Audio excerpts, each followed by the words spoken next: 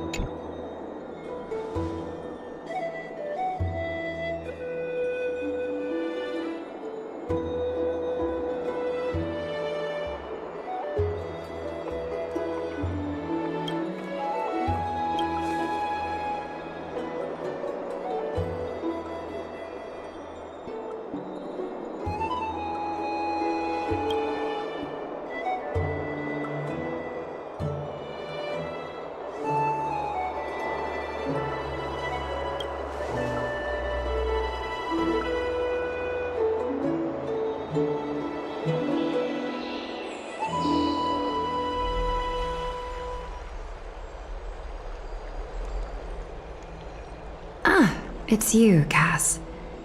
I finished the anthology of poems you lent me. Here it is.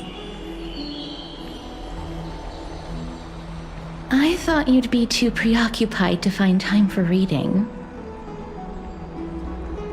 Precisely because of these obligations, I felt compelled to read it swiftly. Wouldn't all these preoccupations slow your pace? On the contrary, knowing that time is limited can push one to overcome their limitations. The weight of these responsibilities seems to have enhanced my reading efficiency. I understand completely. During my time at the Grove, the closer exams drew, the more efficient I became at tackling everyday mundane tasks. Anything but my actual studies. Precisely. As I remember, you and Finon were both disciples of the new Sporists. I assume that Anaxa's exams were as unreasonable as the man himself, correct? The courses Professor Anaxa taught were Introduction to Alchemy and History of Mythology. And to be perfectly honest, those two courses were the students' greatest nightmares. The history of mythology taught by the blasphemous great performer himself. I can imagine their fear. Now that I think about it, students would often rush to the podium during class to challenge him on those blasphemous ideas. May I ask, Lady Aglaya, has your relationship with Professor Anaxa always been like this? He openly dismisses people's faith and questions the very justification of the Flame Chase journey. Our positions have been destined to be at odds. While you were studying there, I assume you must have heard of his nickname. Dromus draped in finery? As I see it, this nickname is more of an insult to the Dromas.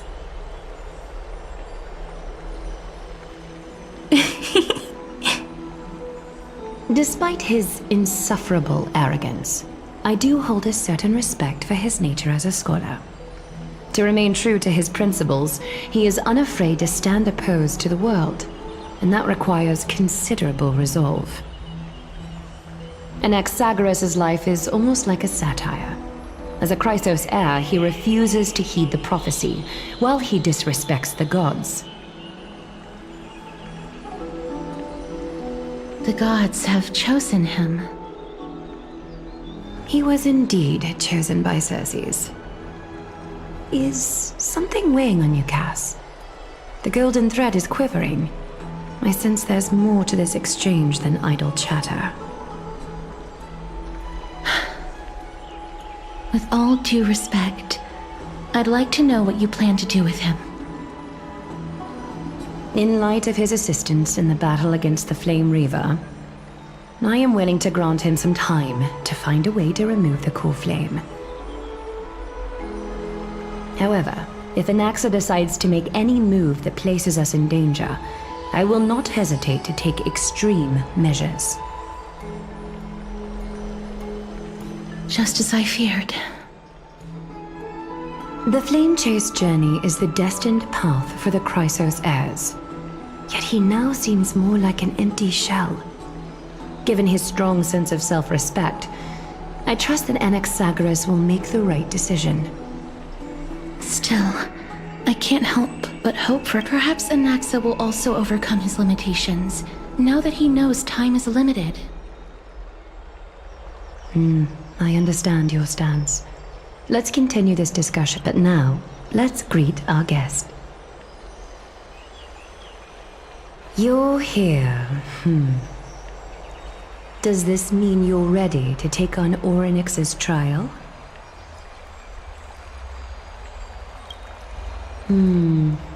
It seems that this sacred beast is just as indispensable, given their intricate ties to the Titan. Memmy mem, memmy mem mem mem mem, memmy mem memmy mem. Surrendering the core flame is a Chrysos heir's duty. Your selfless assistance is deeply appreciated.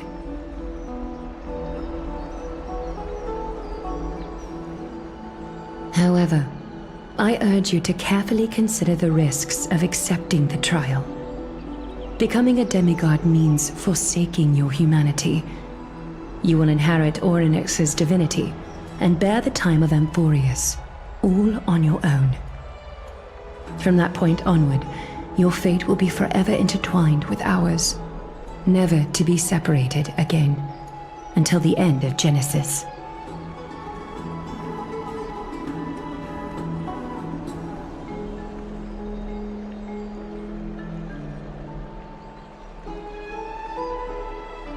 It's exceedingly rare to find a capable Chrysos heir.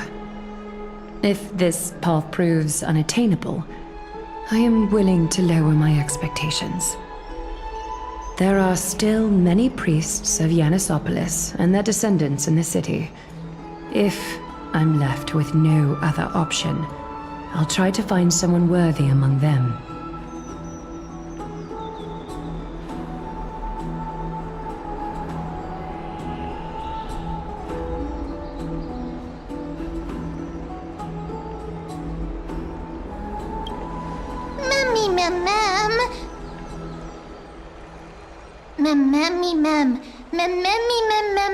Hero.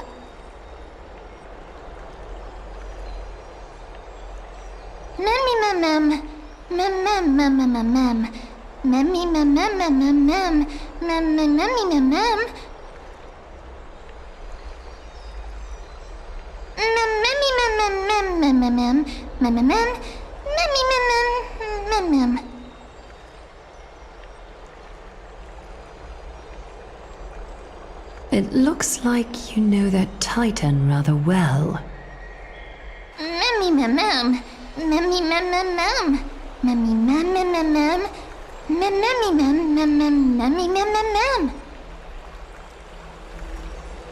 Memories that exist outside of your own experiences.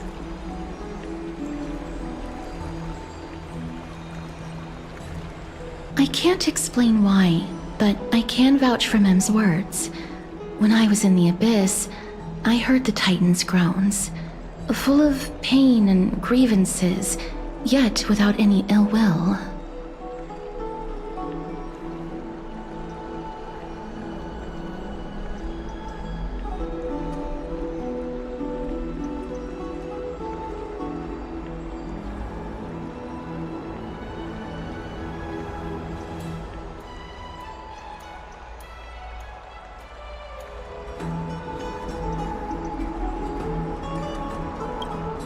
Since you've made your decision, go back to the bath chamber and get some rest.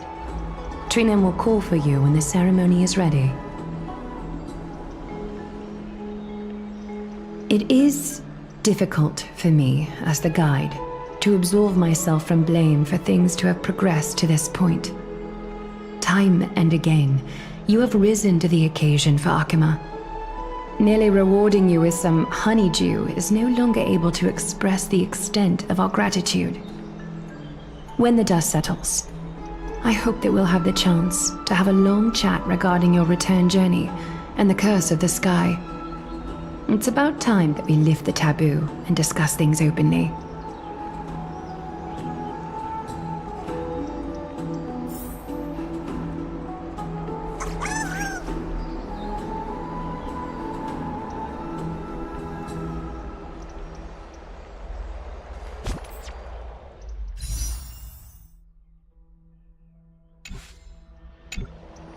Mister, may everything go well for you and Mem.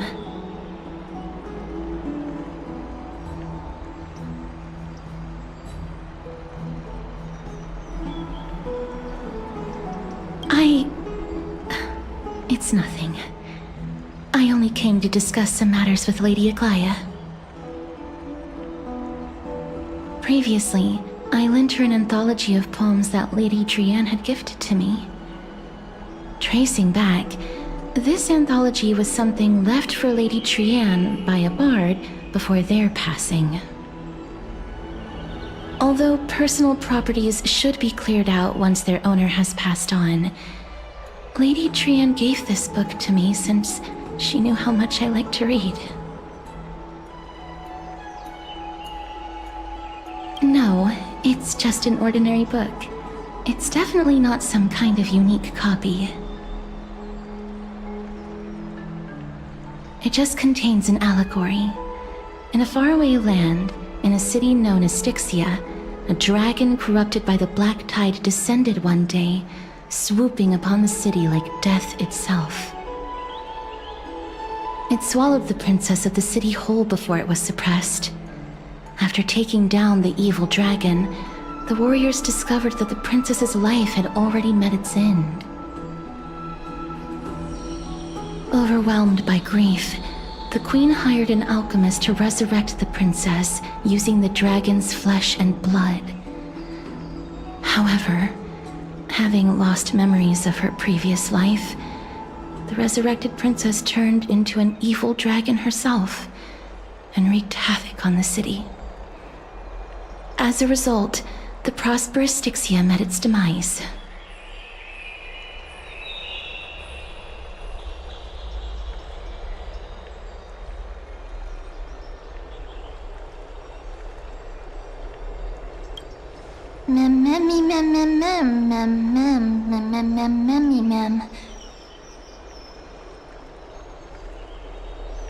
The author of this book is Archepia, a wandering bard who traveled to many cities.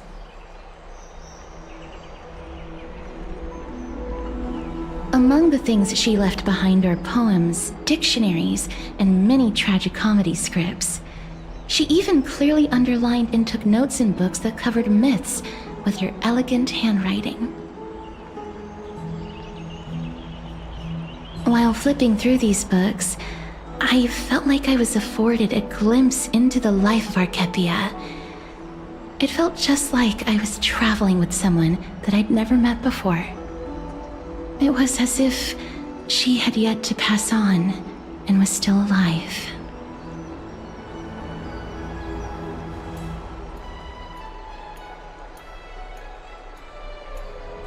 That's right.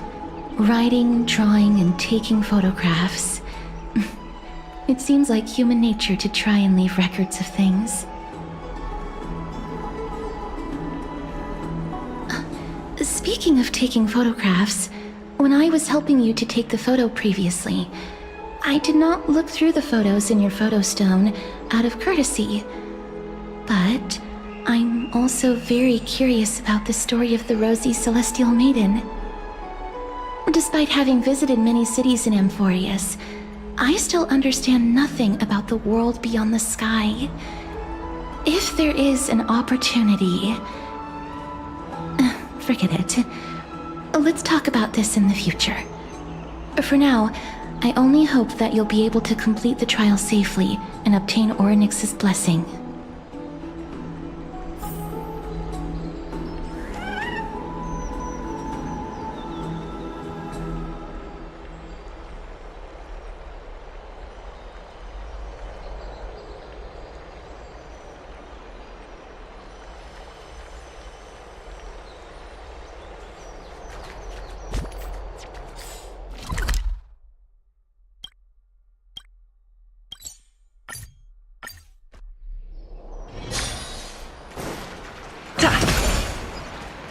I'd love to go in and take a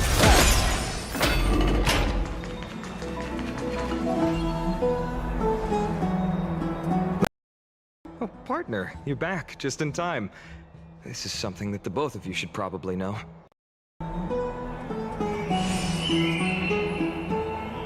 I wouldn't call it trouble. I just think it will be favorable to understand the situation in Akima better.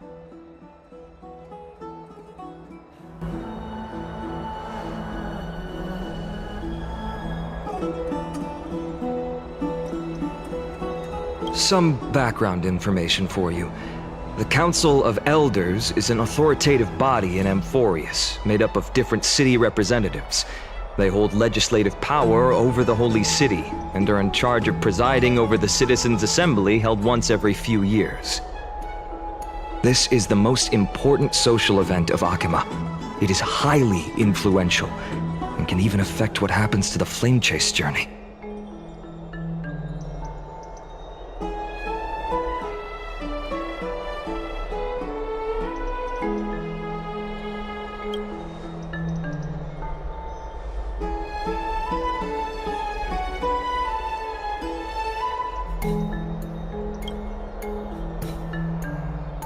Despite her vision and wisdom that spans across thousands of years, even she cannot win over the hearts of everyone.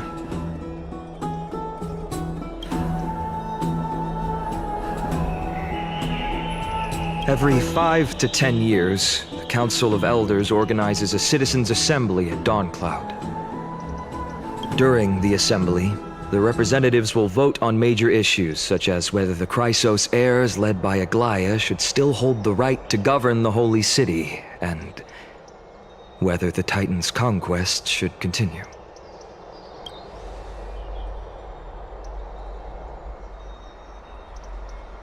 That is correct.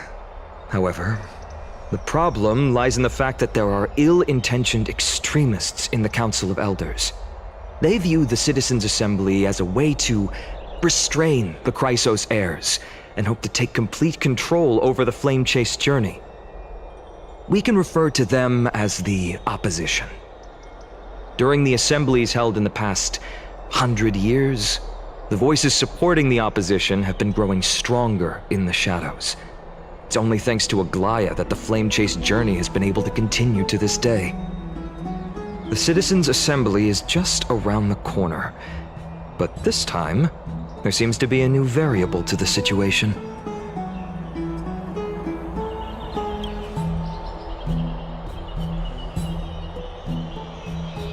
I'm afraid that the Council of Elders might want to take advantage of Professor Anaxa.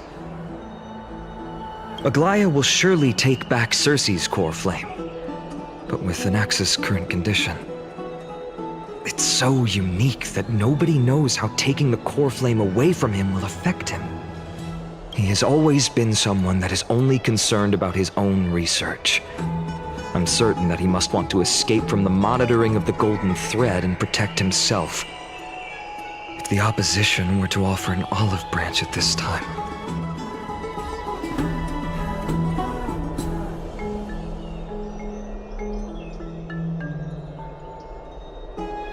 Anaxa has never believed in the prophecy, so technically it cannot be considered a betrayal. However, he has taught many Chrysos heirs, and has long been considered an important ally of Akima. I truly do not wish to see comrades turning on one another.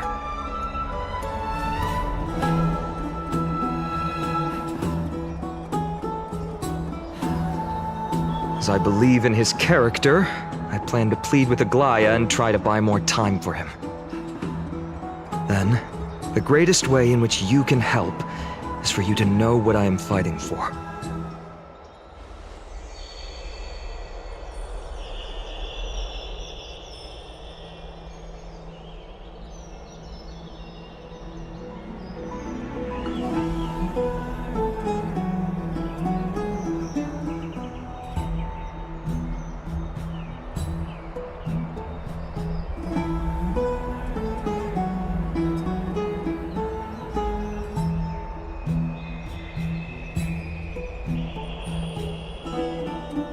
Allow me to apologize for the fact that we always seem to be troubling you. I hope that Orynyx will show more benevolence and be more accommodating. I remember that they seemed quite fond of you back in the Abyss. Go and rest and regain your strength. We'll meet at the Vortex in a few days. Oh, right. You can read this scroll if you want to find out more about the Council of Elders and the Citizens' Assembly.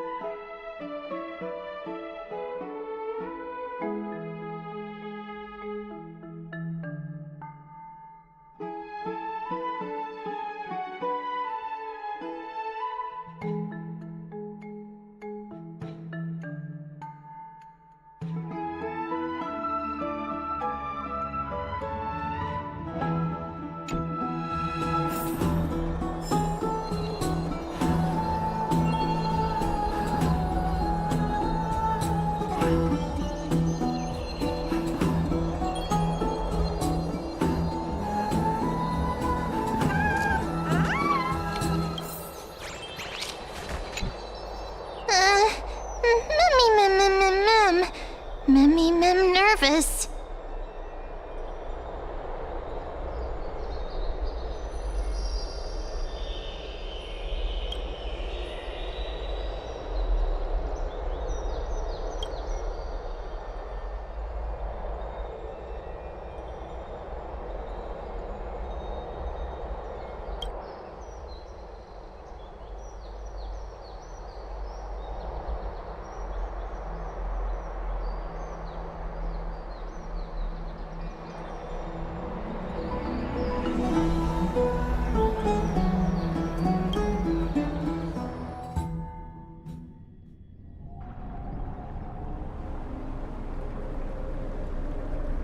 Esteemed one, Orynyx's vacant totem awaits. If you have already made your preparations to become a pillar of Amphorius, please, step forward.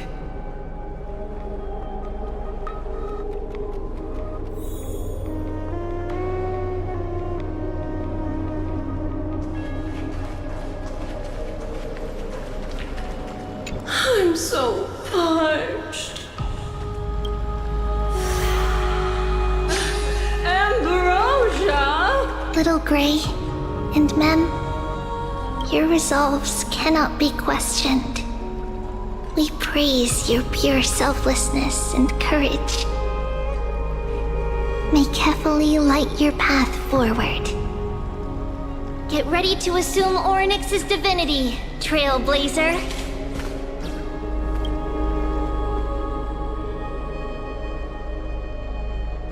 The divine position of Orynyx has already been vacant for some time. We can feel the space of the trial closing. As there isn't much of their soul left, we'll have to complete the ceremony before their soul completely dissipates.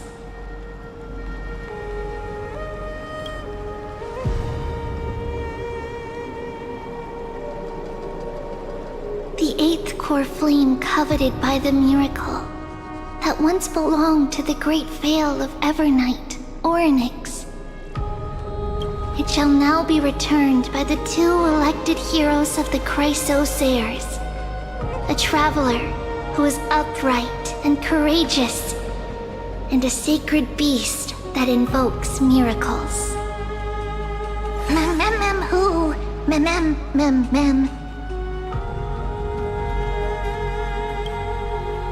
Both of you, please, come forward.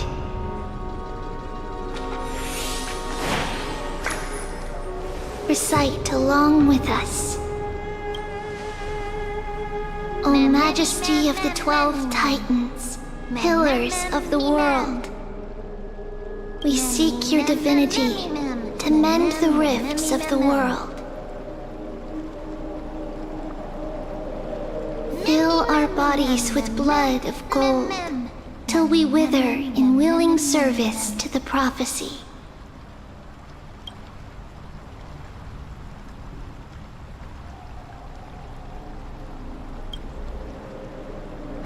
These are just words meant to make the prayer seem more solemn. Please, focus.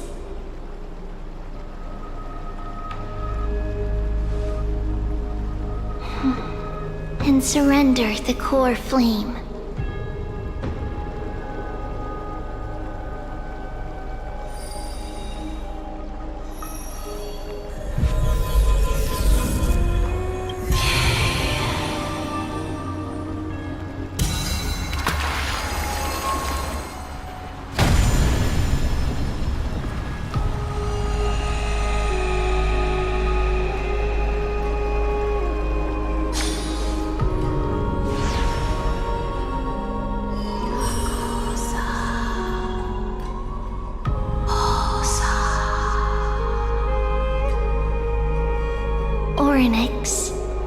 Their soul has been waiting for a long time. Perhaps they're also quietly waiting for the arrival of their successor.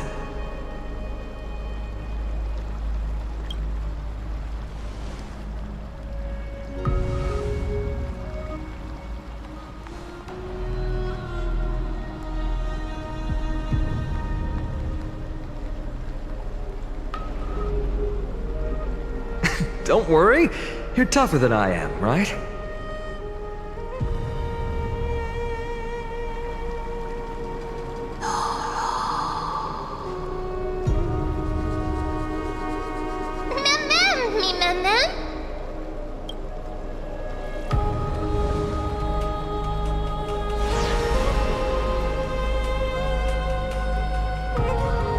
Traveler from beyond the sky, let us pray that the Titan acknowledges your worthiness. Although he loves cracking jokes at inopportune times, his determination is as strong as the Chrysos heirs. He will definitely succeed.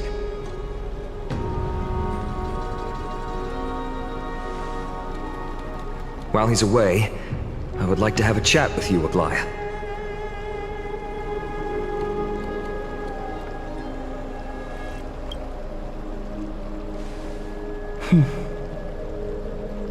Speak. I'm listening.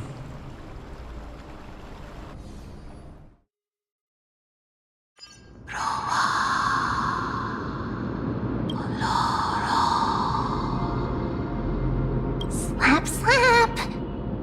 Wake up!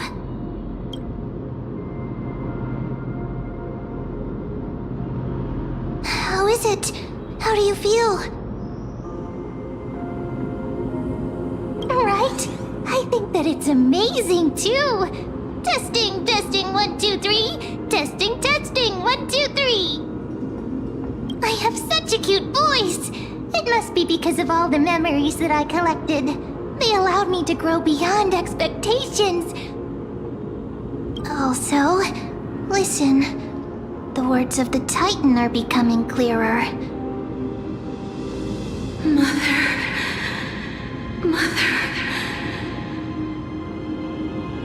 It hurts. Have I finally reached the end? Are the years of isolation coming to an end? Or next. Oh, how heartbreaking. Ever since the figure draped in the black cloak robbed them of their core flame, they have been relegated to waiting in isolation in such a confined space. We are going to help alleviate their pain, right? Memories. broken. Mother, where? Mother? Who are they calling out for?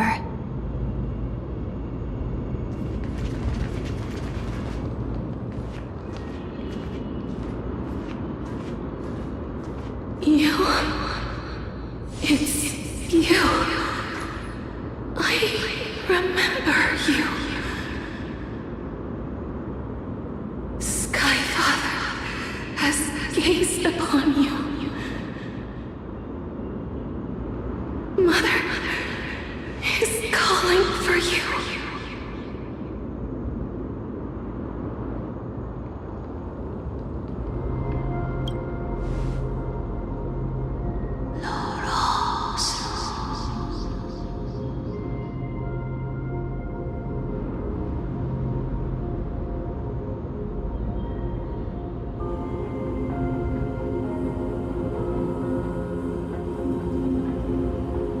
Skyfather has chosen you.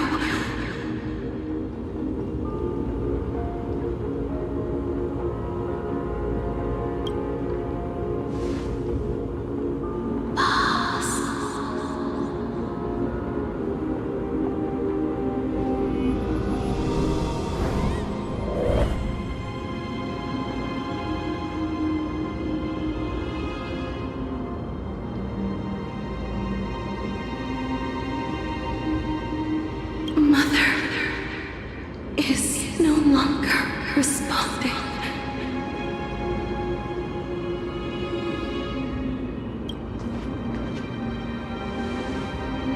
Something important. An important matter. Oryx, listen to me.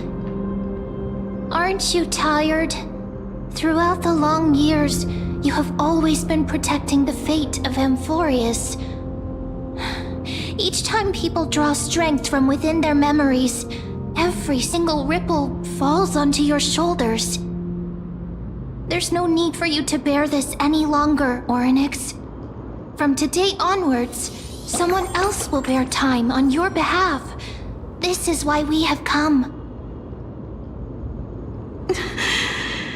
Freedom.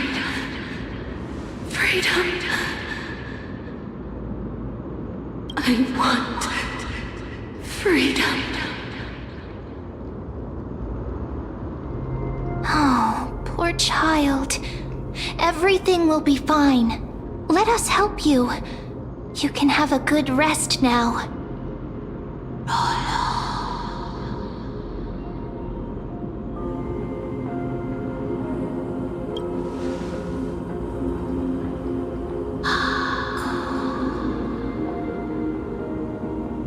You have potential, strength, willpower, powerful, and tenacious. But you lack something. Just one thing. Lacking something. What is it?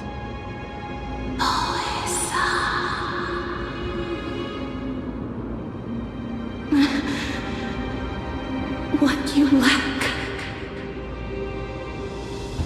is a future.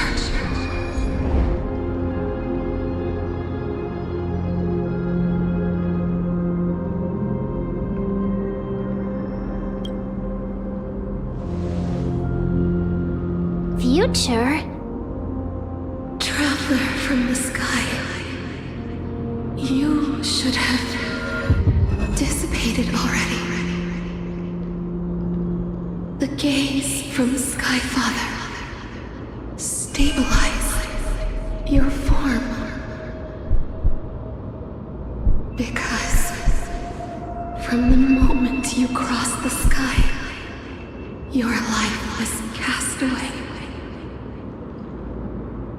Right now, you are simply a collection of walking memories. What? How is that possible?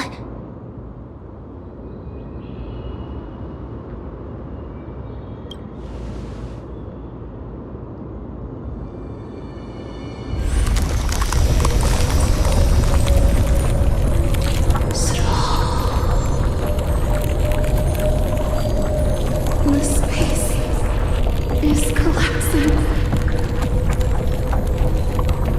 Someone must inherit the authority of time.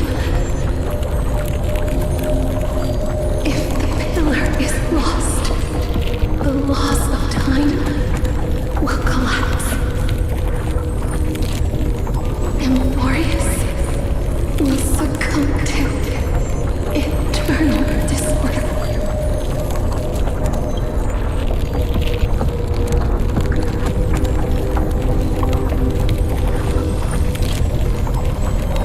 Time never compromises, never bears grudges, never forgives, never makes a choice. Child of humanity, Titans, Mother, Sky Father. Time restrains everything that exists in this world. Orynyx's divinity is dissipating? Is the trial coming to an end? Pathstrider of remembrance, my strength, I shall entrust it to you. The fate of the world, if you wish to save it. Go and find your future that has been stolen. Even if that means you'll have to cheat death. You'll have to challenge that hand of shadow clasped with unyielding fingers.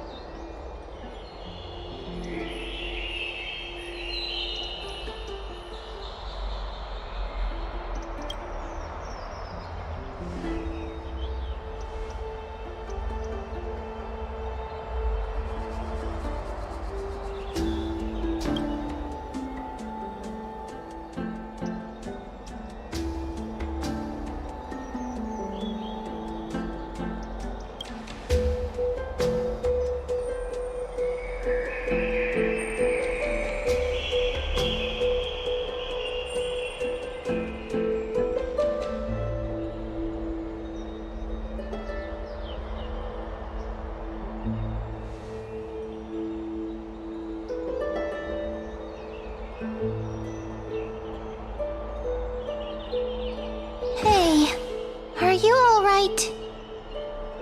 I heard you two talking about Thanatos. Cass is also very concerned about the warning. She has left the vortex and returned to the garden. Shall we go and look for her? Thanatos is the Titan that Cass has always been looking for. Regardless of whether there are any clues, there's probably no one else that understands death better than her. Oh, right. There's something that I have to tell you. The Chrysosairs already know everything that has happened to you. I was too worried, so I told them everything. Please don't hate me, okay?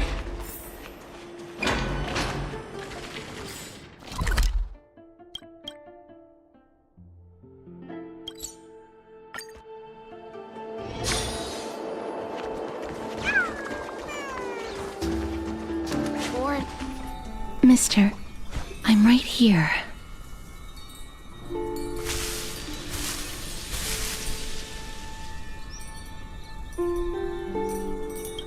Please stay there and slowly turn around.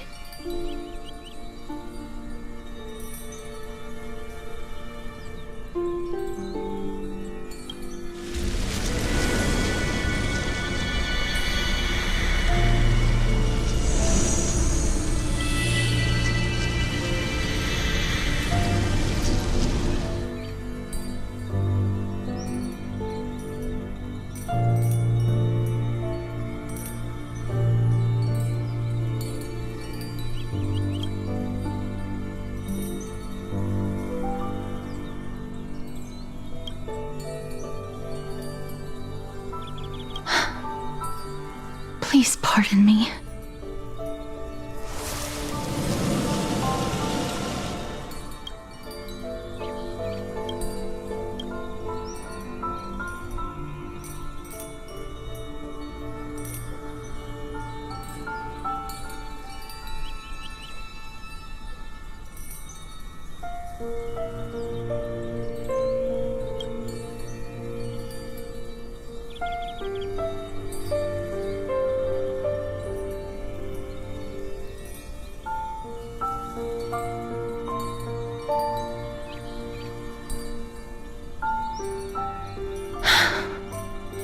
Just as I expected.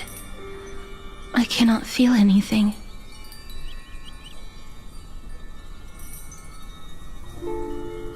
Back at the Grove, I was puzzled as to why you were not affected by my curse.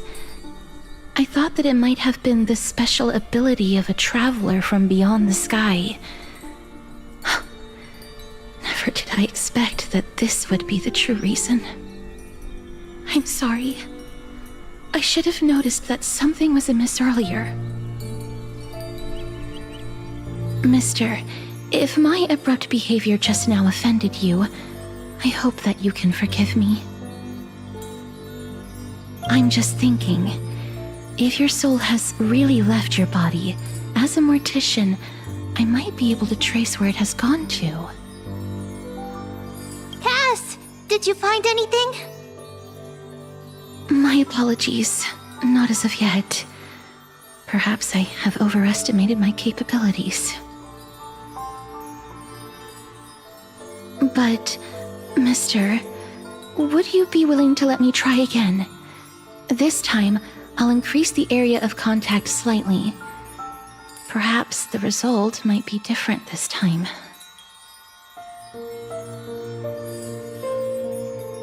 I have never touched the living in this way before. If my actions are in any way disrespectful, I hope that you can forgive me.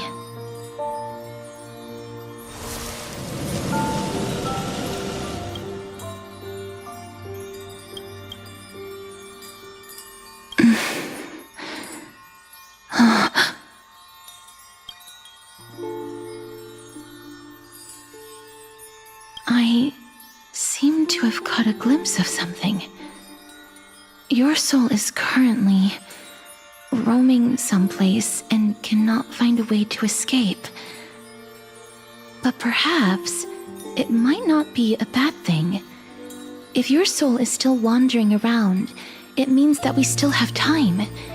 We have a chance to find it before the fingers of Thanatos sweep everything away. Clues. Just a few more. I need more guidance.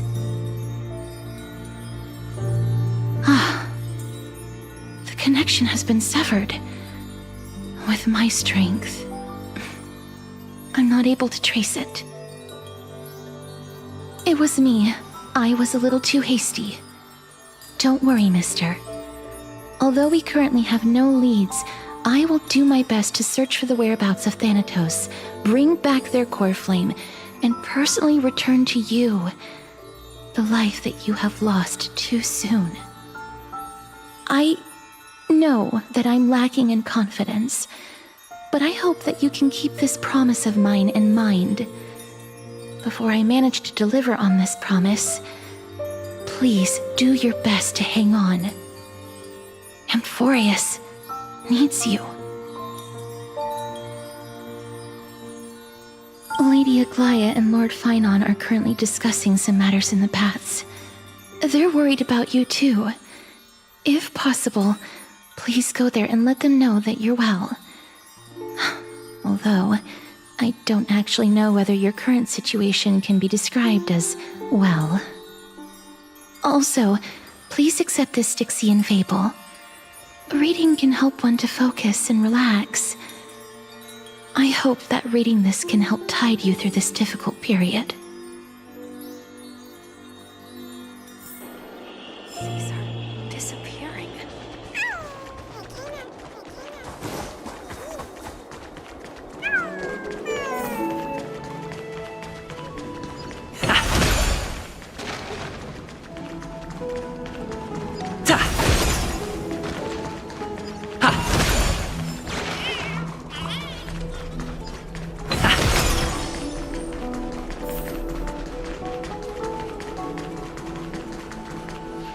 They're here. That partner! Hyacinth said you definitely wake up. How do you feel?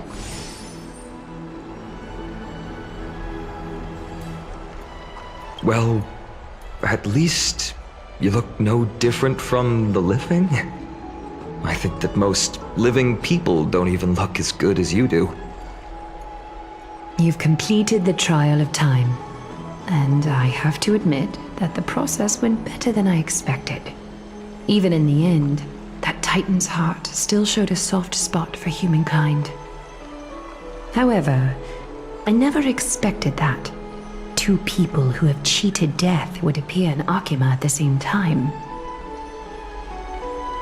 That's what we have been talking about. Mighty has been in Akima for such a long time, but has no one thought to study his indestructible body? If there were even any minor breakthroughs, we wouldn't be as clueless as we are right now. Many have had this idea, but so far, there have been no results. If it were successful, Thanatos wouldn't have disappeared without a trace. Nevertheless, now is not the time for us to give up. At the very least, we can still see a glimmer of hope. Cypher. If anyone in this world knows the whereabouts of death, it would be her. I'll try and get her to return to Akima, but do be prepared for a less than ideal outcome. Please understand that throughout the history of Amphorius, no one has ever managed to escape the clutches of death. At the end of time, Thanatos silently awaits all.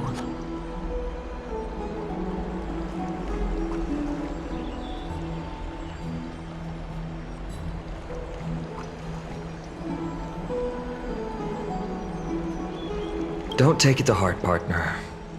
After all, you've already created countless miracles along the way, right?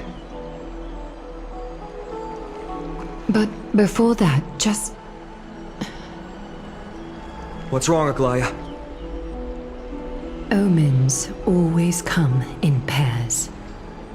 A tiny air current will eventually brew into a storm that tears the sky apart. It's Anaxagoras. He has initiated contact with the Council of Elders. In the end, it has still come down to this.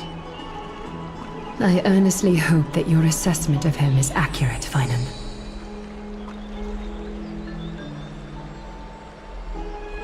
Otherwise, the efforts of my teacher and I of the past millennium might be reduced to dust because of that great performer.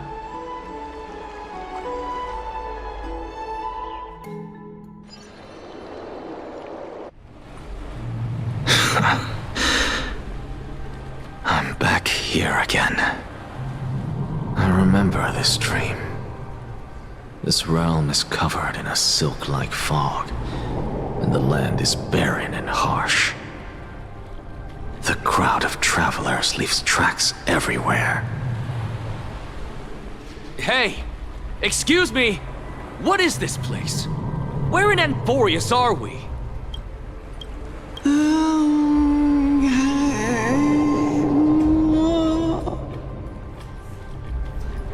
The mutters of the traveler are in a language I'm unable to comprehend.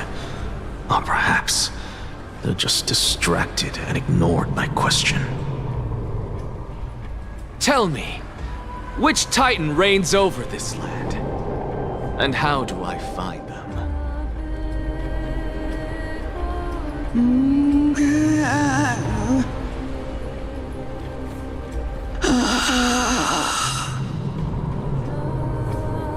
Hand of Shadow. Hand of Shadow Thanatos. Could this possibly be the Netherrealm? Not Netherrealm. Then where is this? River of Souls? The outskirts of the Netherrealm? Are you heading downstream toward the Netherrealm? The Netherrealm. Nothing but an illusion. Titan rejects you, me. Listen. What? The traveler lifts their wrinkled fingers and remains silent.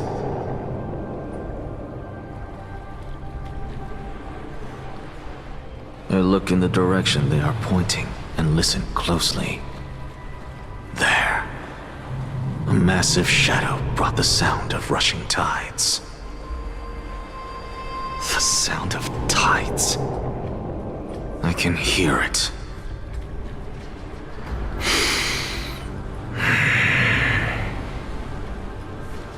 I hear it, deep within the tides, beyond the closed gates of the Void World. A voice, about to recount something. Child of humanity.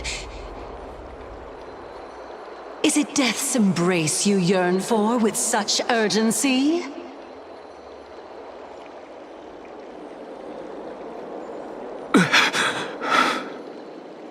Oh, you have awoken. Welcome back to the mortal realm. Your consciousness is dissipating much faster than I expected. Ultimately, it seems like the Titan's core flame is incompatible with a mortal body. How much longer can my consciousness remain in the mortal realm? In my estimation, at best, you'll see 15 more entry hours.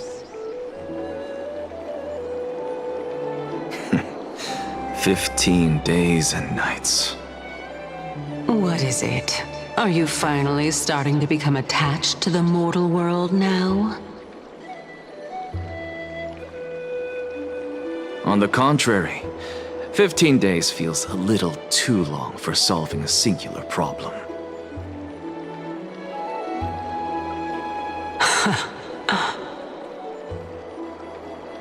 stop giggling. It's time for us to go. The messenger from the Council of Elders is almost here. Let me ask you one more question. Are you really planning to betray Aglaya's will? What betrayal is there to speak of when I was never loyal to her to begin with? What about that white-haired student of yours? Acting so recklessly, do you not care about what might happen to him? There will be a price to pay for blind faith. This is also a lesson for Finan.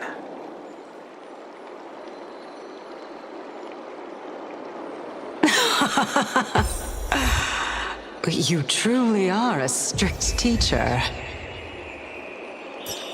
Of course. This is how I've always been.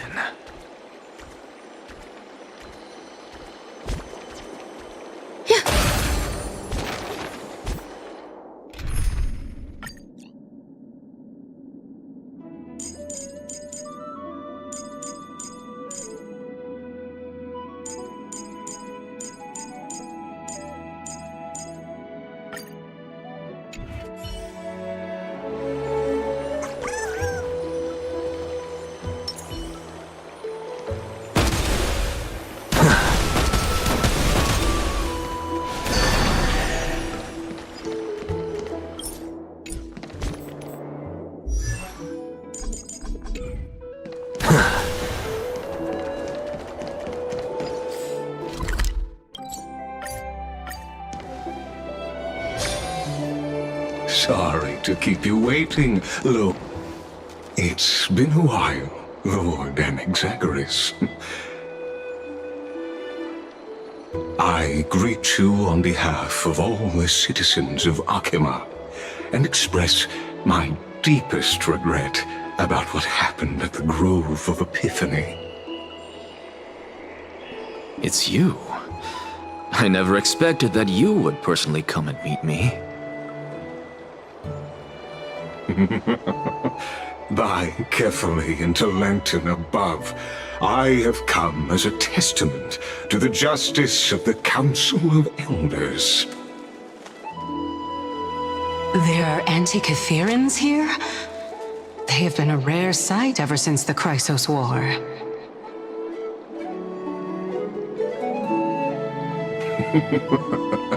I extend to you my utmost respect, revered Titan. I am Lycurgus, though you may call me Lygus, holding an honorary position within the Council of Elders in Akima, and as the Theoros, I stand to protect the right of all upright citizens to express themselves freely. You can see them too? You know about us. We Antikytherans perceive the world through the amplitude and frequency of souls. Just as I am conscious that Lady Aglaya is secretly listening in on our private meeting from afar, if necessary, Lord Anaxagoras, I can sever the golden thread to protect your fundamental rights. The demigod should know better, for such is her station. Spare those poor threats, and just let her listen to my words. They shall serve only to unveil her own folly. May I interpret this as you having a countermeasure? I need not any plan, because she can do nothing other than petty espionage. As the Citizens' Assembly approaches, and with Orynyx's fall, any attempt to capture the core flame within me will only usher chaos and calamity. A truth she undoubtedly comprehends. While I, Anaxagoras, serving as the Grove's special envoy to Akima's Citizens' Assembly, have long known the extent of your abilities. Let's forego the formality of asserting authority, Lord Lygus. Lead the way. Very well. Surely Lady Kindness would appreciate such assertiveness in an ally.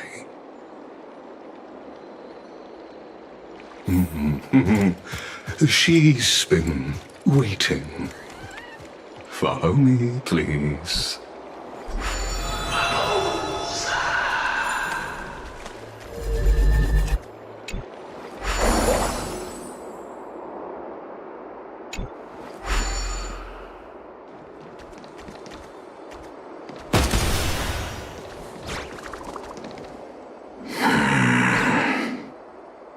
Is there something on your mind, Lord Anaxagoras? Nothing, really. It's just a question that I contemplate every time before I ascend to Dawncloud. For the Titans, does the falling equate to death? Ah, a pondering truly deep. Time is on our side. Do you mind sharing your reflections with me? While all living beings must ultimately face their demise, Kefali has yet to meet theirs. Their journey continues unhurriedly along this long path. Are you suggesting that Kefali may not have truly passed? Yes. For dying implies an ongoing process, an action, whereas death signifies a static state, a definitive termination. In contrast to mortals, Titans exist on a grander scale of space and time, thus elongating their passage into death. The notion of their fall is but a misinterpretation born of mortal ignorance. Ah, an intriguing concept, albeit challenging to substantiate.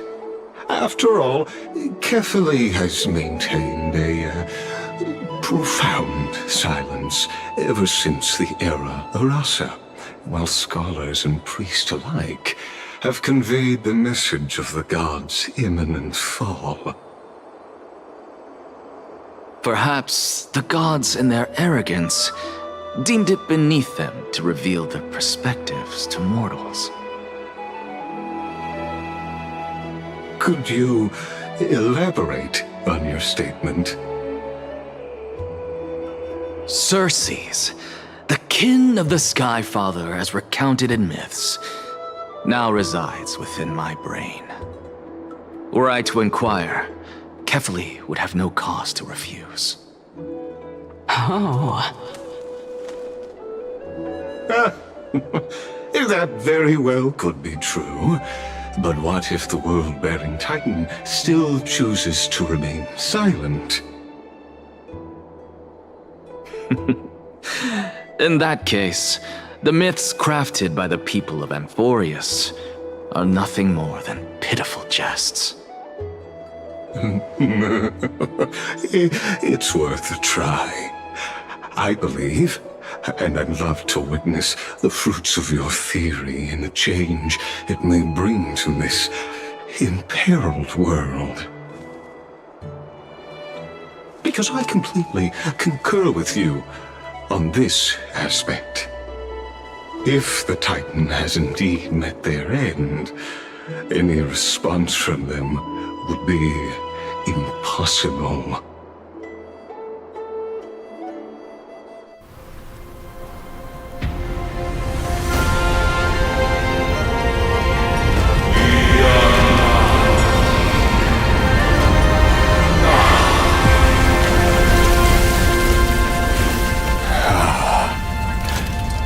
Please, Professor.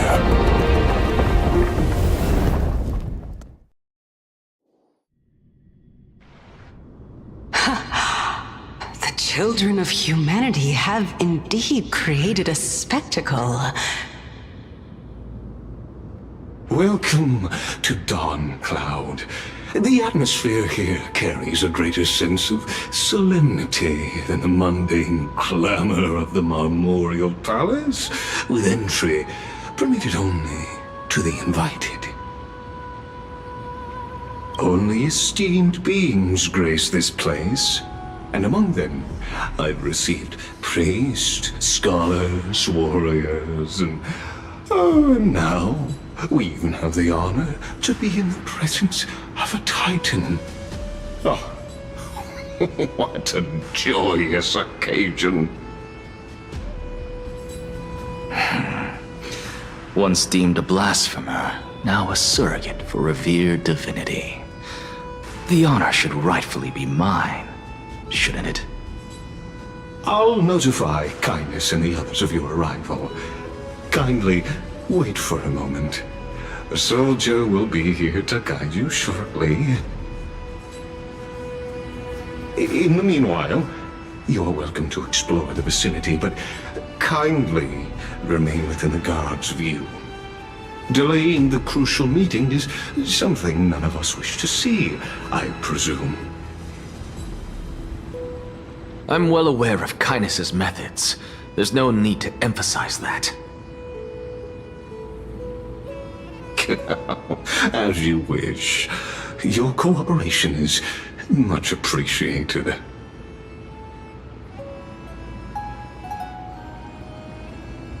Alas, I had hoped for a brilliant plan from you, but it turns out you just left one cage to enter another.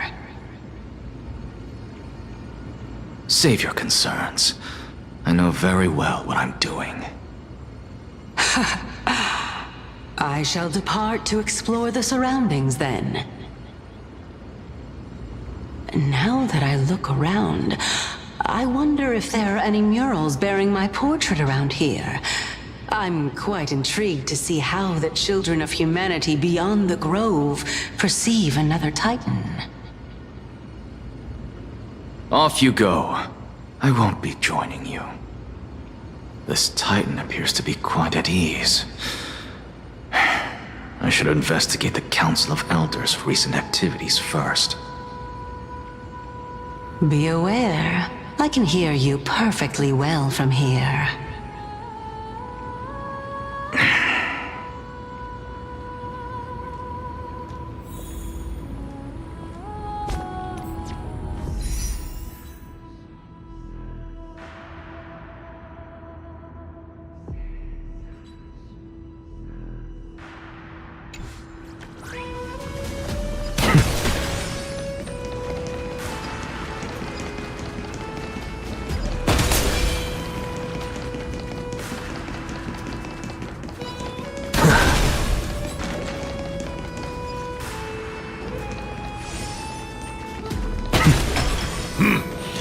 Even blasphemous scholars can come here, it seems.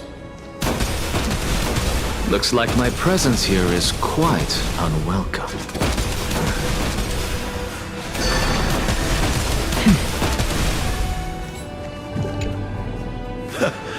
Anaxagoras, I thought that you had died to the Black Tide, just like the other scholars. As Kephale's priest, are you not aware of the decorum of respecting the dead? Surely you jest. You blasphemous heretics are not worthy of respect from the Supreme Being. Let me remind you that you're currently in Dawn Cloud, so you'd better keep your deranged language to yourself. I am no longer that altar servant from years ago, who could only acquiesce to the commands of others. Now, I have plenty of ways to deal with people like you. I'm not sure whether I should laugh or cry right now. I can't believe that a follower such as you could have been made by a creation titan. As I see it, a dead titan can't provide you with this level of confidence, right? Then who is it exactly? Could it be kindness? You. Seeing how fond of you Elder Kindness is, I shall let that slide for now. Leave immediately, and don't impede us from receiving the Supreme Being's blessings. Seeing as we were able to hear of this matter from the mouths of others, it seems that Kindness is indeed quite sincere toward us. Perhaps this affair will proceed smoother than I had anticipated. Oh my, what a thrilling confrontation. As expected of one of Kefali's followers. Are you praising or insulting him? Praising him, of course. As a believer of the God of Deliverance, it is only natural that he detests evil. Didn't you hear me? I asked you to leave. Go as far away from here as possible.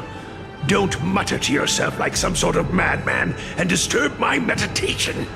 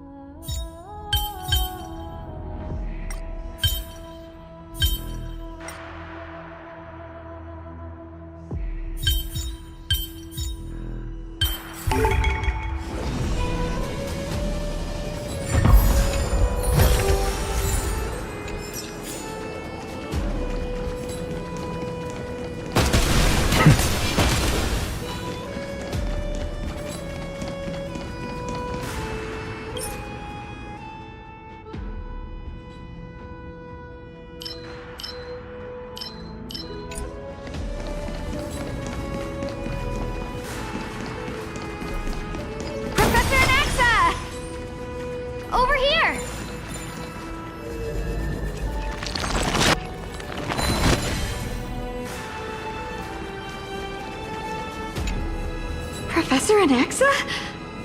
Word has it that the scholars of the Grove valiantly perished resisting the Black Tide. To find you here safe and sound, thank the Fates. You could say it's the Fates toying with us. It's only the Crimnoans and Idonians who chase glory through death.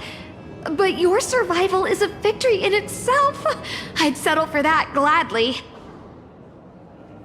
So, are you here to report the incident to the Council? I heard that after the Black Tide devoured the Grove, Akama would be next in line, even with the demigod of strife standing alongside humankind.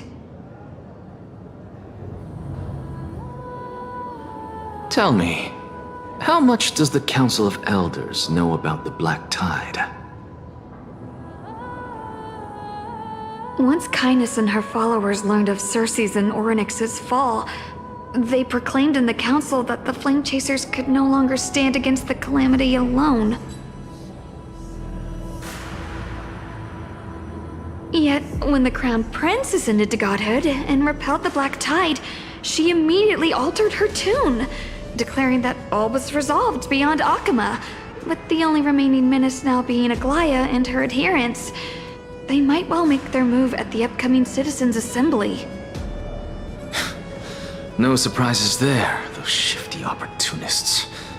Thank you for your honesty, virtuous student. Being an opportunist could very well be a facet of wisdom.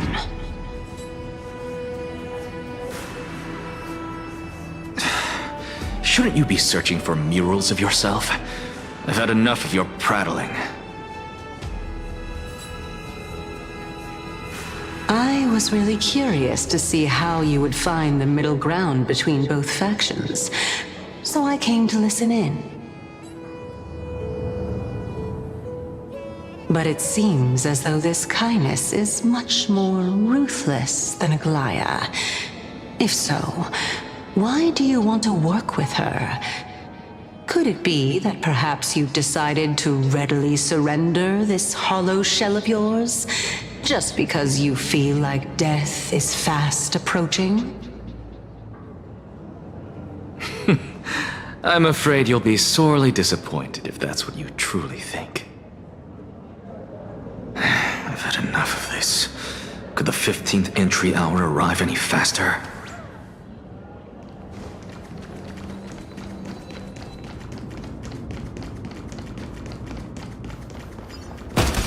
Oh, my. Could it be that the great tree painted in this mural is actually depicting me?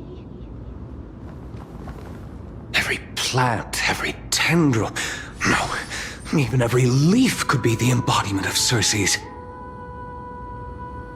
As a result, mere mortals who did not know what the Titan actually looked like chose to paint them as a giant tree instead. Their wisdom was portrayed as fruit, to symbolize how they shared their knowledge equally among the masses. Such exquisiteness indeed. This mural is quite abstract. I really can't tell whether you are praising or demeaning yourself. Now I'm quite curious whether the Reason Titan has studied figures of speech before.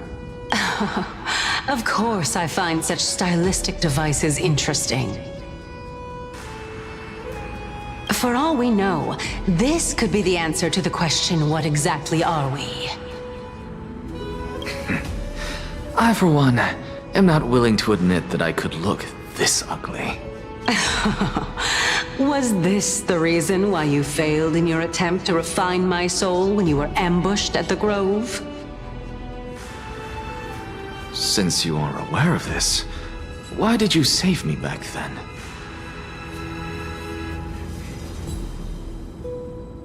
From my perspective, this point alone was enough to separate you from the average person. How do two lunatics coexist in the same brain? Therefore, it seems that your journey to Dawn-Cloud this time is not just to seek protection. What, then, is the intention behind your actions? The entire plan is stored in my memory, so why don't you look there?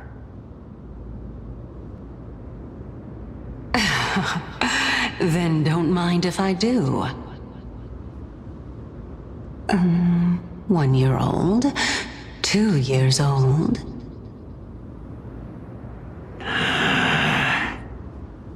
Oh my! Even a member of the preeminent 7 sages must hug his Dromastal to sleep? How interesting. That's enough. How unusual. Your soul is actually trembling. This must mean that behind this toy hides a secret that nobody knows, right?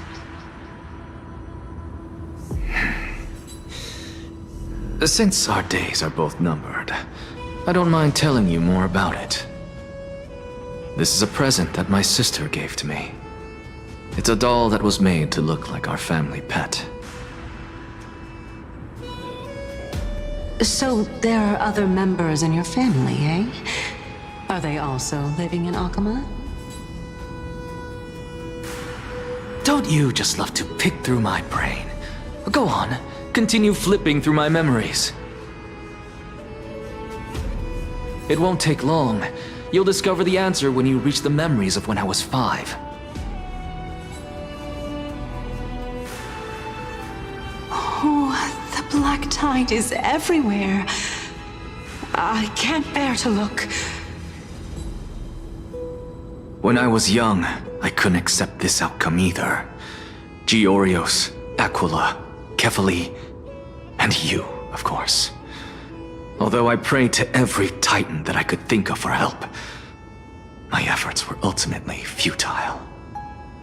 This...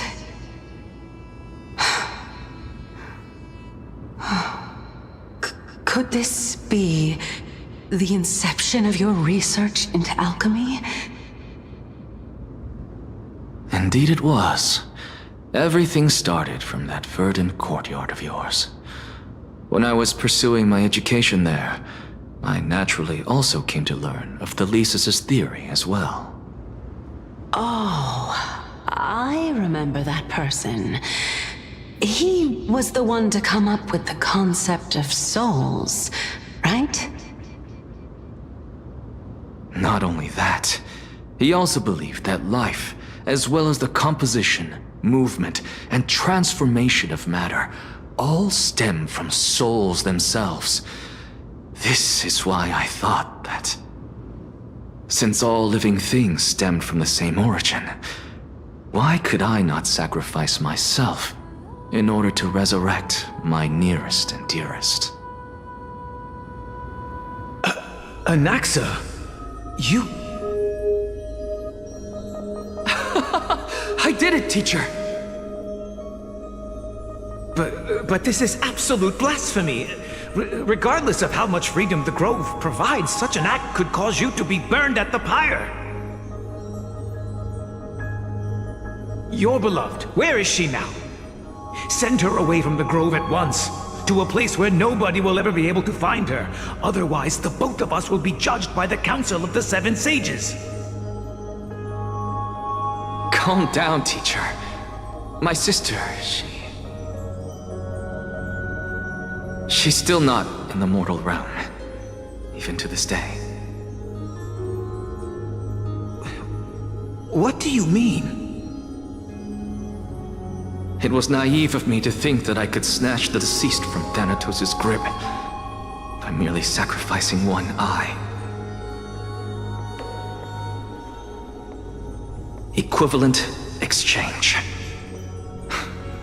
All I received for that price was but an opportunity to see her for one final time. Nothing more.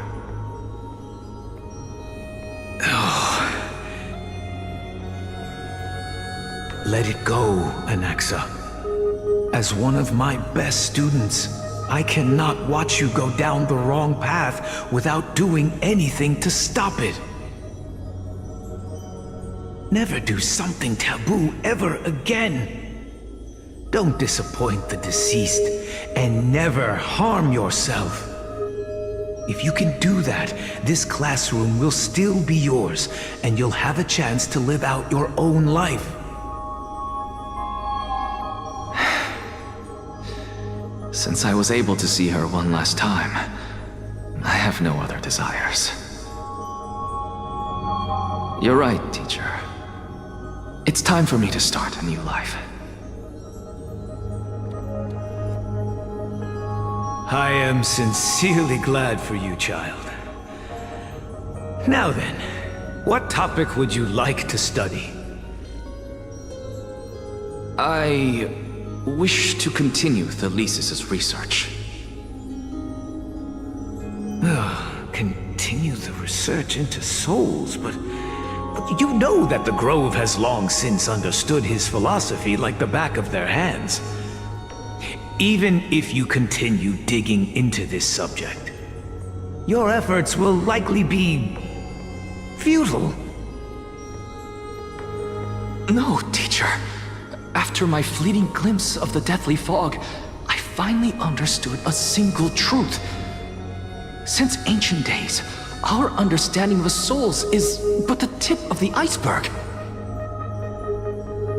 I may have lost an eye, but my view of the world has become clearer than ever. I have grasped the truth with my bare hands. Watch as I turn this farcical world upside down.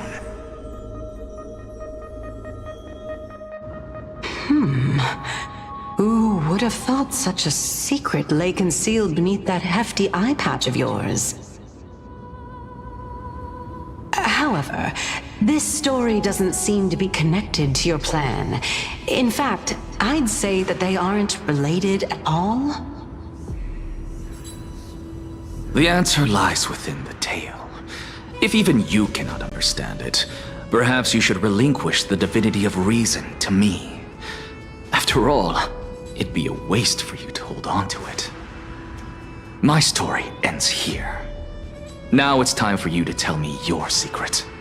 After all, this is what equivalent exchange means, correct?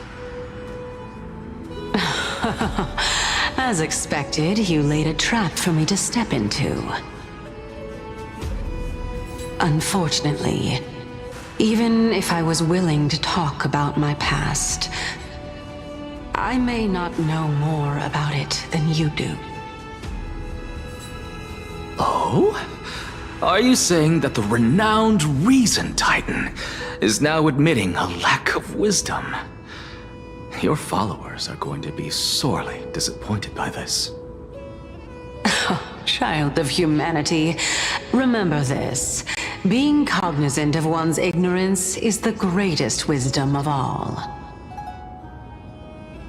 Now I understand. No wonder you asked me to answer your random, nonsensical questions. Not only that, you're the only one who can shed light on my query. As the saying goes, onlookers see most clearly. Is that so? Lord Anaxa. I saw you muttering to yourself and was wondering whether you were caught in a delirium of reflective thought. I'm sorry to interrupt you, but time is of the essence. I have a message from Lord Lygus. Lady Kindness has met up with the Council of Elders and is awaiting your arrival, so please depart forthwith.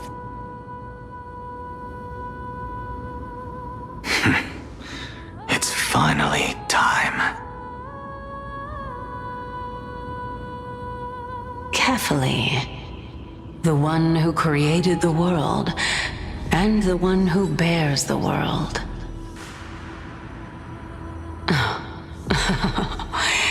If you truly have not met your end, how will you answer the challenges of those who defy you? I didn't expect you to agree to Lady Kindness's invitation.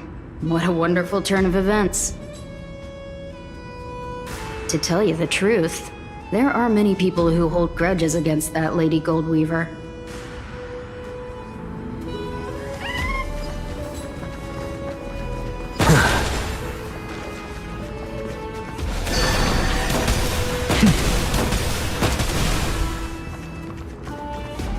Isn't that the dromas draped in finery?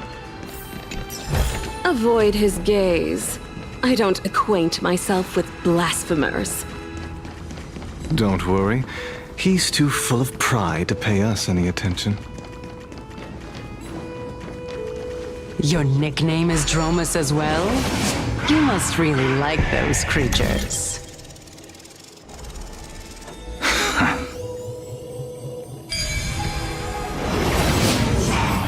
A student of Empedocles? I hear that his views run counter to the Venerationists. This is what being a scholar is about. A collision of ideas only occurs when there are differences in beliefs, and it is such collisions that lead to progress. Yet, in my view, there are only right and wrong perspectives, neither of which can coexist with the other. What radical thinking. Lord Lygus and Lady Kindness are just ahead. I'll take my leave for now.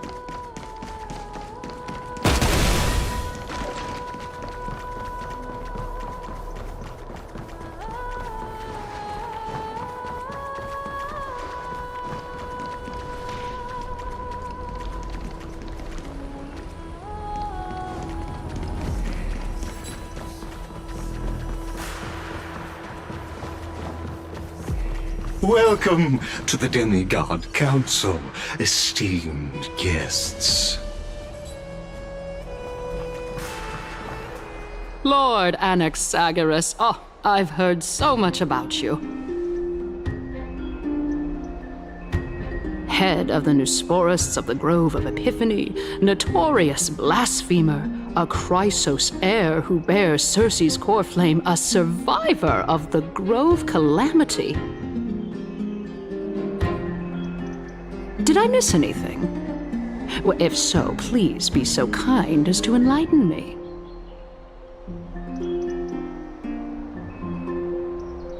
Since Lady Kindness is already well acquainted with me, I won't waste any effort introducing myself again. But then again, perhaps the customs are different here. Back in my hometown, there is a form of etiquette known as honoring guests. The host will welcome their guest with warm hospitality by treating them to fine wine and a cozy bed. And yet, ever since I arrived, I have not been welcomed with warm courtesy or ceremonial gifts. Instead, I am met with intense scrutiny.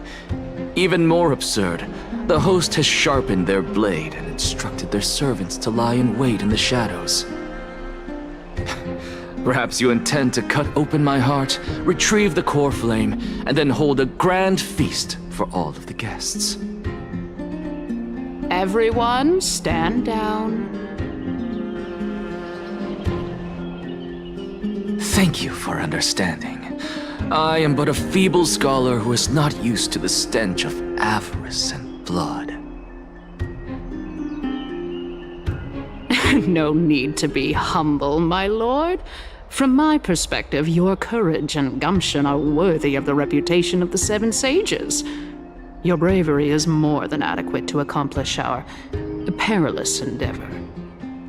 So, you wish to start a war? Well, since the Chrysos heirs are calling for war, we will respond in kind. Conflict is inevitable. Since Aglaya endeavors to suppress the virtuous commoners with blood of gold, we will not hesitate to display the rights and mettle the citizens of Akama are so entitled to. As to your question of whether peace is still a viable option, well, to that I can only say this. Everything hinges on the next citizens' assembly and whether they have a sudden epiphany amid the clamor of the masses. And since you, as a Chrysos heir, accepted our invitation, you have indeed given us a glimmer of hope.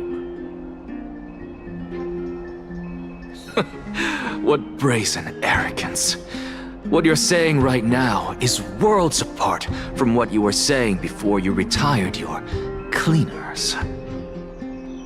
I don't deny it. After all, they're responsible for cleaning up any threats, and just a moment ago, you were on the side of the Chrysos heirs. But now that you're an ally of ours, we can continue talking somewhere else. As you know, these walls have ears. I was fortunate enough to have the opportunity to discuss a treatise about the Venerationists with your teacher, Empedocles. Yet, it seems you subscribe to the Nusporists instead, Lord Anaxa. I've heard that this school of thought is one with many detractors.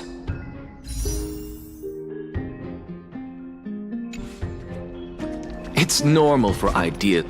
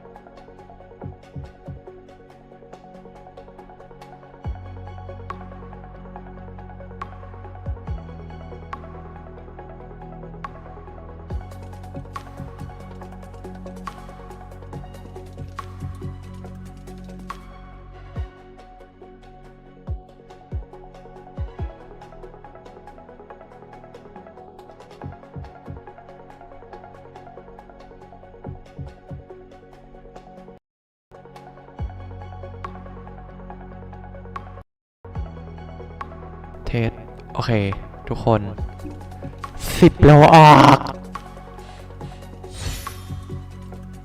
10 โลเฮ้ยเดี๋ยวทำไมมันกลัวแล้วเนี่ยขอแบบอนาซาไม่หลุดอะไม่คือมันไม่หลุดมา3 ตู้ติดแล้วไม่รู้จะหลุดเปล่าอันนี้คิดว่าหลุดส่วนคิดว่ามันจะแบบทำไมมันกระตุกอะ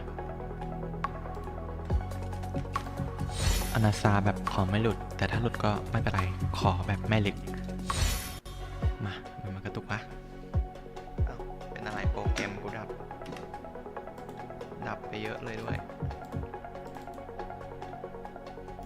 ว่าเทปเป็นเฮ้ยโอ้ยตกใจหมดอะไรยังทำไมมันกระตุกอะคอมเป็นไรเนี่ยอ๋อ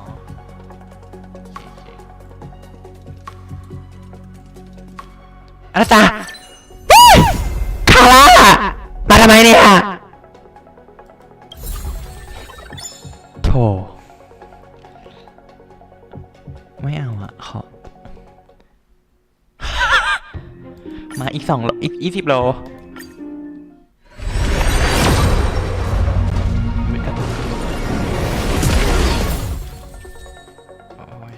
สงสัยจะไม่ออกชัวร์เลยอะขออันนี้ได้ไหมชื่ออะไรนะมอสอะไรนะมาแต่ถ้าไม่ออกคือมาเรามีพอจะมีแบบมีแค่4 อันนี้ยังไม่รีรอพรุ่งนี้ไม่เป็นไรอะ To have supporters and dissenters, just like how there are 2 types of people in this world, geniuses and dimwits.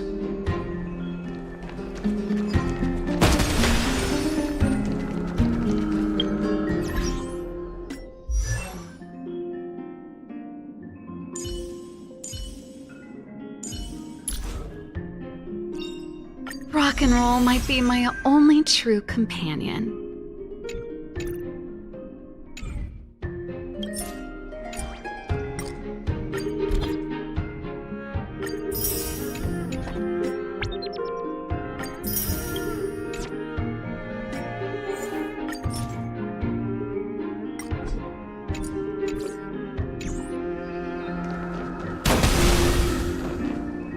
Welcome back to the hub of the Demigod Council, Lord Anaxagoras.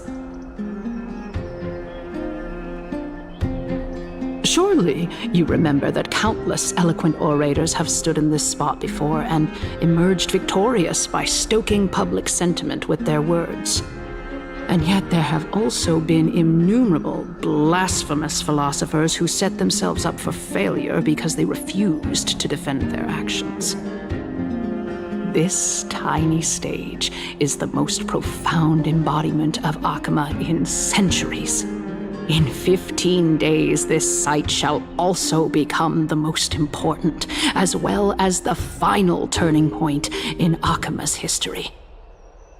May the both of us carry out our duties with honor and lead the masses back toward the Erechrysia, a golden age with no death, strife, or trickery. Oh my, 15 days and nights. That aligns perfectly with the date of your demise. Could such a coincidence truly exist? Using death to prove myself fits my intentions perfectly.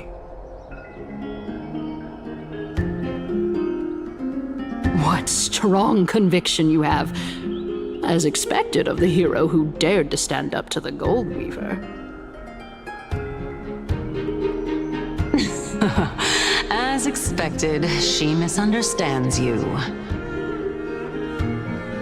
That's enough, Lady Kindness. Dispense with the niceties.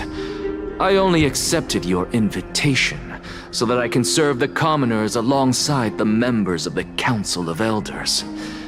Don't test my patience with such superfluous formalities. Well, you say that now, but surely you also require my aid as well. So that you can stay alive even when being pursued by the golden thread? You worry too much. She won't show her hand too freely, as she still needs to garner support from the masses at the Citizens' Assembly. Even someone like me can tell that only a sliver of her humanity remains. Surely you're not asserting that she will definitely act in a rational manner. As you're no doubt aware, Aglaya covets the core flame that I possess, which makes it the bargaining chip that allows me and the rest of you to negotiate with her. However, in return, I'll need the Council of Elders to support me as much as possible. Naturally, this includes the guards as well. You're well aware how valuable Cersei's core flame will be in the era Chrysia that you are desperately pursuing. Talk is cheap, so you'd better act prudently as well. I understand. After all, this battle of wits is just a means for each party to acquire what they need. As long as your request is reasonable, the Council of Elders never shortchanges its allies. Since we're both intent on mutual cooperation, let's not mince words and just speak plainly to each other. Let us decide how much we can secure for ourselves and how much we're willing to sacrifice, like true philosophers, with our words and wisdom.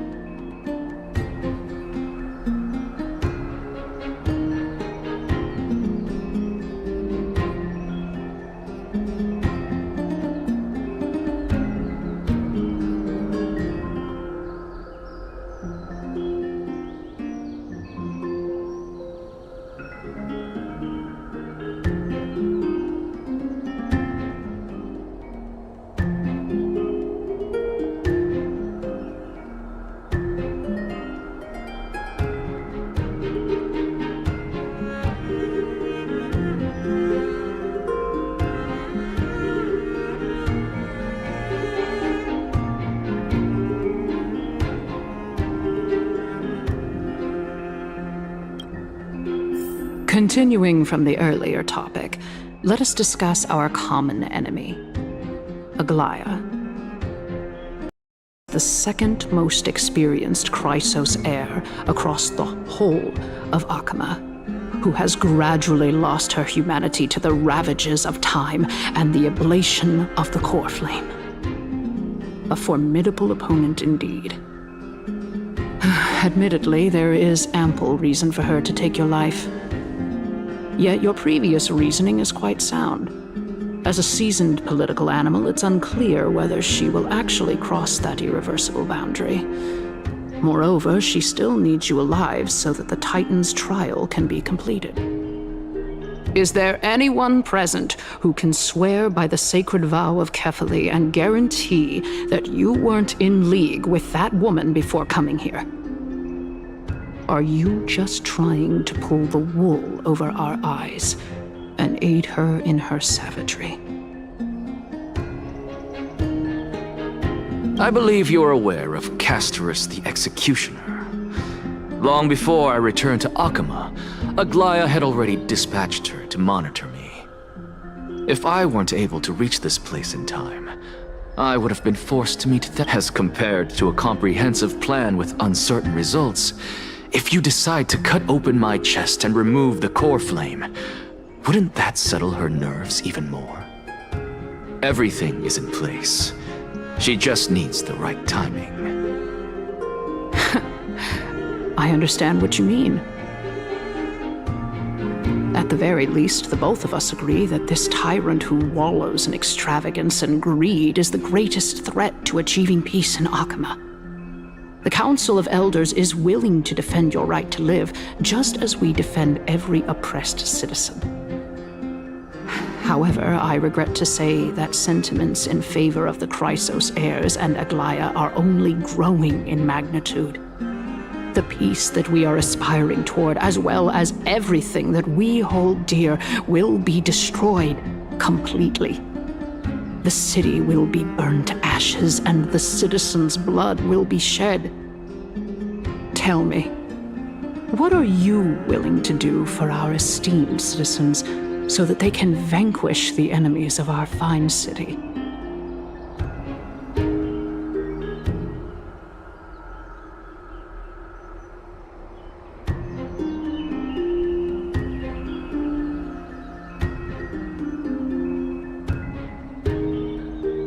Although the circumstances are rather unfortunate from an objective point of view, it is an undeniable fact that ever since the Grove was attacked, I have become the de facto leader of the Grove.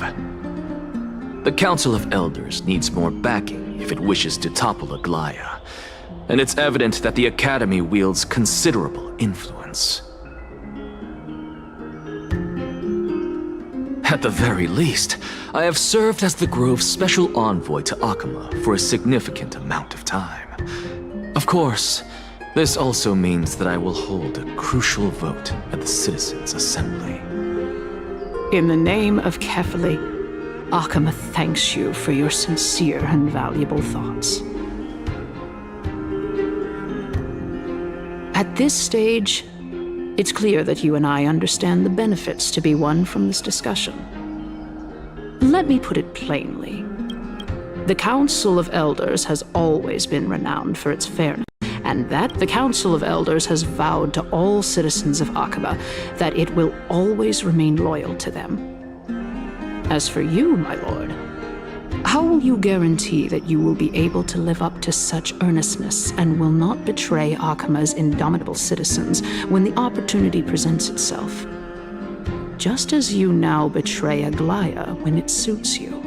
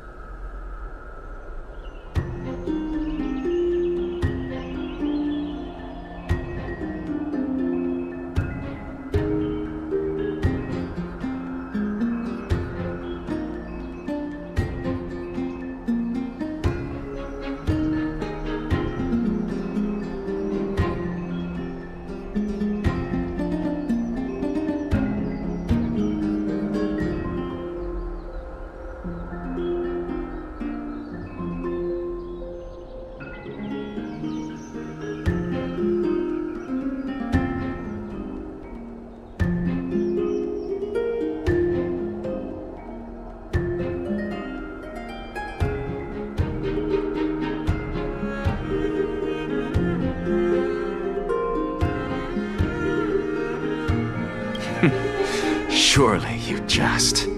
My loyalty does not need to be proven. The fact that the Council of Elders is asking for proof of my loyalty is itself akin to a form of betrayal. I am incredibly honored to have witnessed the both of you bury the hatchet in a civilized manner. However, I am afraid that I must interrupt for a brief moment. As the Theoros, I have observed the following. Lady Aglaya, the Goldweaver, is currently on her way to Dawncloud. Oh. Well, I do believe that we might have a slight overabundance of guests today. Feeling dissatisfied, Lady Kindness?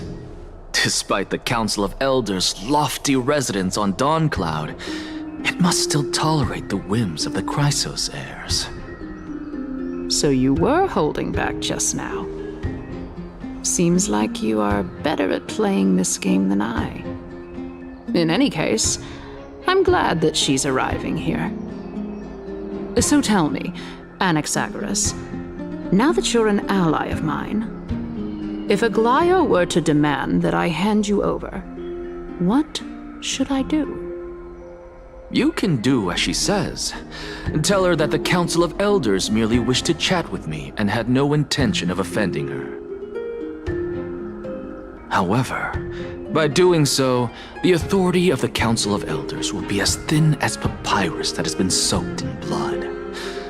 Not only can it be destroyed at the slightest touch, but the Council will also lose possession of a valuable core flame. No, more like 2 core flames. After all, at the next Citizens' Assembly, that young lady who is synonymous with death will also be standing on our side. Oh? How can you be sure of that? Is that of importance to you? All you need to know is that I have a plan. In my opinion, you should be more worried about the impending threat. If Aglaya can seize me in full view of the masses today, she could also dismiss the entire Council of Elders in one fell swoop tomorrow. If that happens, the discussion that we've just had will turn into an utter joke instead. Is this the outcome that you wish to see, Lady Kindness? Fine. I will handle this matter appropriately. But you do best to remember this. Fool the people and karma will be on your tail. I'll overlook it this time, but don't count on there being a next time. Unless, of course, you crave cruel punishment and consider suffering the perfect state to ponder the true nature of souls.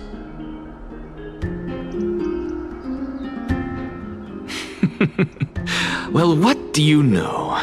That happens to be one of my rare talents.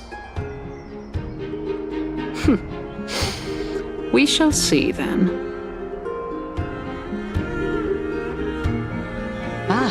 I've got to say that you've managed to really impress me again. But shouldn't you be going after more? Dying to know what I'm after, hmm? I mean, I'm the reason Titan after all.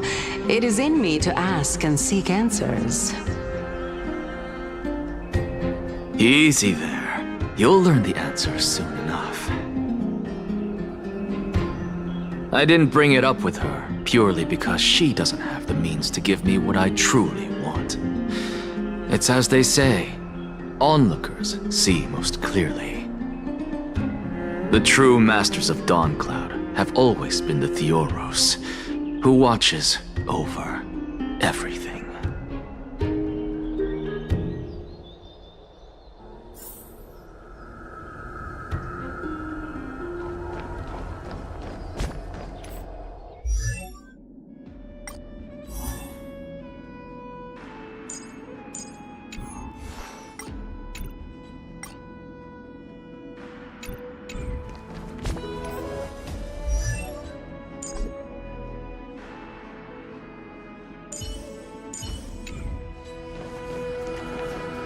Unexpected visitor.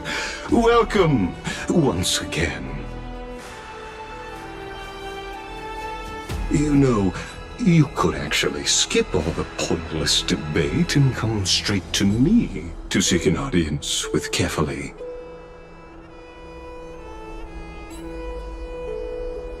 I have no reason to refuse you, do I? You may not, but Kindness has. Whoever gets hold of Kefali's core flame will get to rule over Akama. She's wary of me, so naturally I had to gain her trust. I would say that debate was not at all pointless.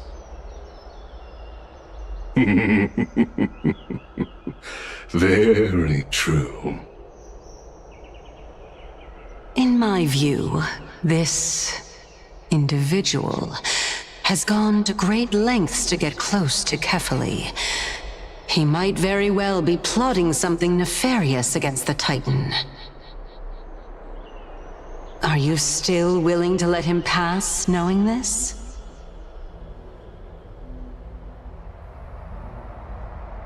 Yes, very much so. All living creations are always free to visit Kefali's transcendent vessel. This comes with being the world-bearer. How convenient it is to be able to hear what they say. It is truly my honor to speak to a venerated Titan in person. Please, go ahead. Let me join you both on this journey. Oh, a bygone myth tells of an occasion where Kefali once answered their followers' questions on the peak of the holy mountain. Their followers have since believed that scaling this Titan cliff is one way of being with the god. Hear that? It's not every day that you get to climb a mountain with Circes. You should sing me a hymn of praise. Titan hymns are beyond me.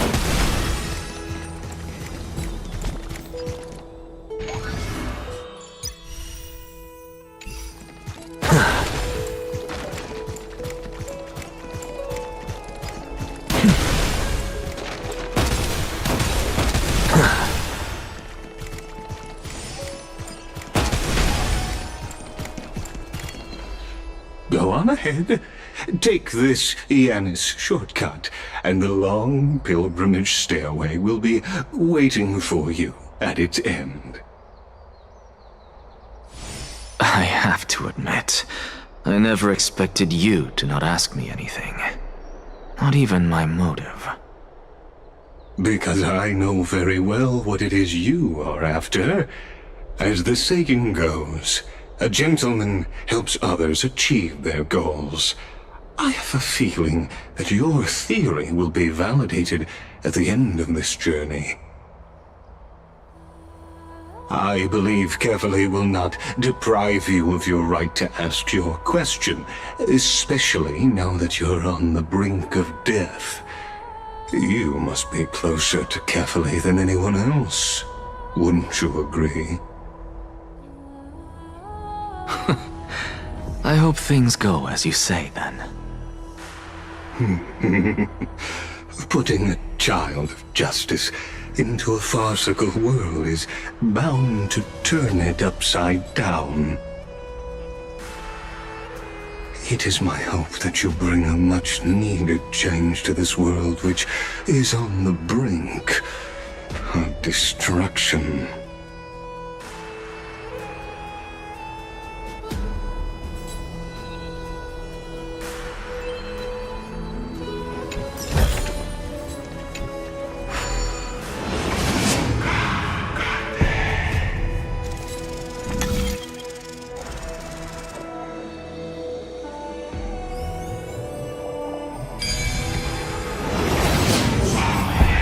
Honestly, this is my first time going up to Dawn Cloud's peak.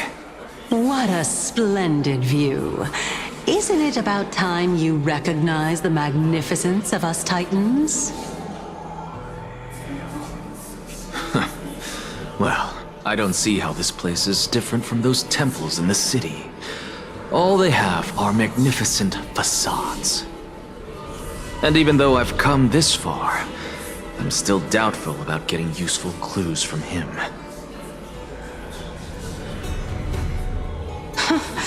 I must be getting ahead of myself to be expecting to hear something nice from you. Oh? Haven't you been in my head for some time now? It's high time you get used to how I feel about things. Alright, We're just a short hike away from Kefali. No time to waste here.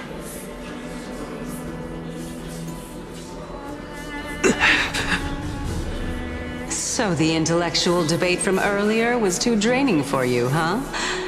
If Amphorius gets a new lease on life, you should focus on strengthening your body and stop shirking social interactions. Save your concern. The Titan is in sight. Can you make it?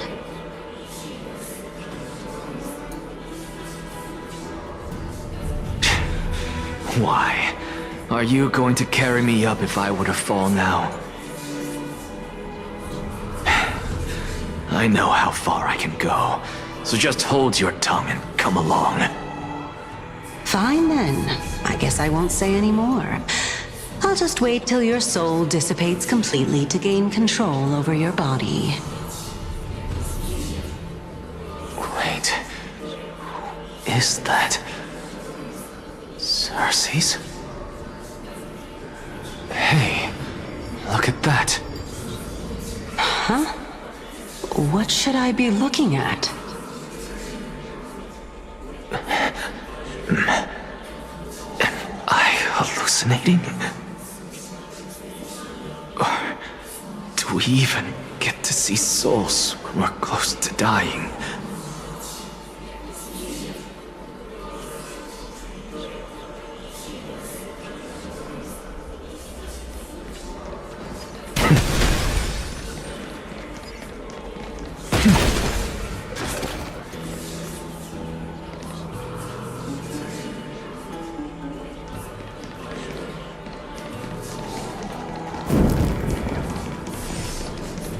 Oh?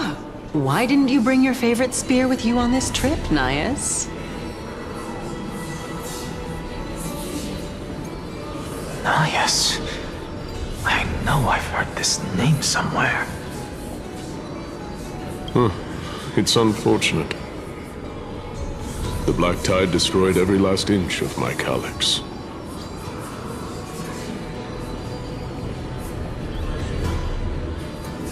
How could that be?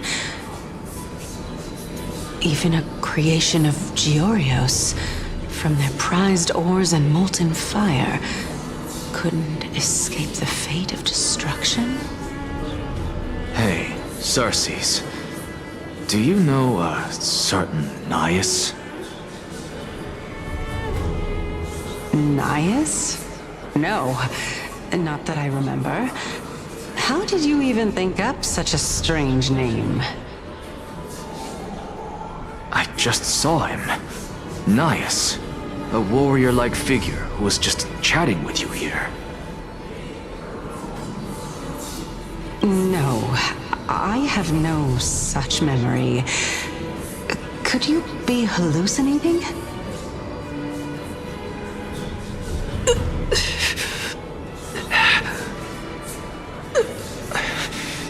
This is a departed spirit?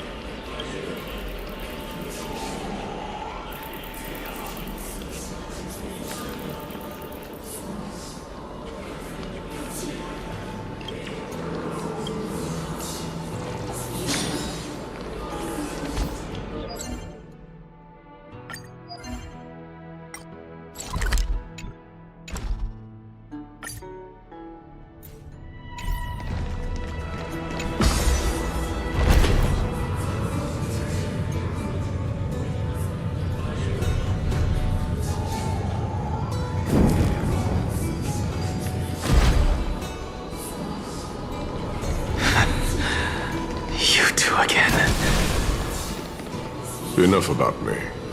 Did Kaos ever reply to you?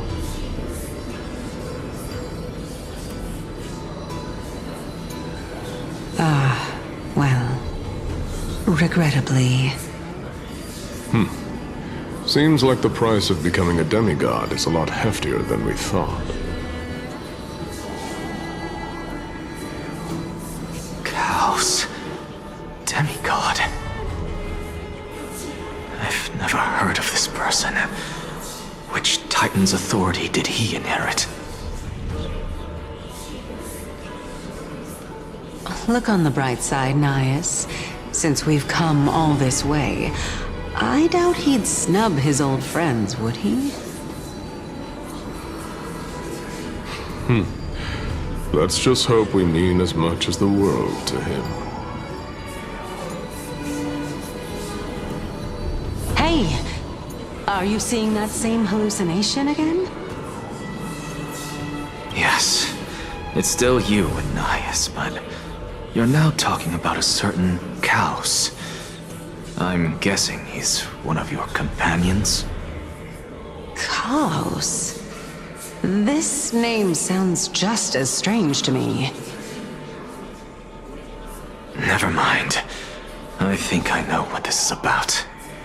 If things are as I thought, then they aren't hallucinations, but the souls of people. What?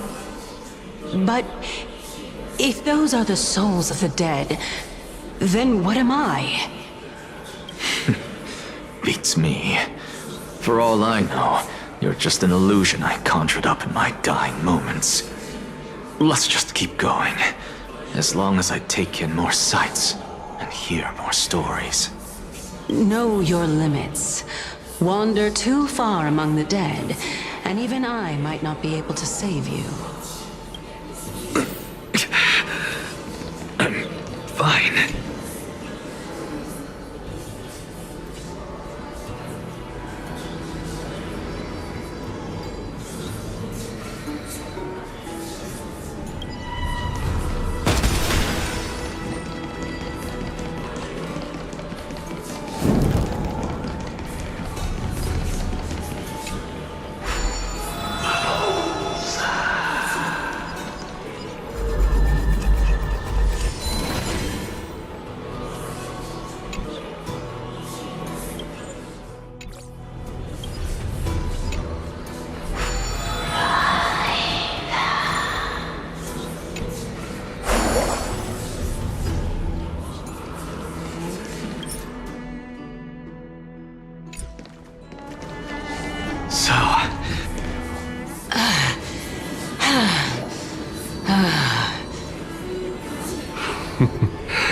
Can you keep going? Of course. I'm just... If I knew we had to climb a mountain, I wouldn't have come along with you.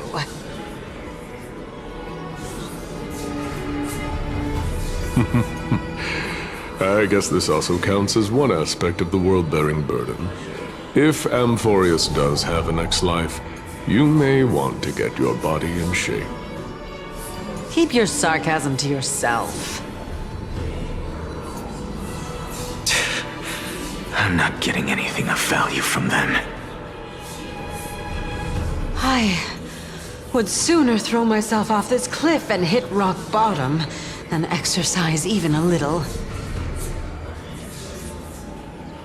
I am Calypso of the eminent Seven Sages, after all. Training would make me no different from those Helcalithist barbarians. Calypso. She's one of the Seven Sages. A member of the Grove? No, she can't be. I would know her name if she really were one of the Seven Sages. Hey, Circes. Does the name Calypso ring a bell?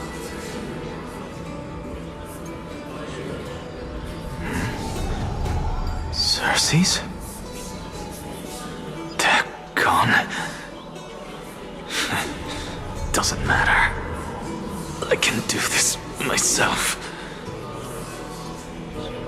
Looks like I'm nearly there now. The land of the dead.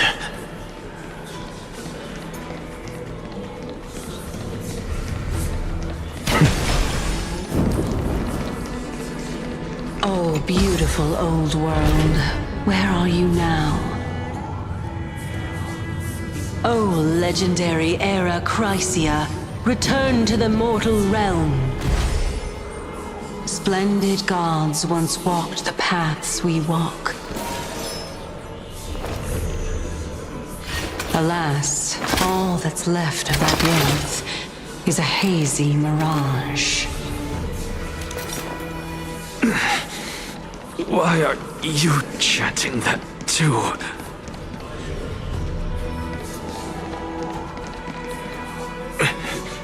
We're here, finally.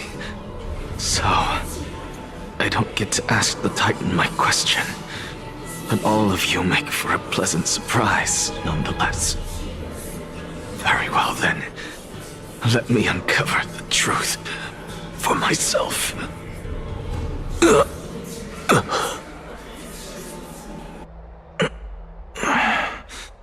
Did I still fail to make it in time? So, I'm back here again.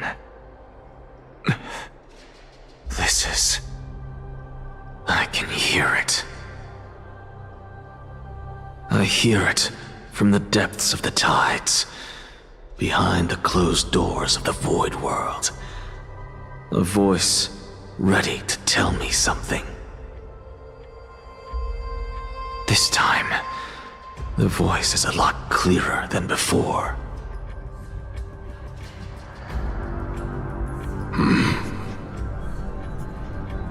Since we've come this far, let's just wait.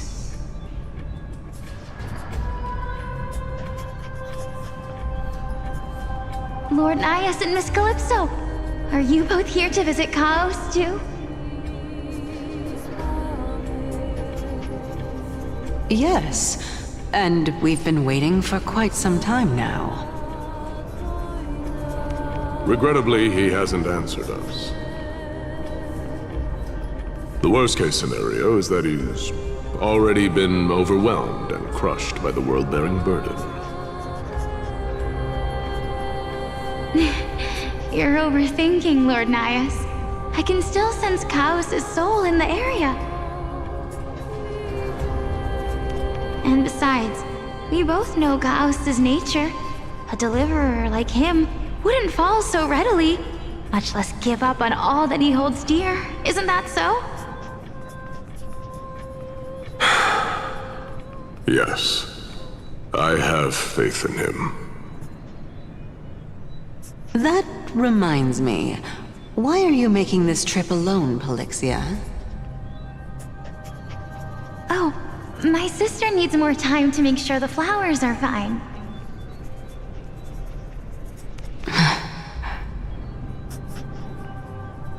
Such a pity. Both of you have hearts kinder than anyone else. Yet you are born only to take over Thanatos' divinity. Everything that I see and hear this time has left me shaken to the core. What may seem like a mundane conversation is in truth a once-in-a-lifetime exchange that has revealed the ultimate answer to Cersei's question. The conjecture has taken shape and must now be solidified into a theorem. Next, I only need to seek verification from Kefali. By doing so, I can answer Cersei's question and reclaim my body. But no, I will not do that. That isn't important. Because another one of my conjectures, one that I have always dreamed of proving, has been proved right this very instant.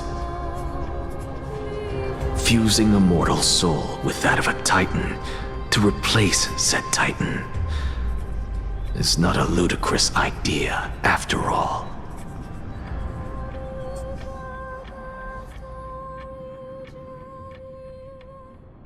What are you thinking about?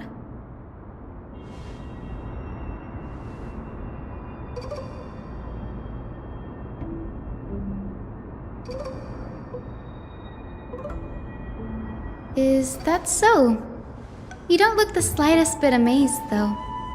Plus, you seem to be strangely familiar with the city around the Great Tree.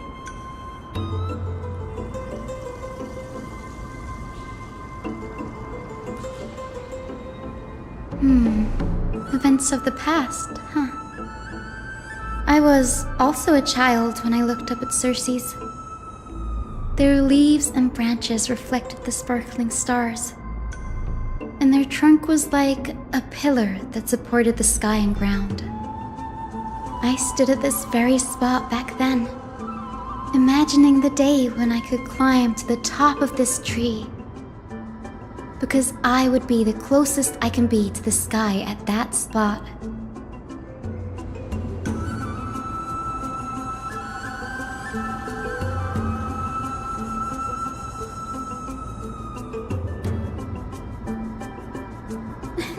Don't read too much into it.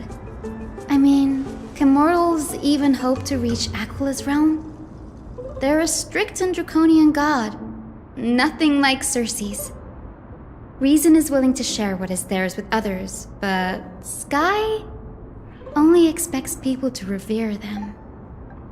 You get what I'm saying, right, Denny? After all, the titan that imprisoned you and Grey here in Amphorius is none other than Aquila themselves.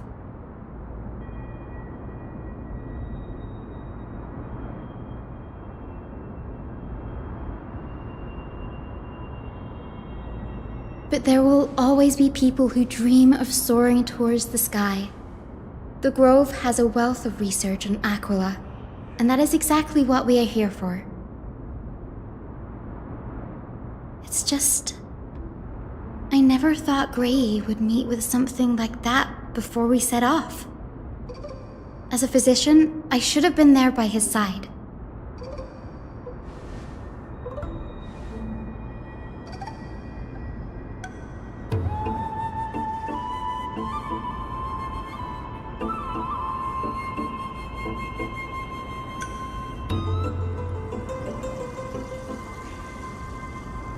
Yeah, there's no rest for the weary, huh?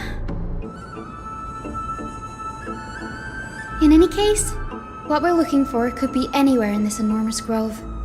Let's split up to cover more ground. Danny, with your skills, I'm sure those monsters born of the Black Tide will pose no threat to you anyway.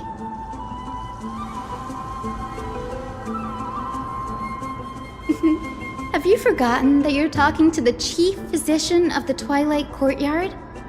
Have more faith in me. I'll be just fine.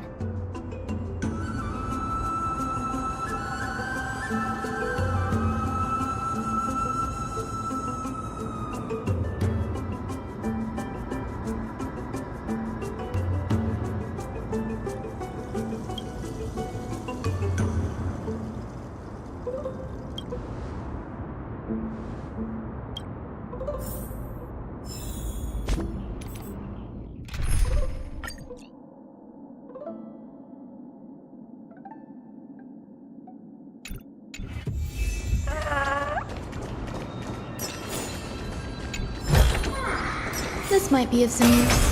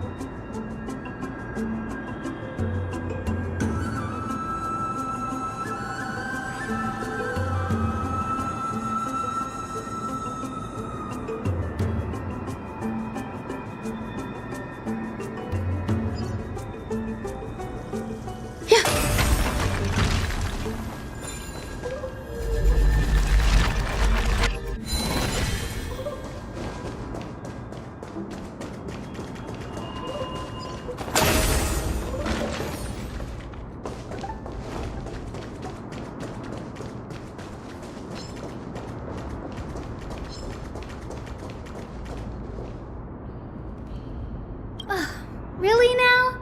This is way more trouble than I could have asked for. Or you could sit back and watch. I'm kidding, Danny. Lend me a hand, pretty please. All right, now let's get him!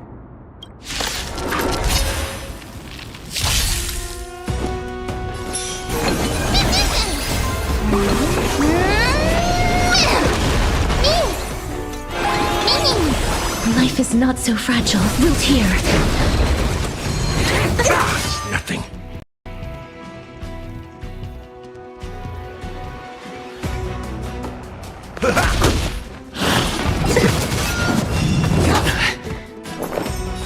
Eternal. Please cherish as you wish. Still unanswered. Let's continue. Nice, like my friends. Indulge yourselves! So this is the one of life.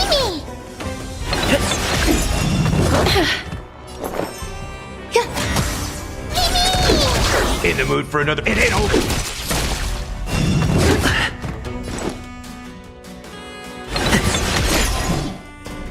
We'll tear. Embrace a new life.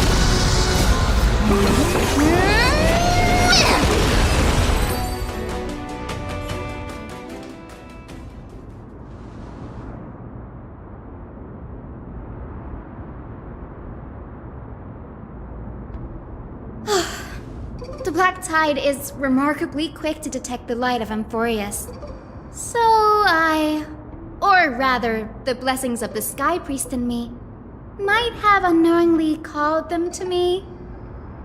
Anyway, never mind that for now. Here, you might want to have a look at this. I found it around here and thought it might be of interest to you.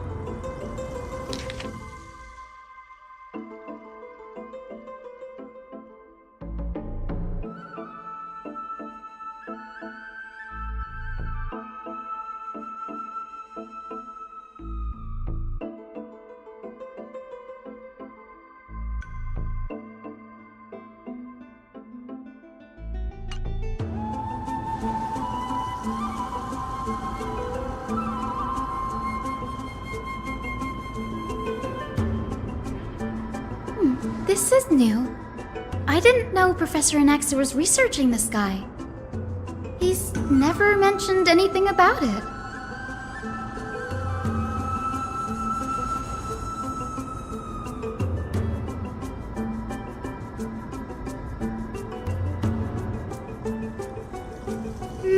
Might is an understatement. Anaxa has never been one to venerate the gods. Nor has he ever found it within himself to put any faith in the prophecy. People have come to think of him as a heretic, even in a place as liberal as the Grove. Yet, it is also this very blasphemer that Circe's favors. Fate sure works in mysterious ways.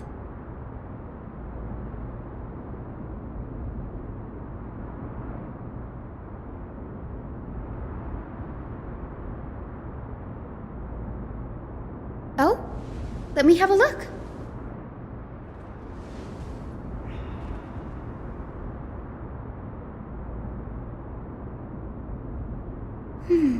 By the looks of them, these scrolls are records of two conversations that took place in the same setting, one after the other.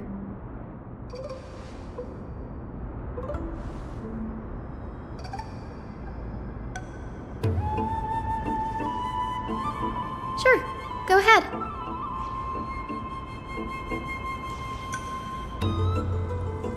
Anaxa often says that every failure brings us one step closer to the truth.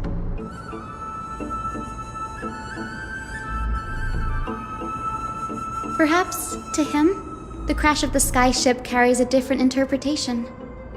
The firmament is not impenetrable. On the contrary, it was precisely because the sky ship represented the first step toward breaking free from the shackles of the earth that it provoked the wrath of the Sky Titan and brought divine punishment upon itself. It's a shame that the majority of the Grove's research on Aquila was headed by the Venerationists, with sacrificial rituals making up a predominant part of their findings. Discourse about more esoteric subject matters in relation to Aquila dwindled even further after the skyship incident. So much so that even this scroll is completely new to me.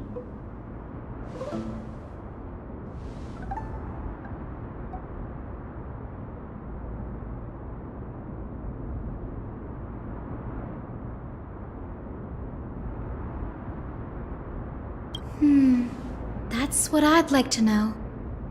What are these experiments he's involved in? Even I, the assistant lecturer, know next to nothing about them. I have a bad feeling about this. Could there be more to what happened at the Grove?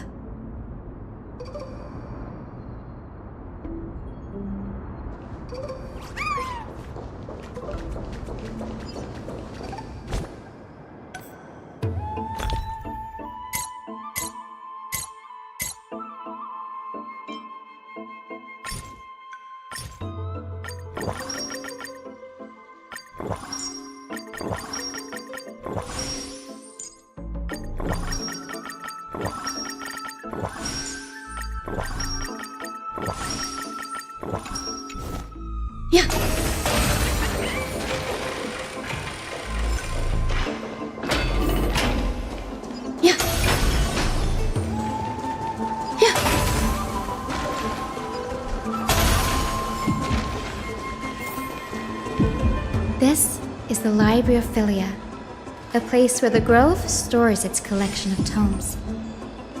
Other than books written by the 7 schools, you can also find philosophical texts, ballads, and religious writings from the Outlands here. Cities that desire to learn from the Grove were apparently expected to contribute knowledge of equal value to what they sought.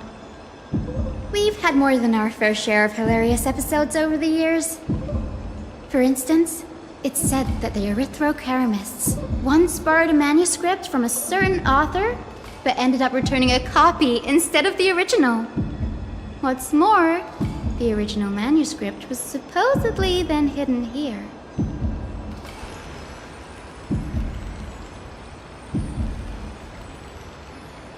Nice? No need to hold yourself back, Danny. You can just tell it like it is. Their behavior was no different from bandits.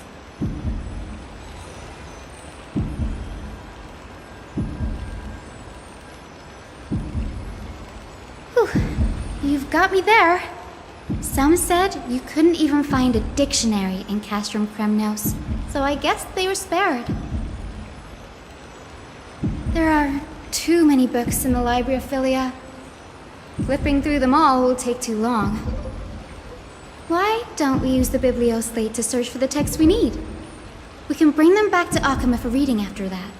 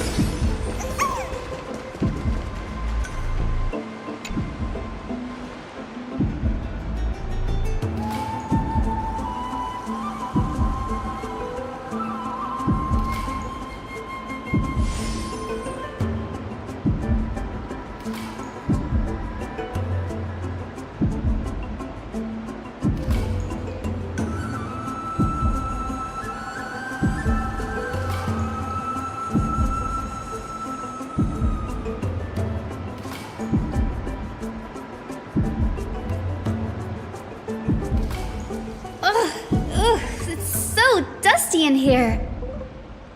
Whoa. Are these all complaints about him? I can already see what they must have written. Anaxa has no respect for the gods.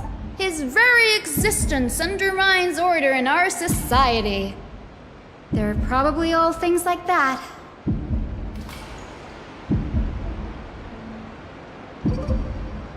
Why else would they call him the Great Performer?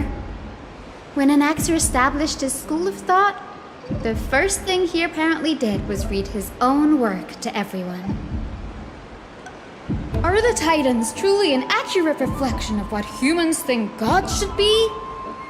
Worlds created by gods are indubitably perfect, but what of Amphorius? Only foolishness and insensitivity everywhere you turn.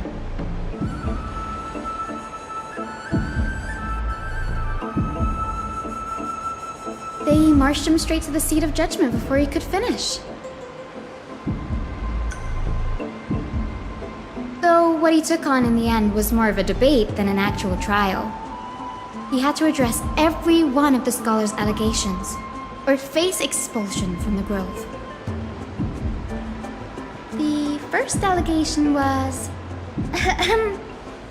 Do you agree that since the Titans created the heavens and earth, so the mountains, rivers, and seas must likewise be their creations?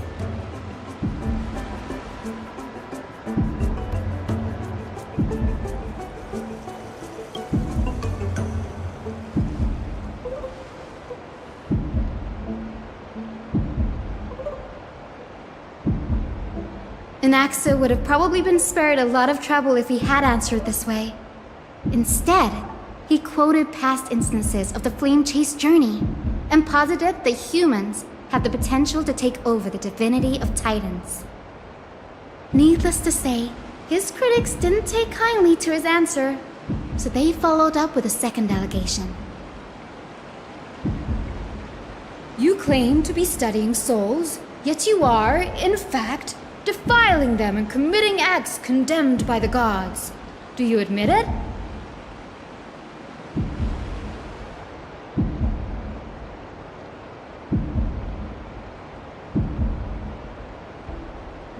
Anaxa always wears an eye patch, never removing it, even when alone. Some say he used one of his eyes as an alchemical ingredient. Every being in the world owes their safekeeping to Kifili, and this is even more so for the Chrysos heirs who have divine blood coursing through them. If he has really done something of that nature, then it'd indeed be sacrilegious. Thankfully, they had no way to prove it, so it amounted to nothing more than an allegation in the end. One by one, Anaxa engaged in wars of words against those who would challenge him. Toward the end, a scholar asked him, Anaxagoras, have you any respect for the gods? It was only after a brief silence that he answered, I have never denied that Titans are meant to be noble constructs.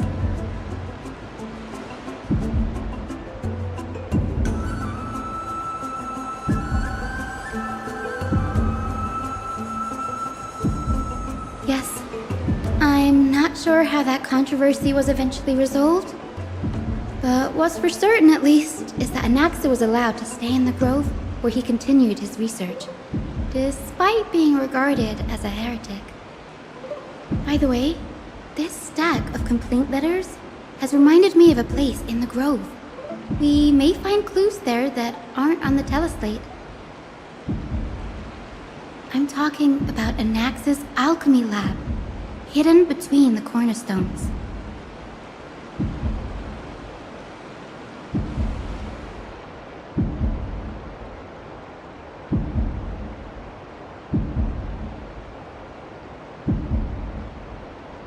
It's a well-kept secret. Among the 7 sages, excluding the nominal chief sage, each has a private sanctuary where they can conduct research undisturbed in their free time. Even the administrators of the Library of Philia are restricted from accessing those places and documenting the sage's research. But with the grove in this state, I'm sure sure Naxa won't be mad even if we sneak into the lab for a short while, right?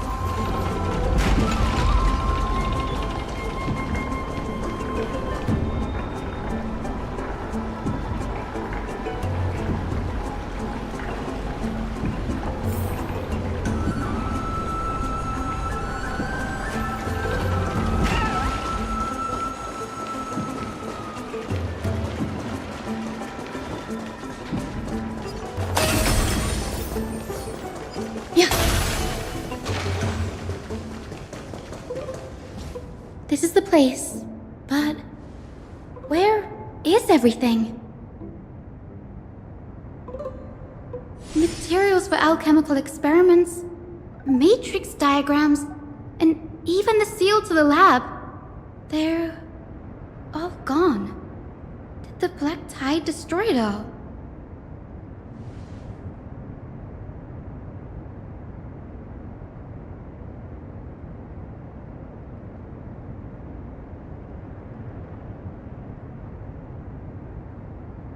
No, not even close.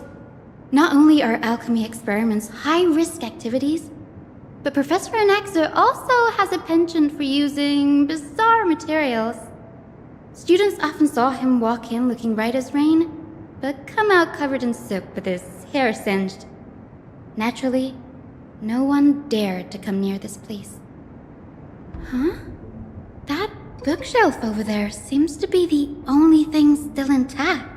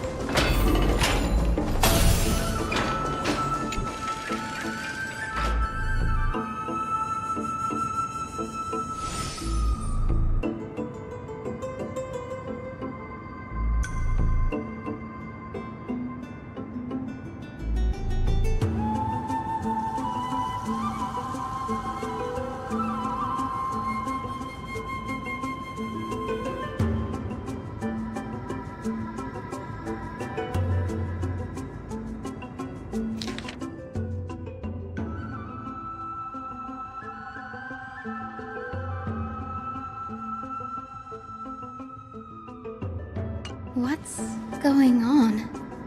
Anaxa is conducting research on our friends in Akama and... me?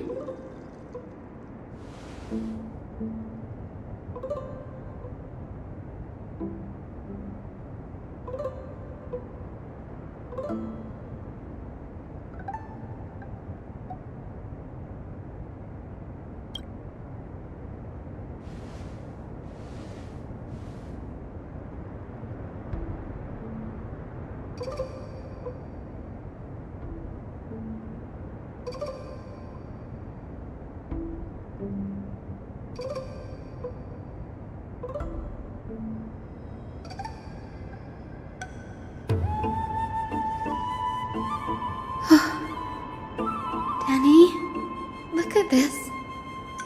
I have a bad feeling about this.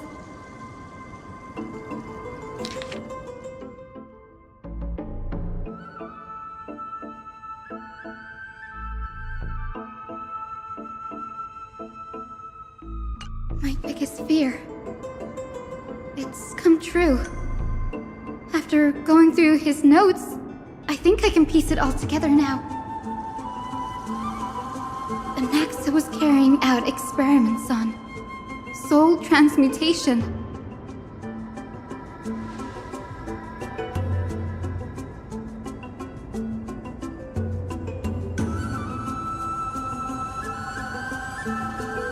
Yes, This is what he was secretly conducting research on. Something he had to keep hidden from others. Compared to his public speeches, this is the real blasphemy. Oh, I just thought of something. Do you remember when the black tide was approaching? The Grove had planned to send Cersei's core flame to a safe place. But an accident happened along the way, and Anaxa lost his life in the process?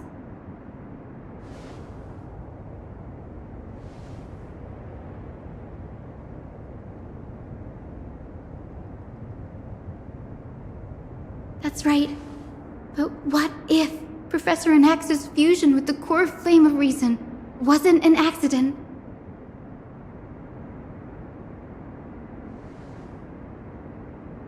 Put yourself in his shoes. Knowing that the black tide was closing in and your time was running out, what would you have done?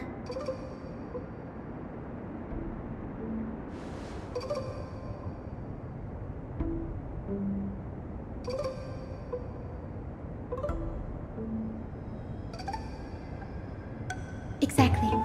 When the black tide came, the true reason Anaxa headed to the Luminary Throne was to transmute and fuse himself with the Titan's core flame.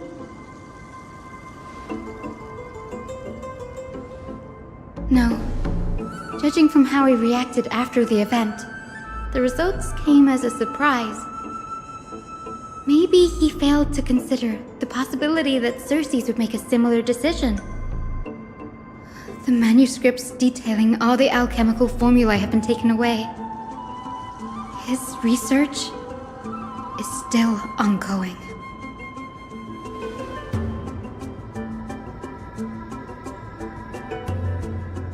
Like, what? There's only one Titan left in the world now.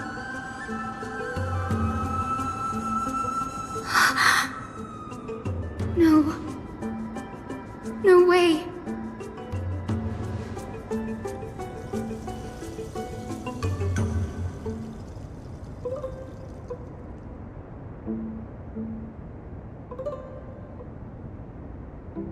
He's after Kefali. Sir, this sky above us, it's not real, is it? Of course not. This is just an image from a projection device used for educational purposes. A simple trick. The day-night cycle has been lost to this world. So that students like you may still learn about the night sky, astronomers have harnessed the Titan's miraculous power to manipulate the light, projecting the nights of the past here for you. Much like how the sky above the Holy City is also illuminated by Kefali's dawn device. So, the skies of Akama are fake too. You mustn't conclude that, Anaxa. You should know that only a child would expose a trick and be proud of it. Often people know more than they let on. They simply choose to feign ignorance because they have no other choice. Then they're just deluding themselves. People believe in Kefali's tale of Genesis, accepting wholesale whatever the priests preach. But we're different. We've already walked out of the firelit cave of ignorance. We have already realized that we live in a world where Titans make the rules. Even when we look at the sky, we're only seeing what they allow us to see. Rather than gazing at this mockery of a night sky fabricated by them for the rest of my life, why shouldn't I be the one to take control of the projection device instead? So much time has passed since you sowed the seeds of doubt in my heart, child. Many a night, I find myself penning down all my theories and wild ideas, only to burn them to ashes when I open my eyes in the day. Why? Because we'll face death by burning if word gets out?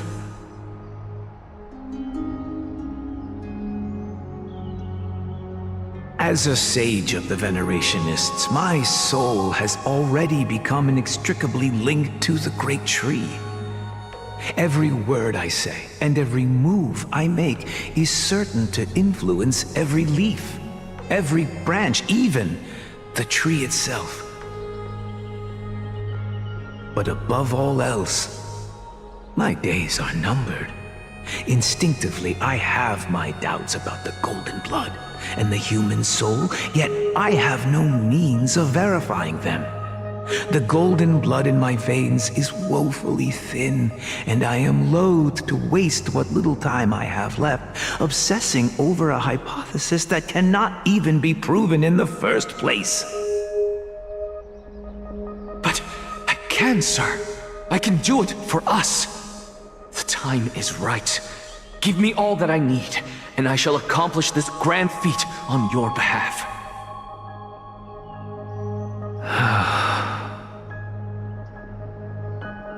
You're right. I shall do just that. In the next meeting of the sages, I will spare no efforts fighting for the rights you deserve. Go. Establish your own school of thought. Find out what we are. Become the one who conquers the ultimate truths of the world. Child of humanity. You didn't go to such lengths for an audience with Kefali. Just ask him a few questions, did you?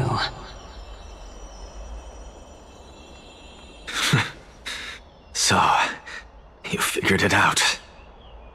If I were as foolish as a Dromus, perhaps I'd throw myself down and prostrate before their greatness, begging for the gods' prophetic wisdom. Well, sorry to disappoint, but I'm no Dromus. Alas, I am a human, standing tall on 2 feet, possessing both intellect and pride. Before such power, does it make any difference whether you're a human or a Dromus? I'm sure you're familiar with the story of the Styxians. When the raging waves threatened to swallow them, they didn't just give up and become sitting ducks. No. They constructed a dam that kept the roaring tide at bay, chaining down the mad Fagusa. They call me a blasphemer, Circes. But that doesn't mean I deny the existence of gods. It's just... as I see it, Titans are simply a force that mankind has yet to find a way to tame. Oh?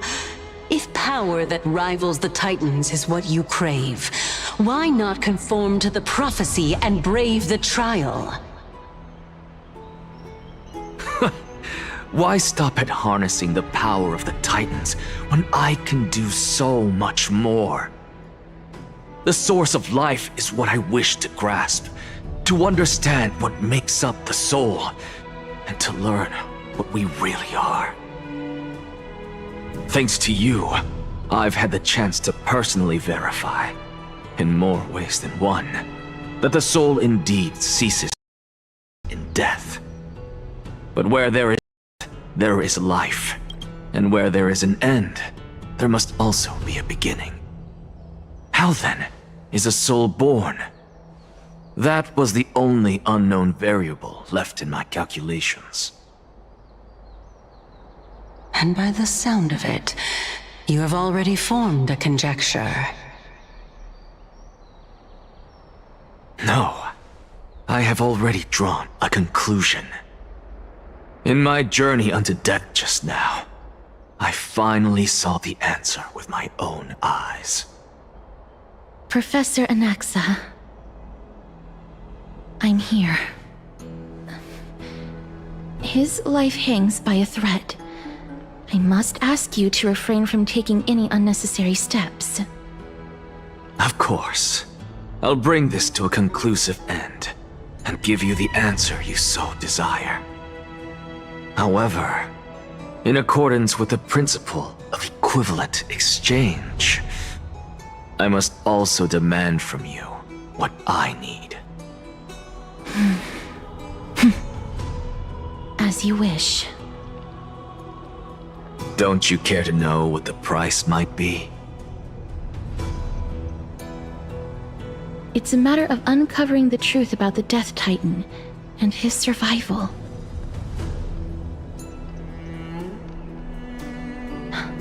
This may be the only time I can ever save someone's life.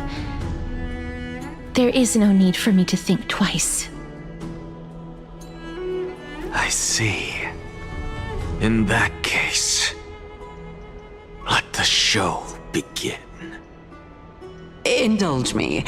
Am I correct to say that you intend to prove Thanatos' whereabouts and prove the nature of our existence now?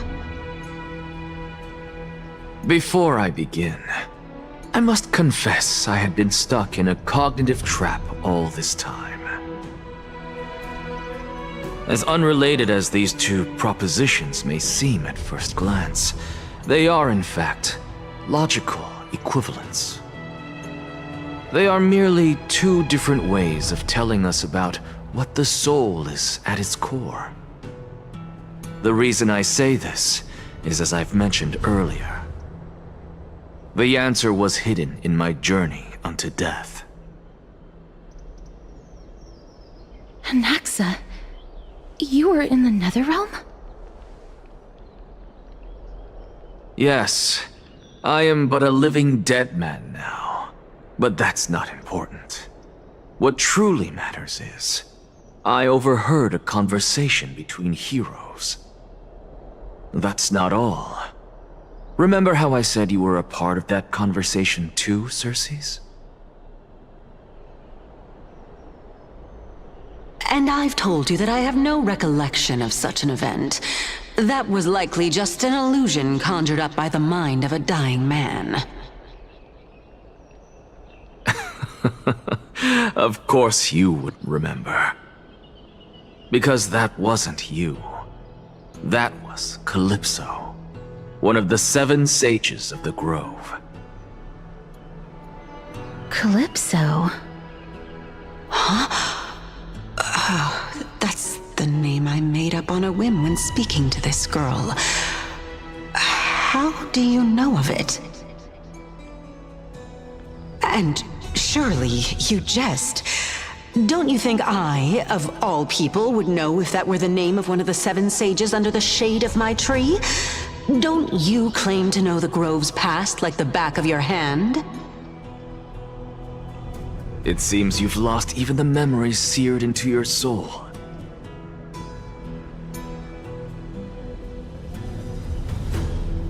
Use your head, Circes. Since all of this took place in the realm of the dead, it stands to reason their likenesses are of souls from the past. The living cannot step foot into that world, so who could they be? Think about Calypso. Why does she share your likeness, yet you have no idea who she is? The answer is evident. Those fallen heroes are the mortal incarnations of the Titans before their ascensions to godhood. The gods aren't master creators born out of thin air, and they are no different from humans, because they all evolved from one.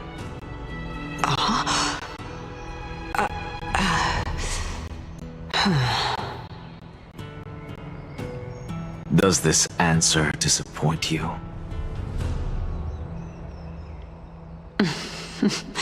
Yes, because you've answered nothing. If I truly was once human, as you claim, then where do the children of humanity come from? Even on the off chance that you speak the truth, this brings us no closer to grasping Thanatos' whereabouts. How are we to find them? I knew you would say that. But it matters not. I know what I'm doing. Actually, why don't we have this supreme being standing before us tell us everything? You can revive a Titan? Humans cannot return from the dead. Neither can gods. But all we need to do is look at this from a different perspective, and the problem will resolve itself. The solution is simple. Just like what you did to me. If I'm reborn as Kefali, I can rebuild the world and all within it as they once did. Simple, is it not?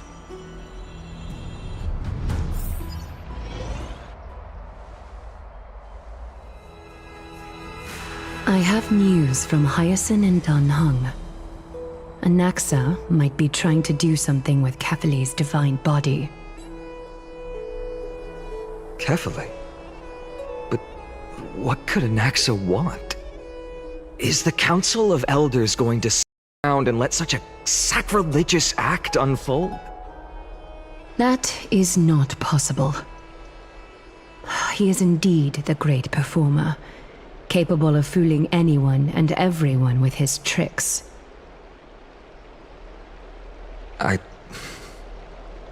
I'm sorry.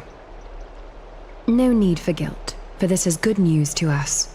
The Council of Elders has found themselves a traitorous ally. Anaxa's ambitious desires will be something we can exploit. What we should be doing now is to keep our eyes peeled for whichever trickery Kynus is up to, and react accordingly to thwart her plans.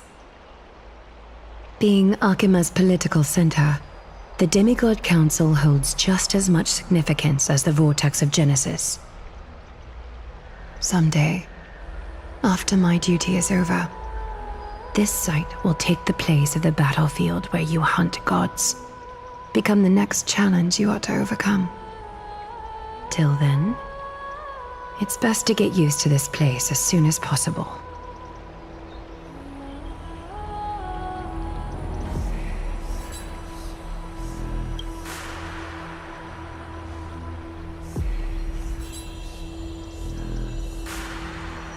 Preposterous! The Christos heirs only have their standing because of the Council of Elders! How dare they trample over it!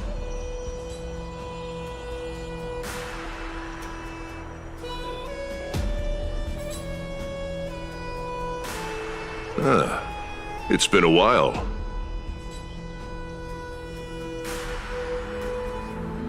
What is that supposed to mean? Is this really the sort of person that the young lord praised as a ferocious warrior? It has indeed been some time, Lord Krateros. What brings you here in such haste? Shh, keep it down. Be more vigilant. See those duplicitous dogs over there? They do the dirty work for Kynus. I've already ordered my people to hold them back, but we should still lay low. Unless you're itching for a bloody fight to get a workout in. My bad. So, did something happen? Did you hear thunderclaps last night?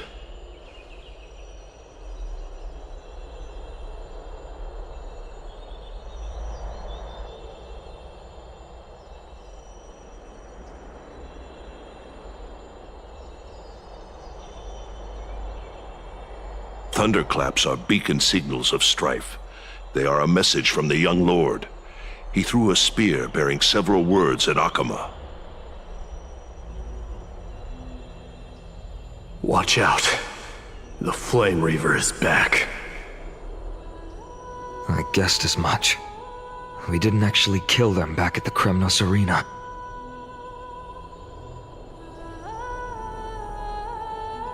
I figured this is something you would want to know. We Kremnoans never back down from a fight. So if you plan to take that thing down in a battle, reach out to me anytime. You have my gratitude. I will let Aglaya know about this right away. Remind her to be on her toes while you're at it.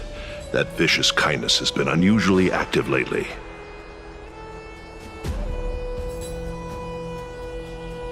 Those lackeys she keeps undercover have been going in and out of the city a lot more frequently these days. Some even seem to be getting Kremnoans to defect to the Council.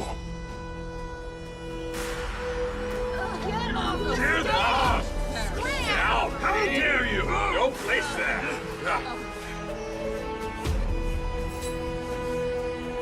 That's her. Looks like you can see it for yourself. We should get back. Thank you for the intel, Lord Crateros.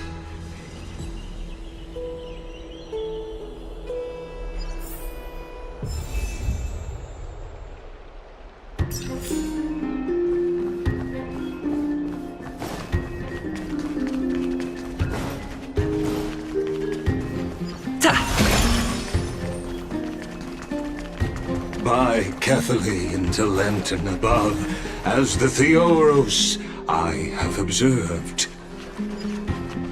Aglaya, what happened here? I know about the poisonous fangs of that king snake through the golden threads. In the past, I would be confident about keeping her in check, but I admit I am now unable to do so. What do you mean? It is no longer about eloquence or arguments. I have been a demigod for far too long that I hardly have any humanity left. Before I realized it, I have become no different from these hypocrites, no longer capable of relating to the people. This has come a lot sooner than I expected. But perhaps it is time. I need you to step up, Finan, in order for me to retreat behind the scenes. Yes, this is my duty, but... It is far easier for the Council of Elders to fool many than just fool one person. Their so-called more support is no more than a ruse to distribute power using words instead of lances. There is no glory in winning this debate, but that makes having respect for humans so much more priceless. Finan, you are a Chrysos heir without flaw, capable of relating deeply with humans. I appreciate what you've taught me, Aglaya. I hope we'll live up to your expectations and win this debate.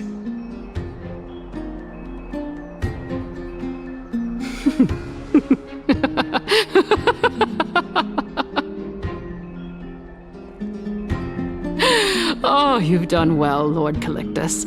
Let me take over and personally close this debate for today.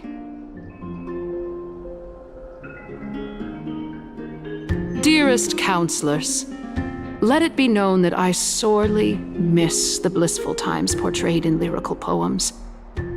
Back then, Amphorius was home to nearly 1,000 cities, each with their own local faith, while gods walked the earth and shared close bonds with humans.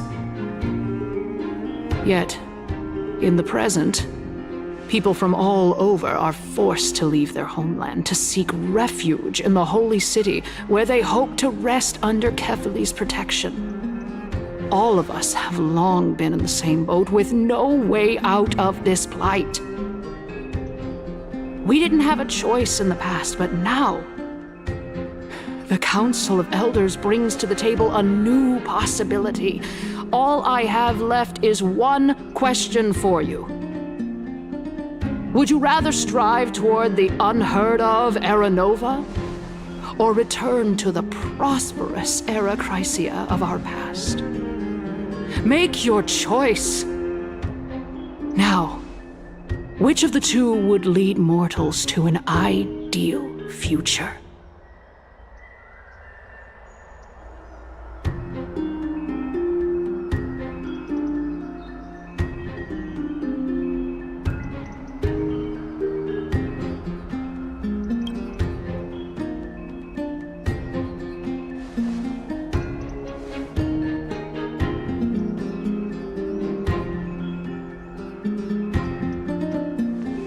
We all know that Arachrysia is a thing of the past, Lady Kynus. Please, enlighten me. How does the Council of Elders plan to turn back time? Let the three titans of calamity be born, and Arachrysia is nevermore. But bring demise to those titans, and Arachrysia will descend upon us again.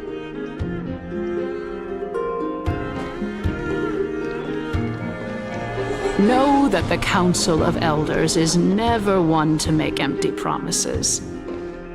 Look at who we have on our side. Anaxagoras, one of the Grove's 7 sages, and Castorus, Idonia's goddess of death. With the help of these 2 heroes, I can promise all of you that Arachrysia will exist once more.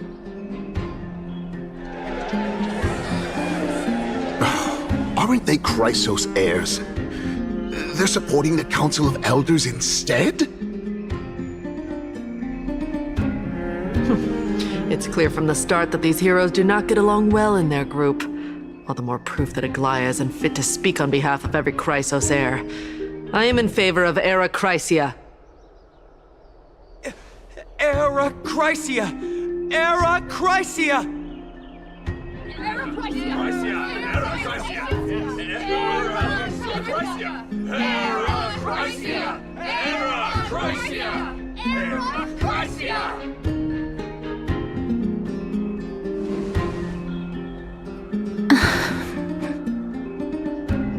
Castorus? Why are you standing over there? You finally arrived, Naxa. So have you, Cass. Don't worry, Aglaia. Well, I know that you have many queries. Could you continue to converse like how the citizens normally do? Tell me, dear citizens, if we successfully retreat and return Thanatos' core flame without anyone passing the Death Titan's trial, what would happen next? The answer is simple. We will have a chance to rid the world of death and bring Amphorius back to an era when all beings live forever.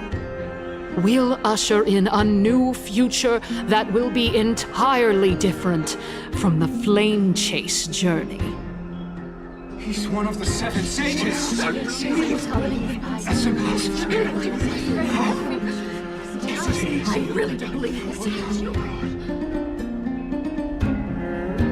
Your proposal is much too idealistic. As long as the Black Tide still exists, how can we go back to the old days? Remember what I previously said? Kefali's core flame is guarded by the secret power of the Council of Elders. Plus, Fakusa's water curtain will be able to block out any external perceptions. Tell me, dear citizens, have any of you ever seen even a glimpse of the threat that this person is talking about anywhere within the walls of this majestic holy city?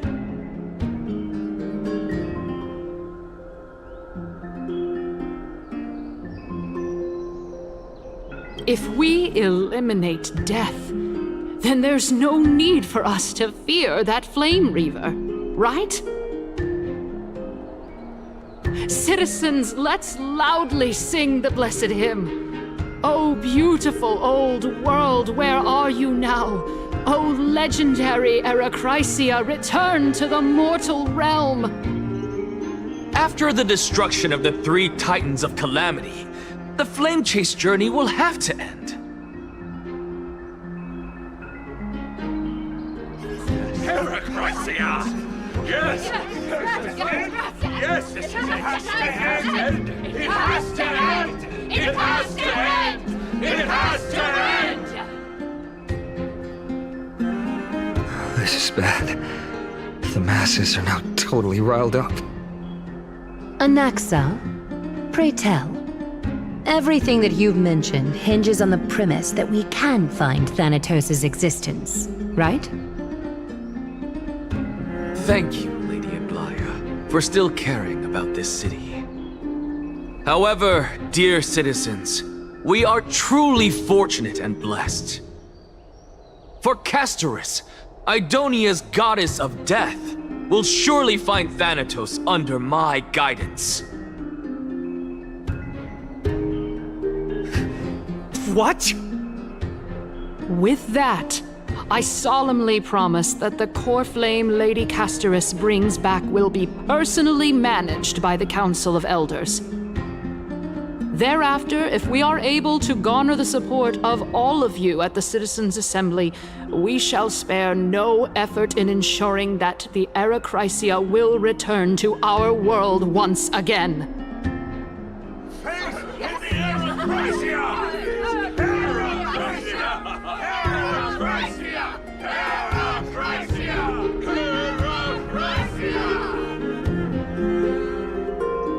With the balance shattered, the result is clear.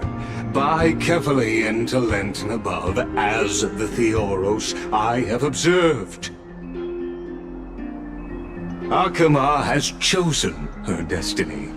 The issue up for discussion at this Citizens' Assembly shall be modified to the suspension of the Flame Chase journey.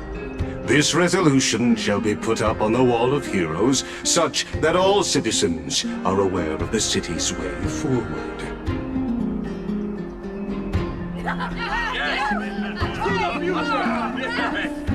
Yeah, I like this. Fantastic. Yes. Aglaya, dear Aglaya, what has caused your heart to soften? You also don't seem to be as quick-witted as before. Wag your tongue as much as you like. Since the Flame Chase journey has been preordained by the prophecy, our failure has never been on the cards. Well then, I guess we'll find out if that's true at the Citizens' Assembly.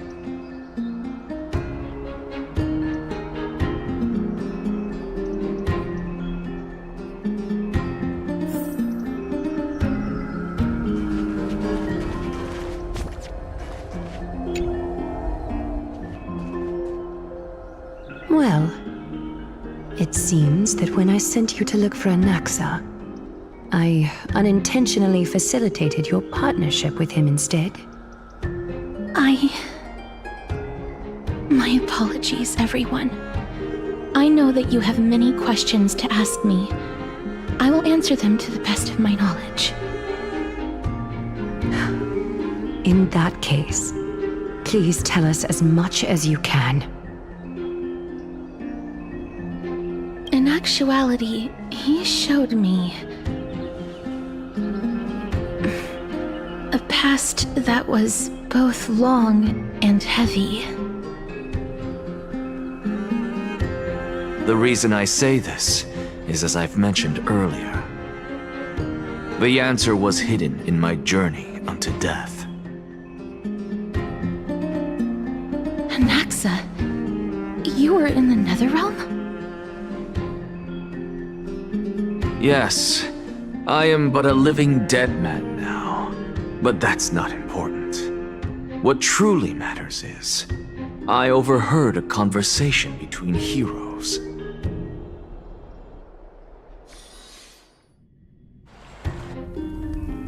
Have you heard of this tale before? A tale about the ocean god's treasured pearl, our hometown.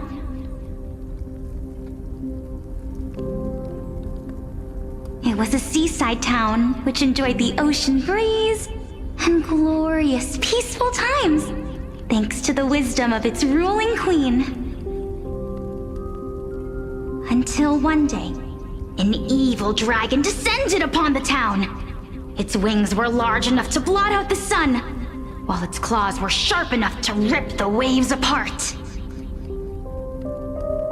It barged into the tall tower and devoured the queen's beloved daughter. It even settled itself in her bedroom like a tyrant king. The queen assembled 300 warriors who managed to subdue the evil dragon by chaining it up. However, when the queen slit open the dragon's belly, she realized that the princess had long since been digested, and all that was left of her was a pile of bones. Devastated, the queen wept for several days. It was then that a devious, smooth-talking scholar arrived at the palace and suggested that the princess could be revived through the use of dragon bone and dragon blood. That liar called this process the secret art of alchemy. The princess was reborn! The queen was overjoyed, blissfully unaware that the evil dragon's soul still lurked within the princess's body. As revenge, the evil dragon swallowed the poor queen, the glib liar, the courageous warriors, and all of the town's innocent civilians in a single gulp. Worse still, the souls of the deceased were refused entry to the Netherrealm because they were filled with regret. Forced to roam the mortal realm, these resentful souls ultimately converged into a river of souls that would not retreat for a long time. The terrifying death had consumed all. Thereafter, our hometown fell into ruin as well. Until...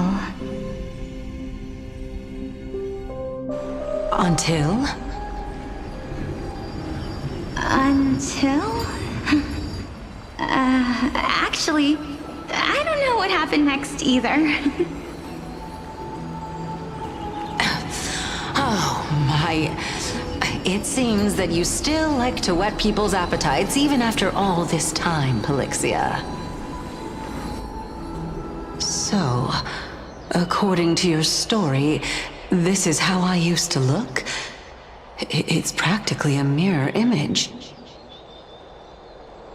And yet, what exactly is this? A miracle that I created with alchemy. As for what it is and how I was able to accomplish it, I'll keep the answers to myself for now. Oh, my goodness. Is this cliffhanger really necessary?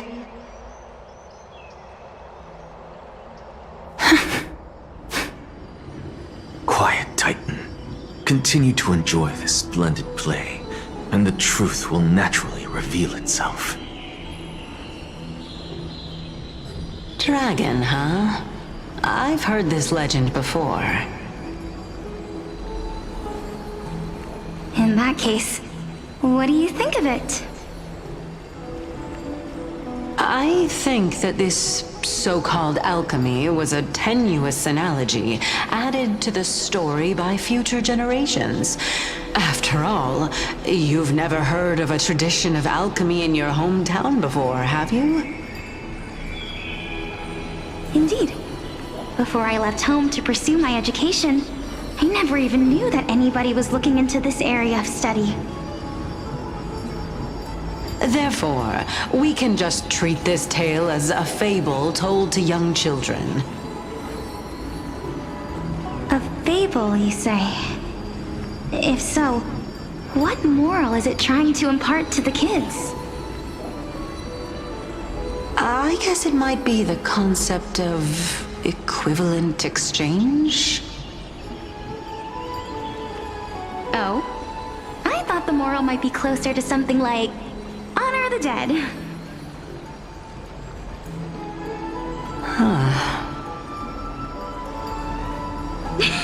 What? At a loss for words? No, I merely realized that we're both thinking of the same principle. If life is priceless, then there is hardly anything else in this world that is of equal weight to it, right? Indeed. As expected of the wisest scholar in the land.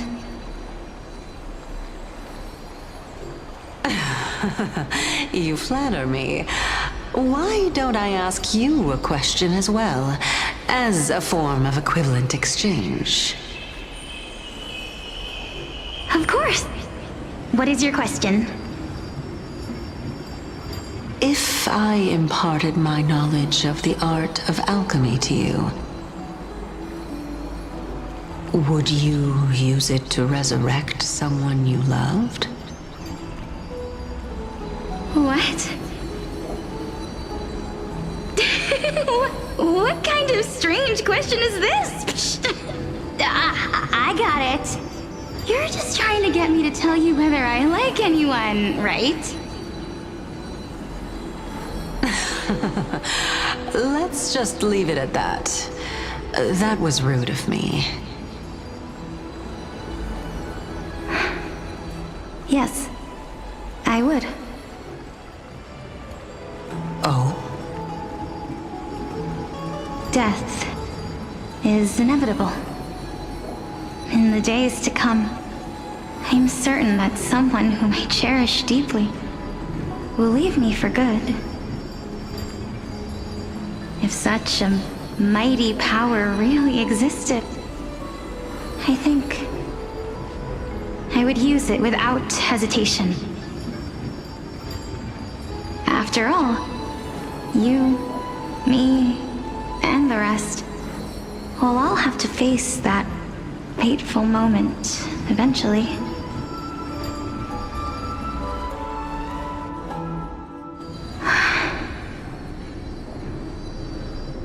My time is finally here.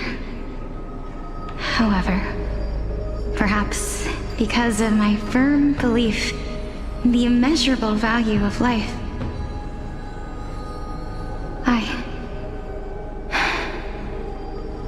I am unable to complete the trial.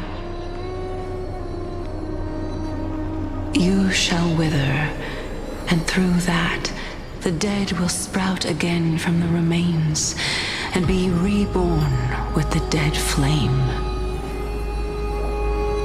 It is a pity that fate is such a cruel mistress. Is there no other way of interpreting those words? I'm afraid that the meaning is clear. Between my sister and me, one must pay the price.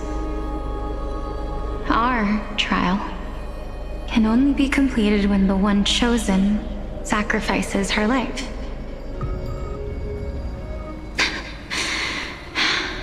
I'm afraid that the prophecy might even have selected a pair of twins for this exact purpose.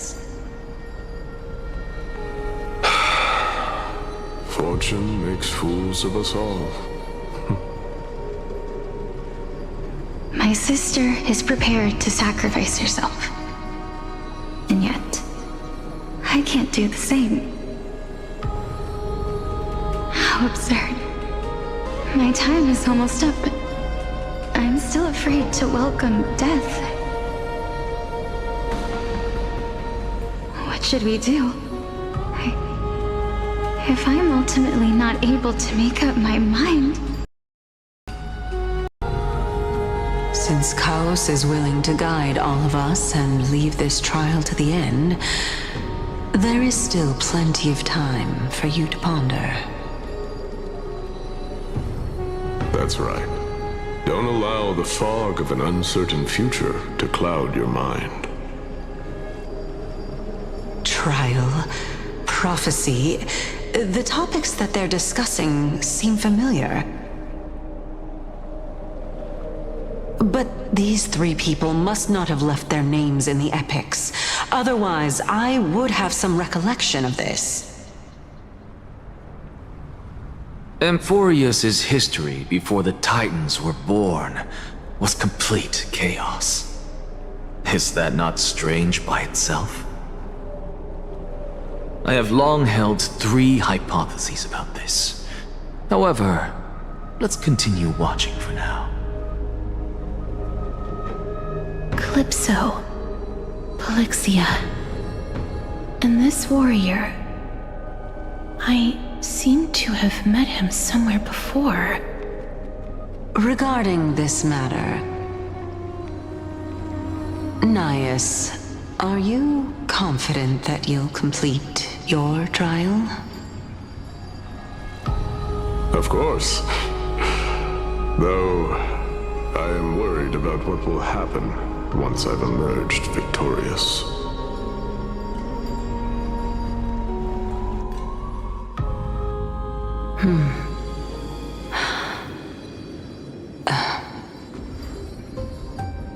Looks like you have made up your mind. Yes, this is the safest course of action. Completely separating courage, honor, tenacity, sacrifice, and reason. You really know how to make things difficult.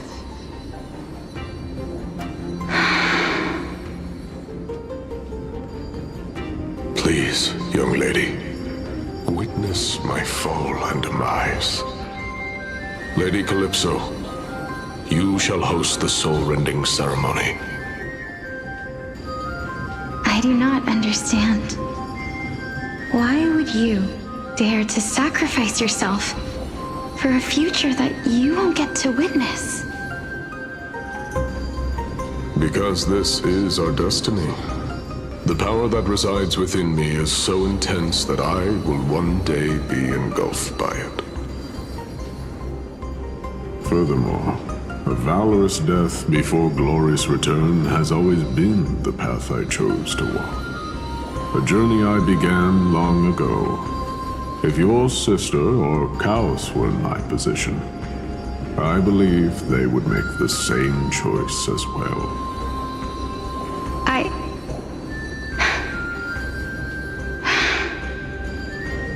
I'm not that brave. I don't know how I'm supposed to face such a serious affair.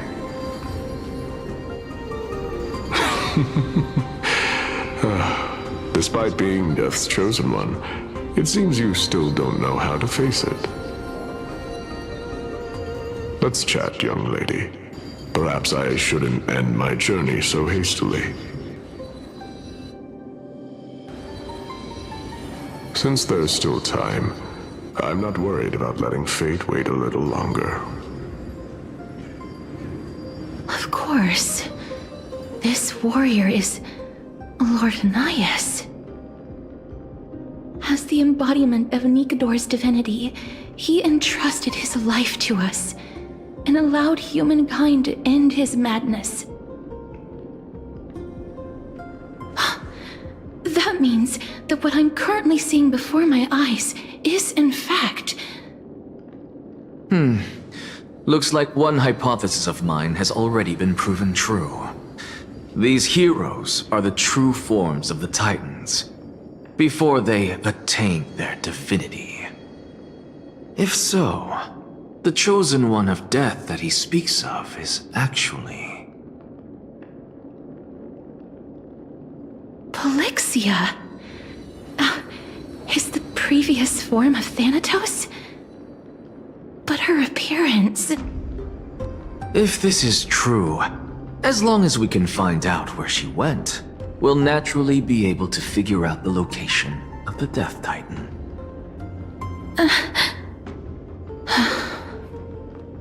But before that, we first need to witness what ultimately happened to Lord Nias.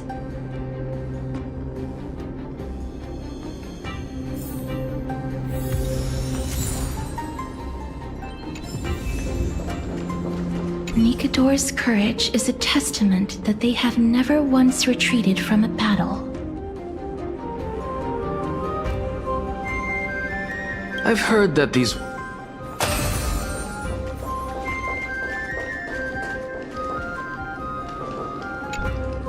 Honor, Courage, tenacity, sacrifice. And finally, the only thing that remains is reason.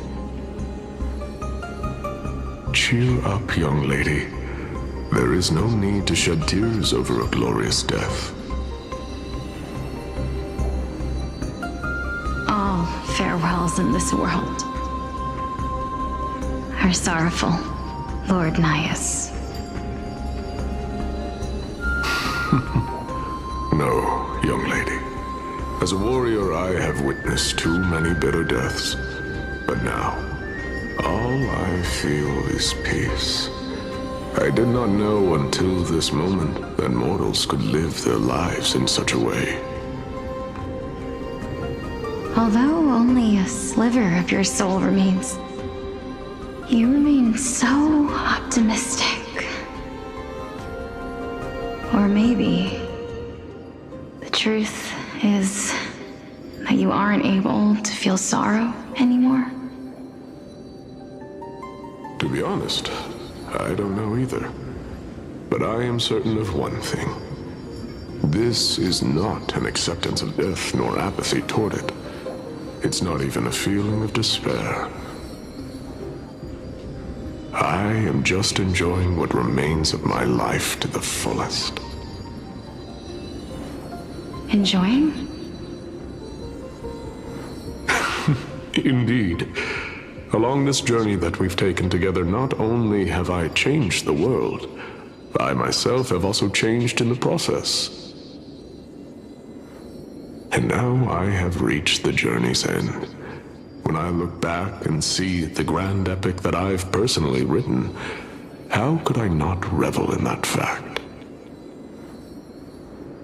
But when you depart the mortal realm,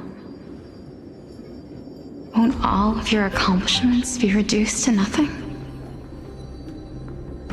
Separation and death are two sides of the same coin.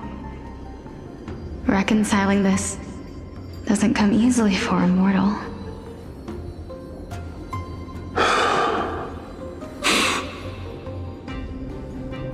Finally, let me recount to you a story of mine, young lady. The first time I returned from the battlefield, I felt extremely hollow. The calamity had devoured everybody on the battlefield but me. When I returned to the city alone, the citizens held a banquet for me that was far from pleasant. I felt as though I was still on the battlefield, and the person who had returned was nothing but an empty shell. It was late into the night by the time the banquet ended. My head still reeling, I returned alone to the barracks. On the way back, I encountered someone. It was a crazed scholar looking at the night sky and muttering to himself by the side of the road. Although I tripped over him and fell, I wasn't angry in the slightest. And maybe because I saw myself in him, I inexplicably asked him a question. Do you think that it'd be better if we just died on the roadside like a couple of stray dogs?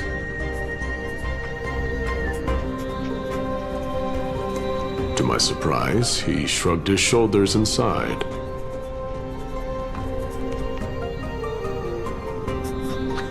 How does someone who is currently experiencing death, dying and living, afford the same amount of bliss? Now please go away and don't block my starlight. Are you trying to say that there is no difference between living and dying, for they are both journeys that lead toward death? That's exactly what life is, and death is, but a scale to measure how valuable the journey was. Journeys and epics are only glorious and magnificent because all things eventually fade to dust. Therefore, young lady, don't detest your fate. Instead, willingly and respectfully embrace it. The embodiment of strife telling me about the majesty of the world.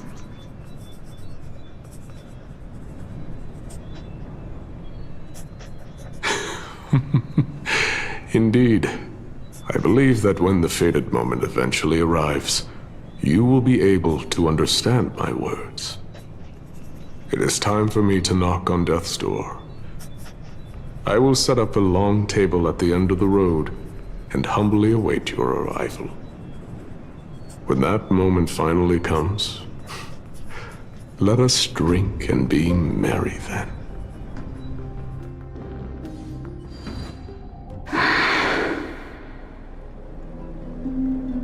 I knew this day would eventually come.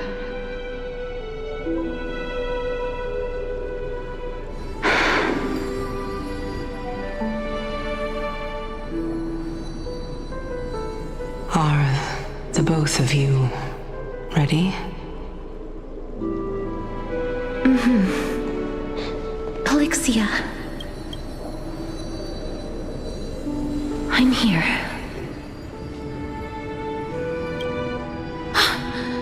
What? This... This is quite interesting indeed. Is this... Polixia's sister? Is it... me? Now, it's time for us to fulfill our promises.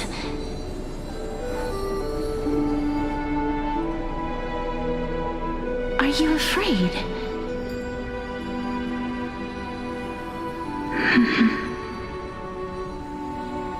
What are you afraid of? That I won't be able to do it.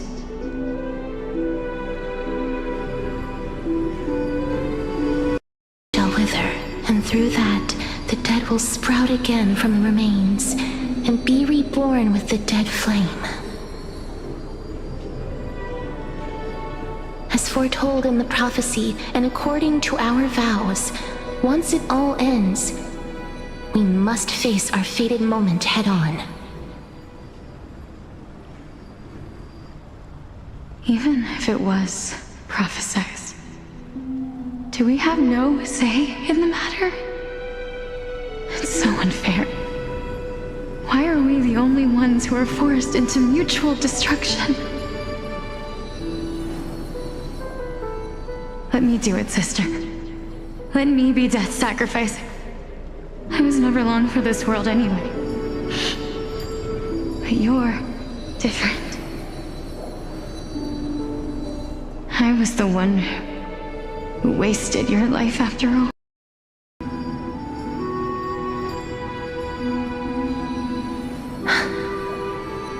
You're wrong, Polixia.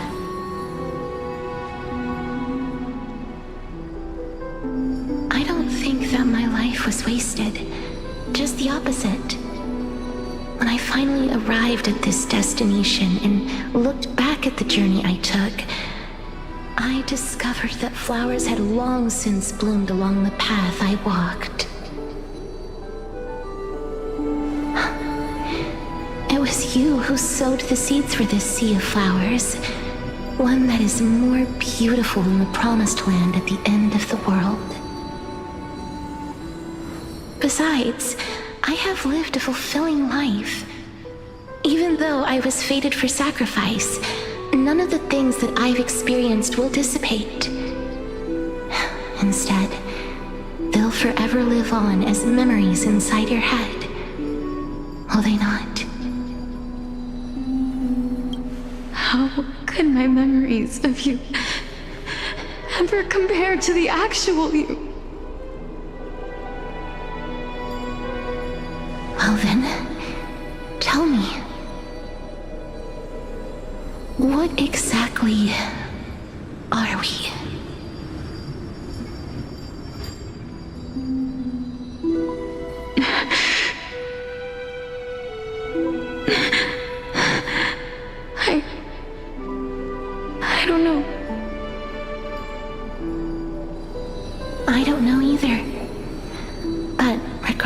what the answer is, regardless of how we're shaped by others, or even by this world. Ever since the fact that we existed was predestined, and nothing could erase it. This is why I will always, always be by your side. We're twins, after all.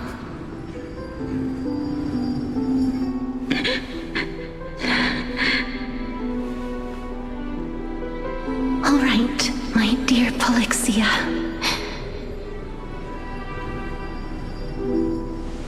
It's time to extract my heart and light the flame of death.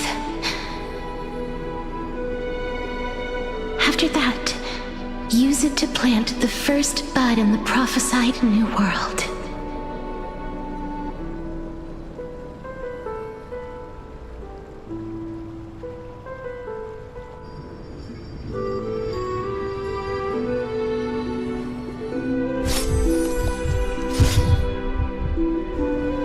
If I imparted my knowledge of the art of alchemy to you, would you use it to resurrect someone you loved?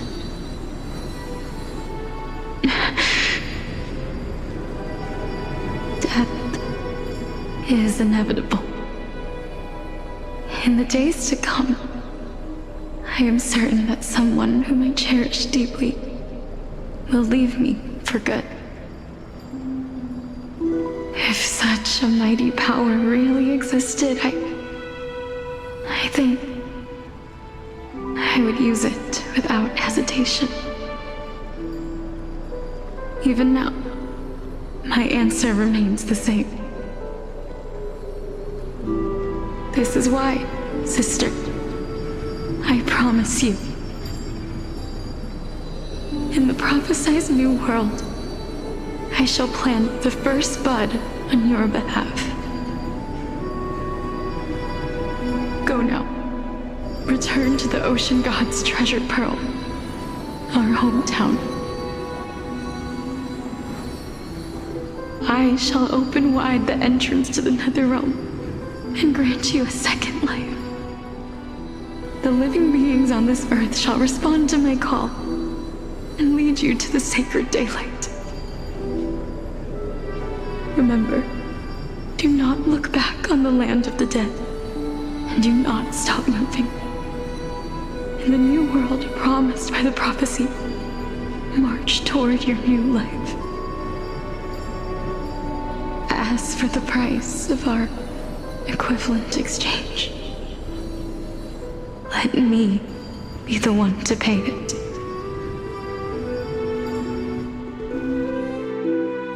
Everybody, we've come to the end. Unfortunately, I am not compatible with the Supreme Being, so I was unable to completely fuse their soul into my own body. However, being able to glean all this from them is exciting enough. I'm certain of this now. Before the Titans that we are well acquainted with were born, a group of heroes roamed the land.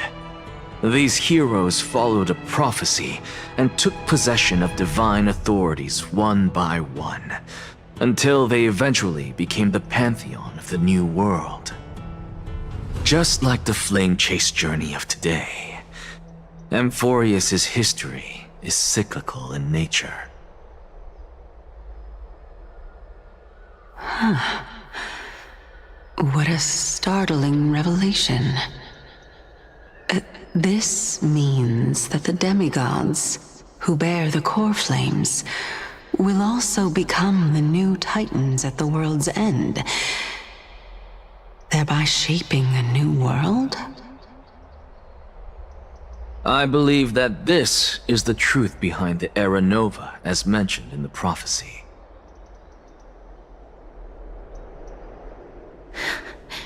This is utterly unbelievable. Besides, those twins in the past, even if they really are Thanatos, their whereabouts are still unknown even today. Are their whereabouts truly unknown? Didn't Polixia mention that seaside town? The birthplace of alchemy in the tale of the dragon. In our world, there exists a city which perfectly matches that description. Styxia. But the people there worship Vagusa and bear no relation to Thanatos. I have also never been to that place, as in the time of Idonia, it had long turned into underwater ruins. Take this. This is... the new Sporist masterpiece, the Philosopher's Stone. It was made by transmuting all of the sages' wisdom into a single entity, with their flesh and blood as its foundation. Remember, I've mentioned before that the art of alchemy is all about conversion, tempering, and ascension.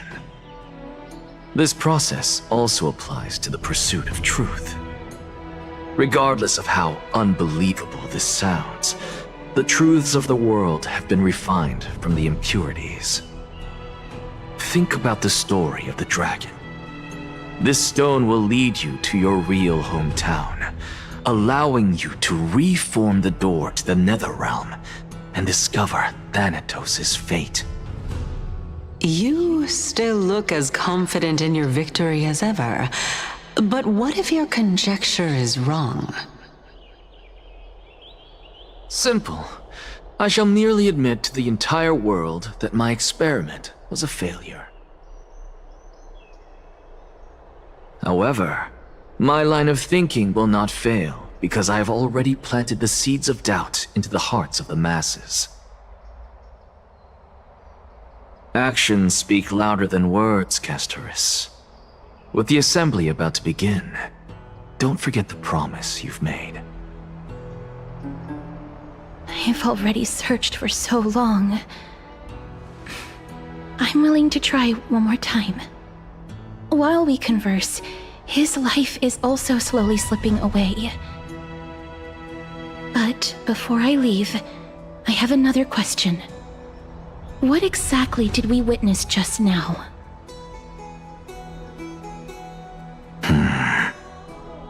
That was the world imprinted in Kefali's soul. If we are to prove its existence, you must take the final step. Go. Do not disappoint me. I understand. Hey, child of humanity.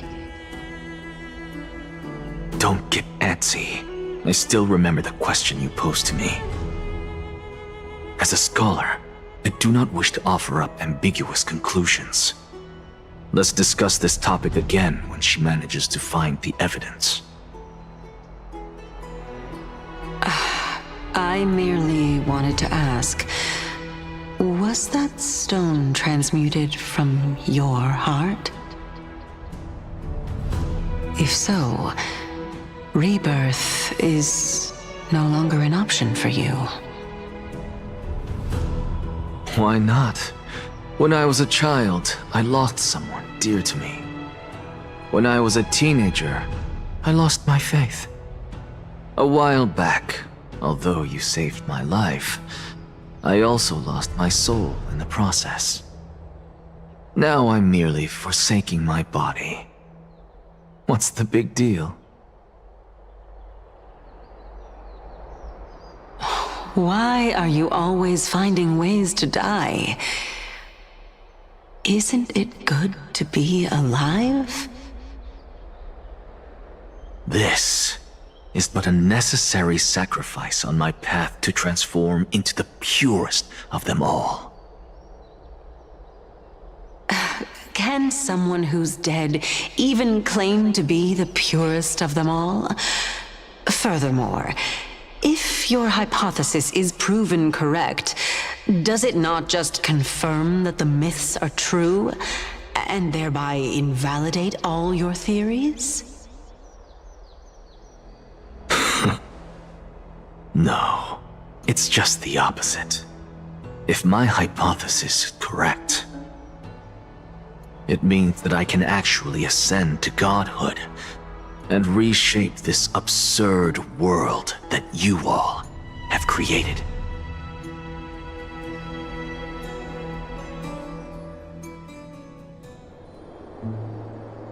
That's a lot to take in at once.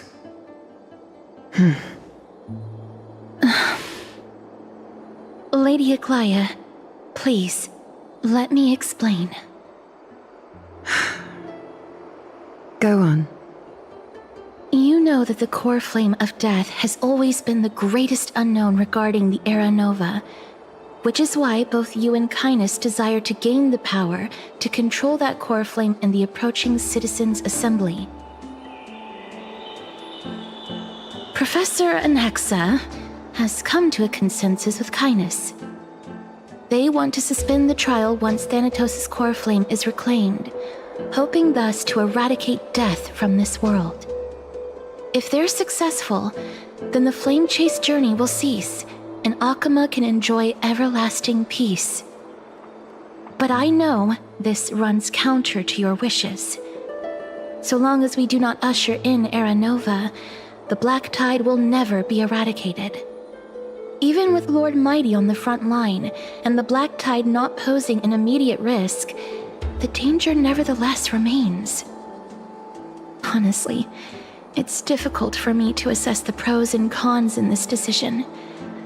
But someone must bring the core flame before we can begin negotiations over it. The Titan could be very near. I cannot let this chance slip by. Besides, someone has to make this trip to bring back Mr. Soul. Well said. You already had every reason to seek an audience with Thanatos.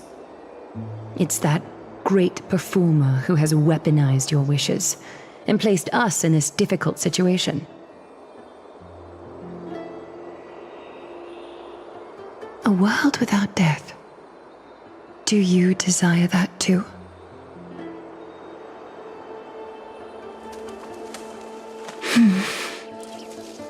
If fate dictates that my path must oppose yours, I will do all I can to resist it and protect what I aspire to achieve. Lord Mighty showed me that without taking the first step, all talk of what follows is moot.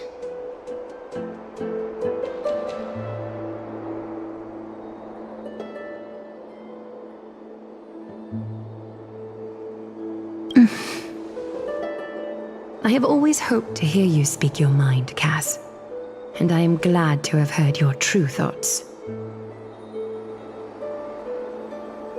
Styxia. I visited that place in the past. Though it is now an island surrounded by the river of Souls torrents, it's not hard to see its former splendor. Go. I will not stand in your way. As for you, you are someone who has cheated death. I believe you have more than enough reason to make the trip with Castorus and meet the god of death himself. Castorus, I too look forward to your journey. I wonder what kinds of new interpretations your completed story will bring to the Flame Chase journey. Thank you, Lady Aglaia. I hate to put a damper on this heartwarming moment, but if Styxia is now an island surrounded by the river of Souls torrents, then how do we find a way in? Lady Trebe is probably... The answer is quite simple. In the Mids, Zagreus once made the domain of the dead their treasure vault.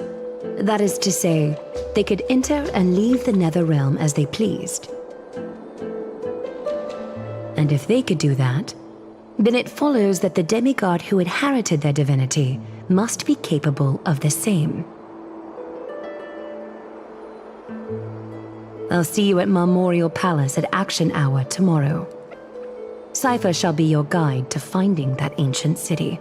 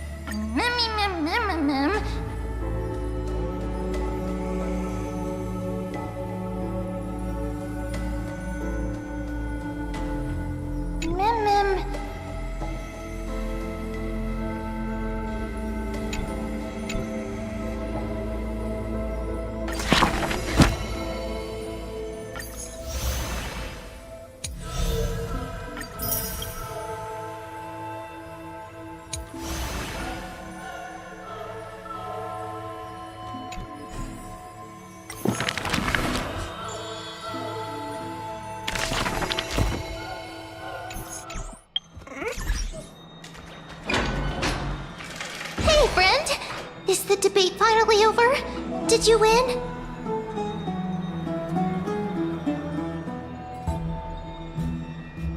Really?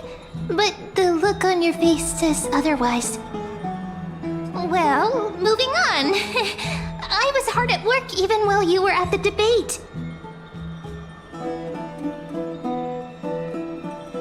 I borrowed a mountain of books from Cass to see if I could find a way to solve your problem. Let's see. I still have only 32 books to go. Really? Oh, that's fantastic news. I knew it. Hard work always pays off. especially if you're as diligent as Mem. I feel like a huge burden has finally been lifted off my shoulders.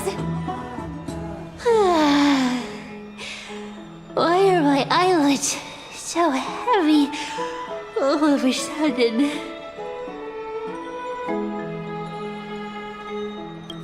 You're right. Then I'll go back to...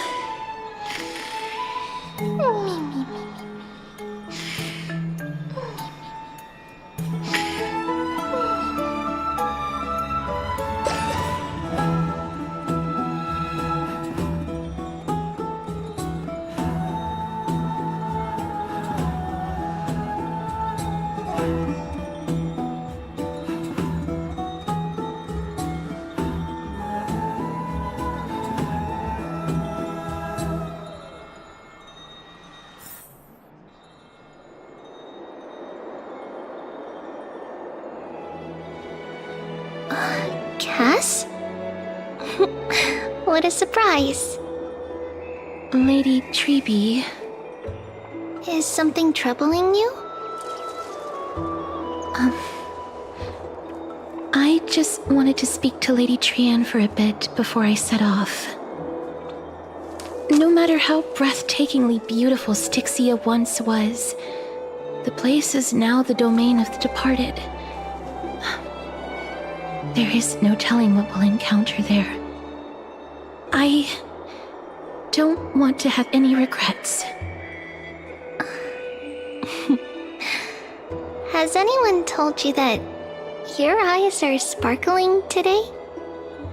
Is that a figure of speech? In the past, when you did smile once in a while, all of us could see that your heart remained troubled even as you smiled. Lady Treeby, you know perfectly well that see you tomorrow is nothing but a white lie. I hope your toughness is not a mask hiding a lonely heart.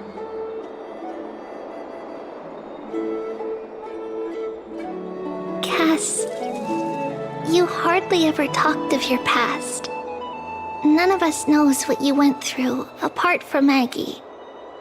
But we know it must have been filled with pain and hardships, as it is the fate every Chrysosaur is destined to live out. We are just happy for you that the core flame you're meant to inherit has finally surfaced. Isn't it a little too soon to say that? But you already know where tomorrow is, don't you? There is no need to rely on anyone else. Just give it your all and leave no regrets. We have always believed that your embrace is just as warm as everyone else's. Because we embrace others to comfort them. And Cass, you're the kindest Chrysosaur we know. Thank you, Lady Treeby. This feeling... it's hard to put into words. I suddenly found myself with so many wishes. So much I want to accomplish before setting off. Then go do it, Cass. Trian was actually working on a surprise gift for you. It's a pity she didn't get to finish it. But now Trinan and I are working on it, and we'll make sure to give it to you. So, let's meet back here when you return from Styxia. Safe travels. See you tomorrow!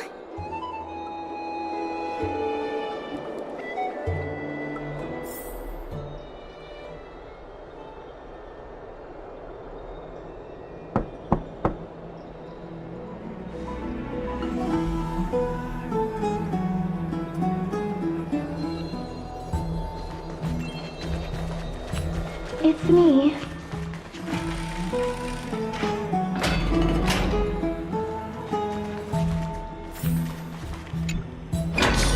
I hope I didn't wake you.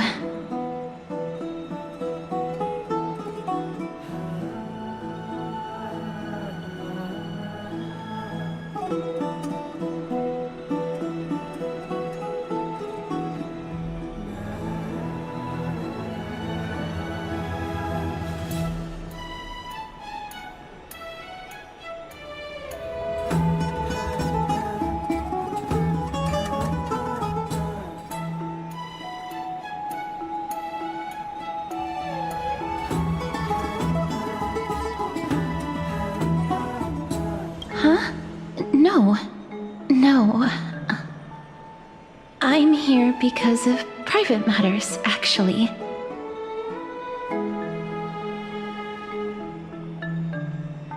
If it isn't too much to ask, I'd really like it if you could come along with me to retrieve something.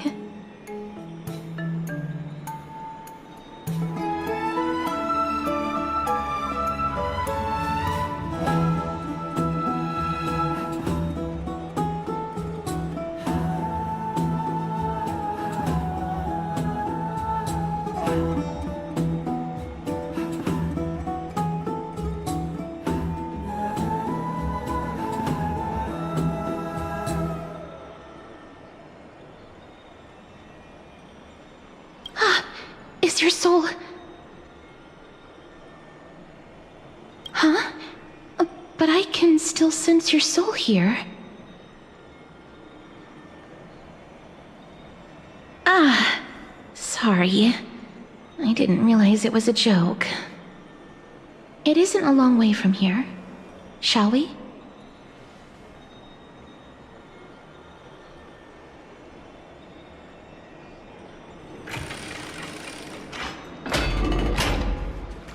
I'd love to go in your club.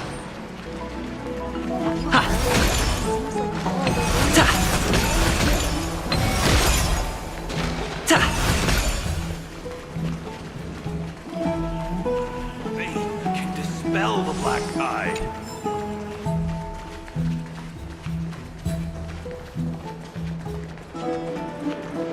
The streets are packed.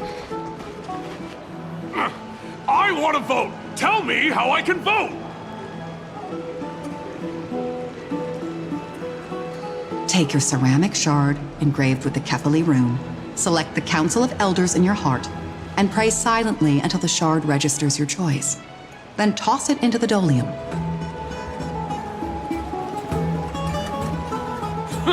The Council of Elders? More like the Council of Buffoons! The Black Tide took my hometown long ago! Who are they kidding with bringing back Erechrysia? It's all a sham to create their own Erechrysia in Akama! The Titans are just. So long as we do not overstep our bounds again, we will not incur divine wrath. Oh, please. The time when these deranged Titans should have vacated their spot to the demigods is long overdue. You'll see soon enough, you old bogey. And I pray that Talanton smacks some sense into you with their scales. We shall see how this turns out. That was... quite a spectacle.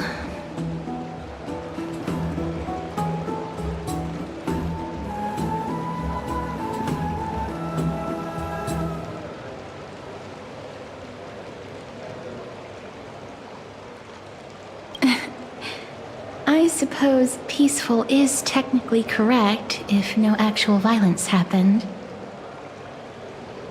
To this day, I still find it almost unreal that Akama is the only place illuminated by light amidst the crumbling ruins of Amphorius. And its people are even holding votes to reconcile differing opinions. This peaceful sight is making me forget that this is the end times.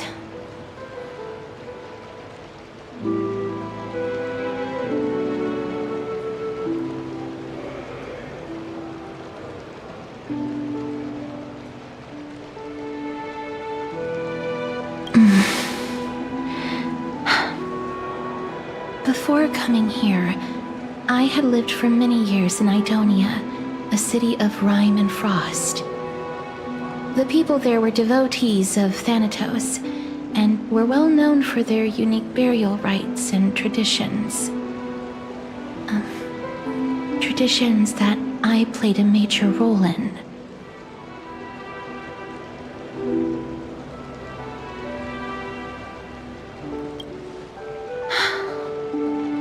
Yes. You now know me as the Mortician of Akama. But back in those days, I was Idonia's Maiden of War. I was trudging across the frosty plains on my own when the Idonians found me. They saw the curse in me as a blessing from Thanatos, and believed that my hands could correct the Erechrysia's mistake and lead them to meet the great god of death. They provided me shelter, but in return, I was expected to grant merciful deaths to war captives, prisoners bound for execution, and heroes alike.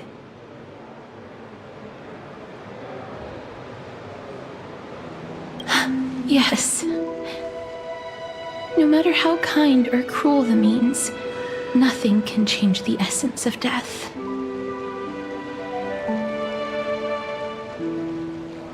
Taking away someone's life is never worthy of religious worship.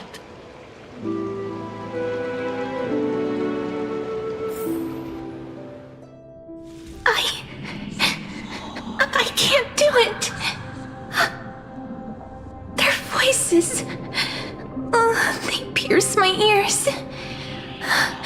The pleading, the thanks.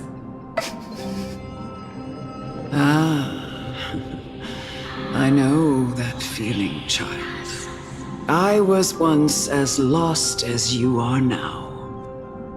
But you must respect those walking towards death, just like how you should respect yourself as the Holy Maiden granting humans glory and liberation. What you're asking me to do is no better than the task of an executioner. And yet you want me to respect myself. No matter the titles, I am still taking away human lives.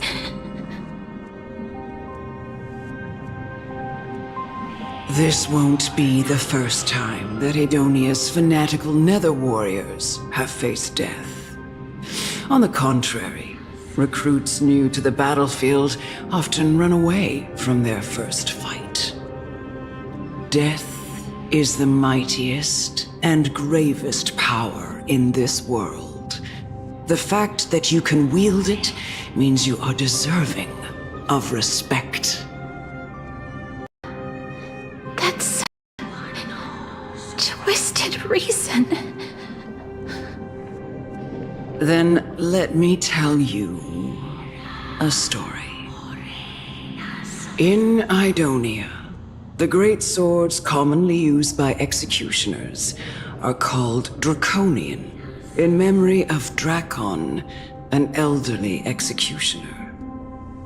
The sword has 3 air holes along its body.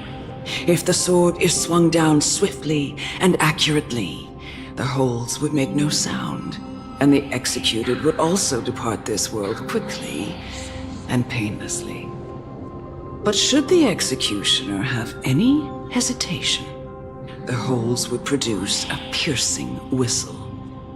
On that cue, the screams of the executed are sure to follow. Every executioner after Drakon is to hone their sword skills every day in preparation of future executions. Every swing of their blade must be more resolute than the last, for failing to do so will bring pain. Pain for the dying, as well as pain for themselves. No. I can never get used to this. You misunderstand, child. I am not telling you to get used to it. I'm asking you to consider the source of the dead's suffering and use that knowledge to fortify your future touches with more and more determination. Go, walk with the dead and love them as you love life. Then you'll no longer hear those noises.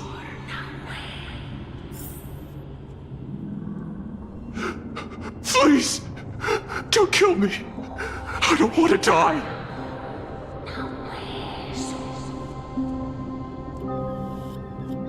This is your duty.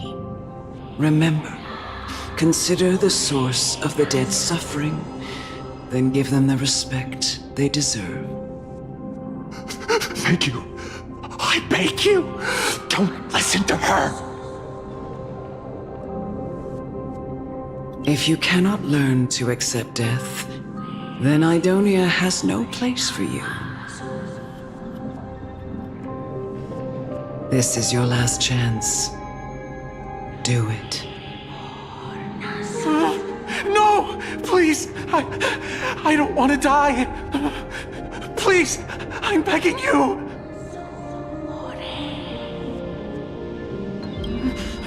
No!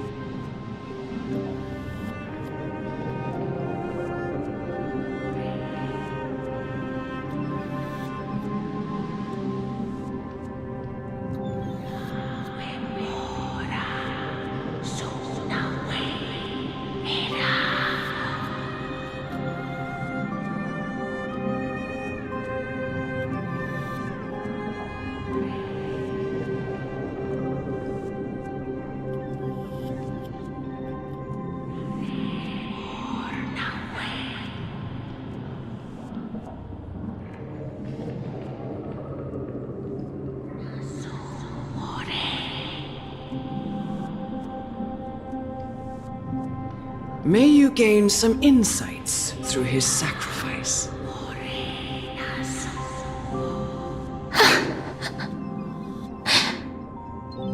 Is this all? No. Come with me. This is just the beginning of your life as the Maiden of War. You executioner!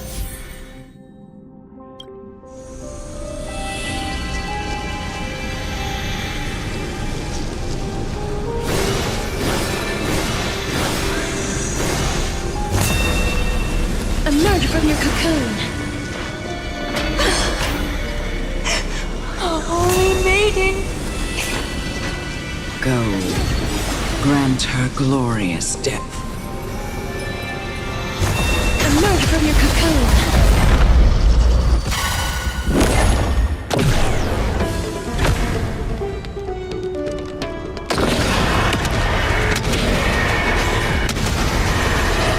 May death protect us! You executioner!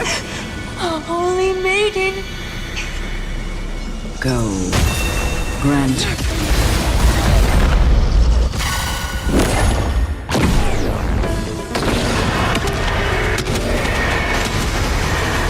May death protect us! You executioner! Oh, Holy Maiden!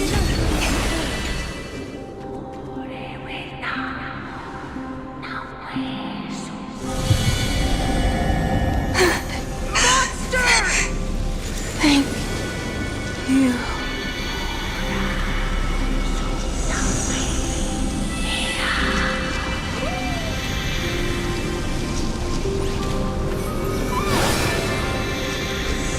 Do it then, executioner.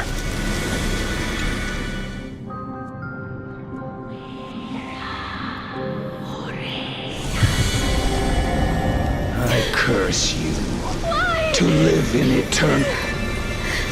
Please, grant me release.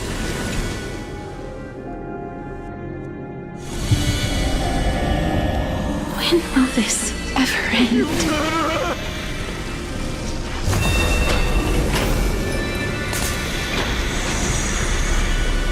Emerge from your cocoon. Come. What are you trying to do with me? I have aged. The time has come for me to heed the summons of Thanatos and journey to their domain. The final resting place of every Idonian. You're not that old yet. You still have many, many years ahead of you. No. I'm already dead.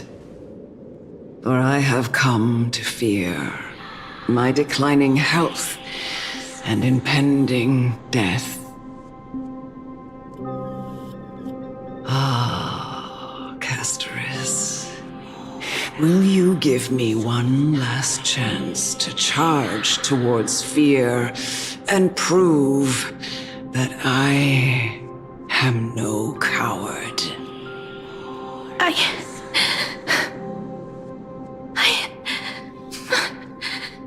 can't take this anymore!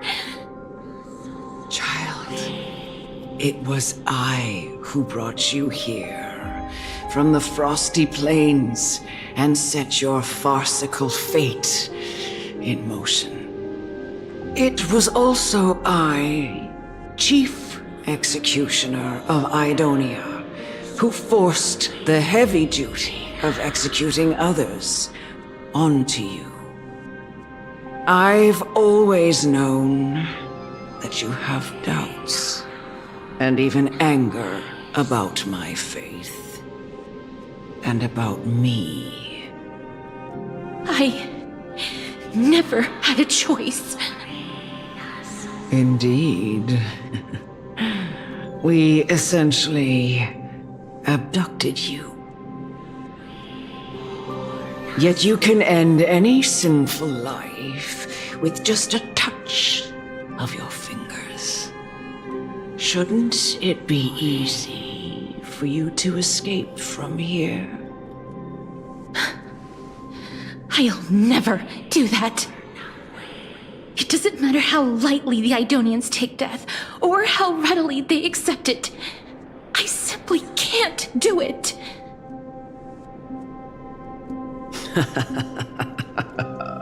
I knew I was right about you.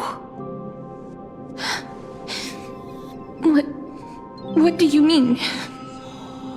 I've taught you and cared for you as my own daughter all this time because of this blessing that's been with you since your birth. I know no one else in the world would understand the weight of life and death more than you do. In the eyes of an Idonian, death is the end of all life, a destination we will all eventually reach. Humans should not resist it, but learn how to face it. You can only live your life to the fullest after understanding this principle. And when you do, even if you eventually leave Idonia's protection, even if you must carry the curse forever, you can live with your head held high, like everyone else. No! How can I? Come now. It's time. I've already taught you all that I know. Show me that you are a fitting holy maiden, or at least that you possess the resolve to become one. Come now. It's time. I've already taught you all that I know. Show me that you are a fitting holy maiden, or at least that you possess the resolve to become one.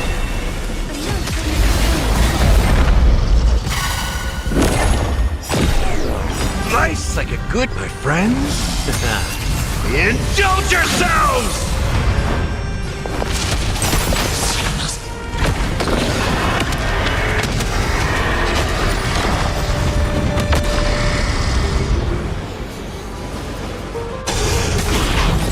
Stay away!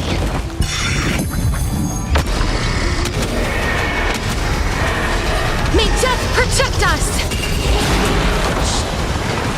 As you wish. In the mood for another beating? How's this taste? So this is the warmth of life. Eternal. Every petal, all will be swept away by the wind.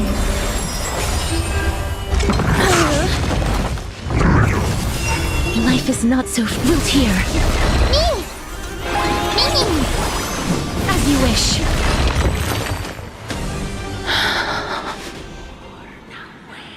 This was the last time I followed her command. I gently touched the elderly woman before me. The executioner, who had seen too much death, died the same way as everyone else. A gasp for air, a wistful look in her eyes, and a barely perceptible tremor in her fingertips.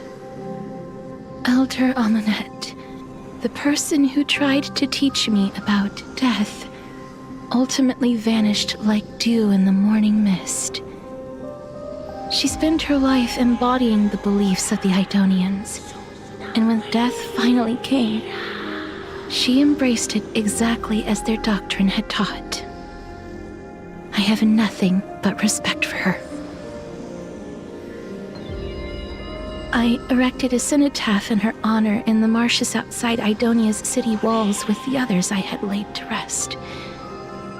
Then, I set out once more in search of Thanatos. It was a long, long journey. I heard so many discussions about death along the way. Life finds meaning in death. The world improves because there is an end. It seems the most terrible darkness in this world. Everyone talks about its heavy weight. Some resist it, some worship it, and some even revere it. How did a disappeared titan become the deepest fear of humankind?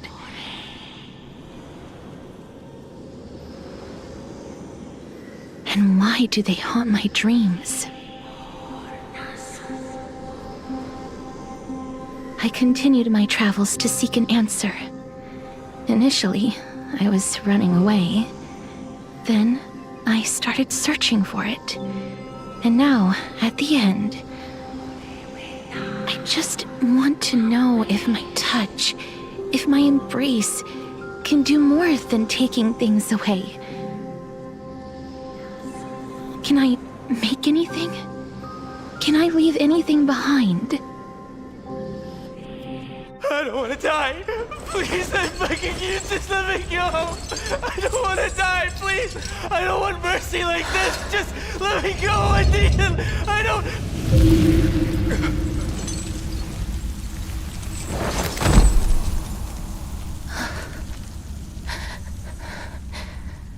I hate these icy hands.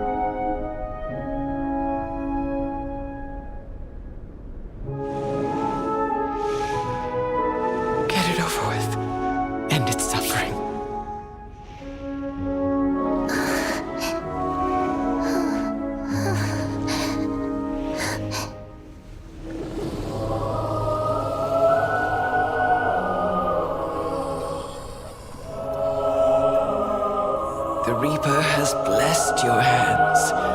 Only you can grant them peace.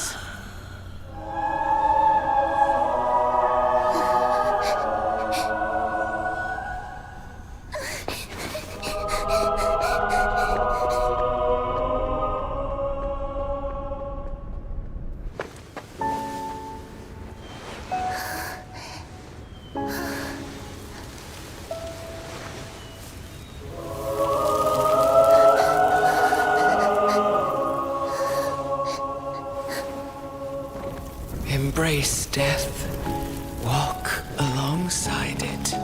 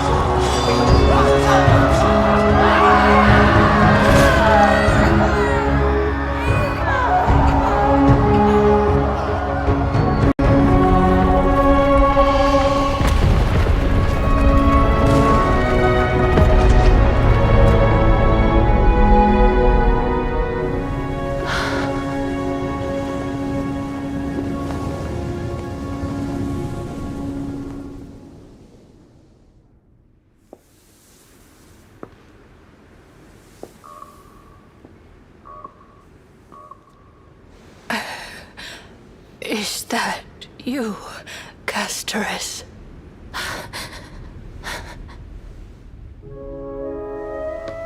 All of them have gone, heeding death's summon, crossing into their domain. I must go too. I don't fear it, just I have some regrets. Watching people leave this world again and again, it must be lonely for you. You must want to desperately embrace them before they go.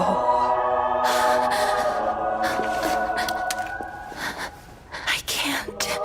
These hands, they're too cold.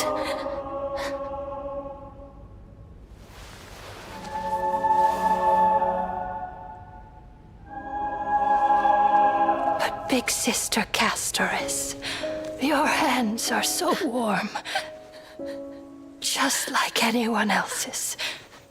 So go on, don't hold back. Give me a warm hug.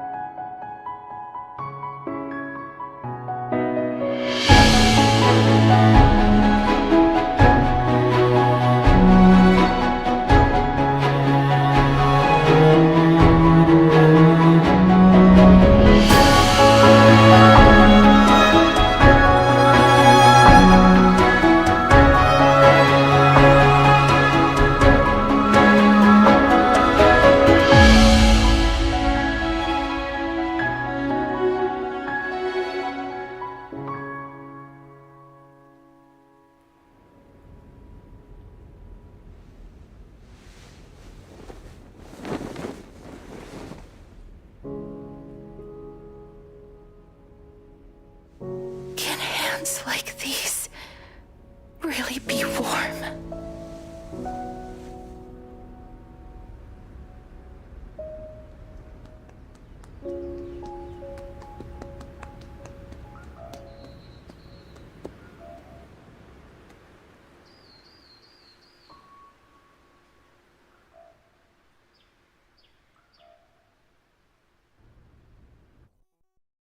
On the day that Orynyx's trial ended, you must have had many questions. I felt just as confused. Why, as someone from beyond the sky, were you so cruelly dragged into Amphorius's fate? I wished I could take action, but no matter how hard I try, I cannot simply interact with the living as ordinary people do.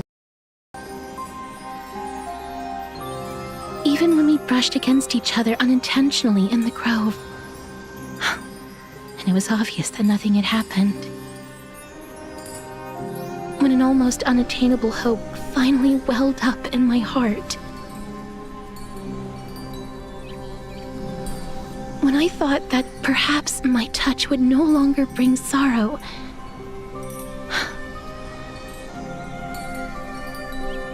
Fate declared to me, it wasn't that the curse of death had finally been lifted, but that your soul no longer belonged to this world, and there was nothing left for my hands to take. Nothing. And did I really think this time would be any different? It's not that I don't understand this reality, just that I'm unwilling to accept it. Having walked such a long road, I am still unable to find the answer to life and death.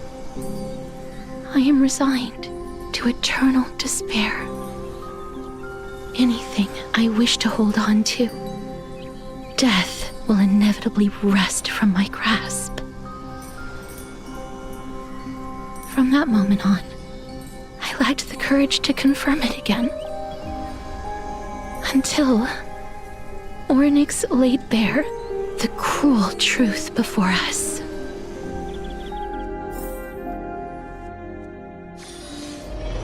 But now, perhaps I might have one last chance. Long ago, Trinan read a prophecy to me. At the end of the Sea of Flowers, the souls of the living shall warm thy fingertips, and after an embrace, there shall be eternal separation. I found no surprise in it, for her words sounded not like a foretelling, but a perfect reflection of my past. Embraces in this world are born of reunions, yet my touch speaks only of farewells. In that moment, I had no doubt that this destiny would weave itself through the entirety of my life. And yet, things have taken a turn for the better. Now that I can finally have an audience with Thanatos, perhaps I can rewrite the meaning of that fated prophecy. I have no reason not to give it my all. For your sake, and for my own.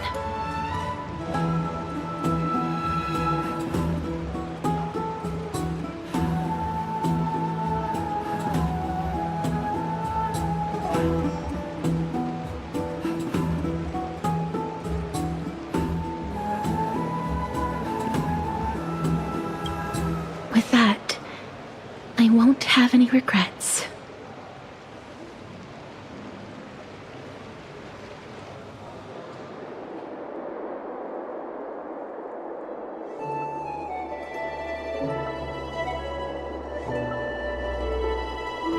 Let's put that aside for the moment. We've arrived. I want to retrieve a small gift I specially prepared for you. I made it myself, like the trinket I gave Lady Trian. I want to leave something for everyone, if possible. The journey to seek an audience with the Death Titan cannot be an easy one. I want to make full use of every moment I have before we depart, so that I don't have any regrets.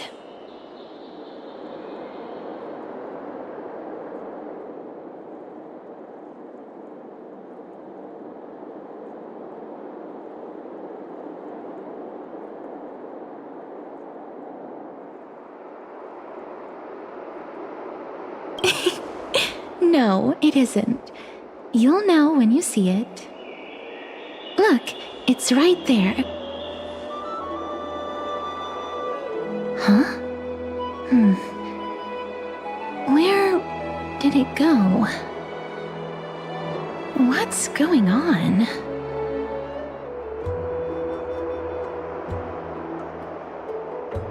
Just some handcrafted trinkets. Well, things that shouldn't catch the eye of thieves anyways.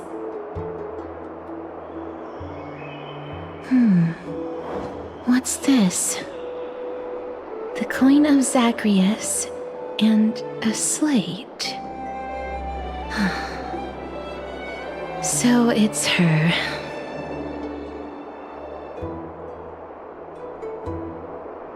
No doubt about it. This is her favorite symbol. It's a lady's cipher, the demigod of Zagreus whom Lady Aglaia had spoken of. She's a master thief who's left legendary tales all over Amphorius. So many years have passed, yet she's still announcing herself in such a crass manner. Let's just do as the slate says and look for Lady Cipher.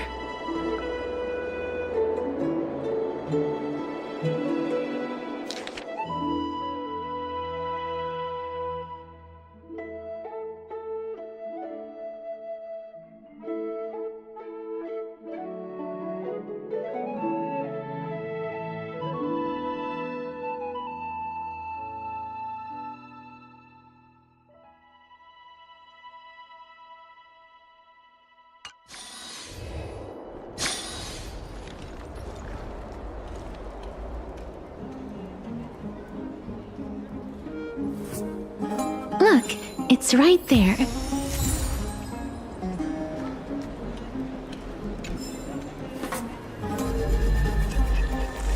We must pursue her. There seems to be a new show.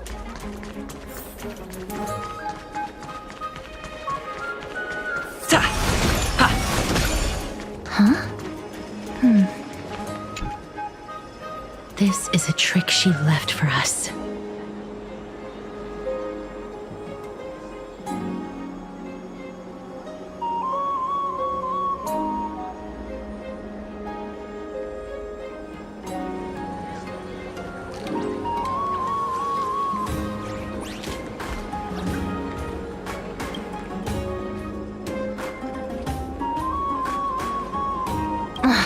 She's incorrigible.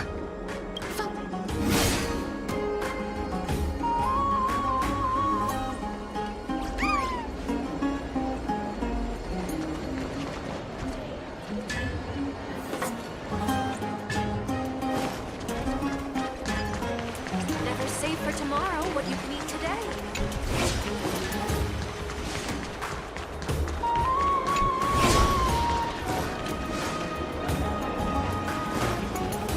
It's about time you do some exercise.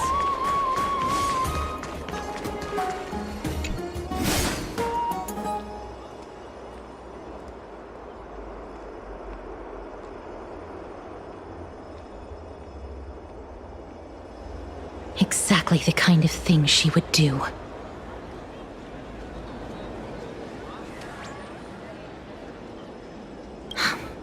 It isn't real.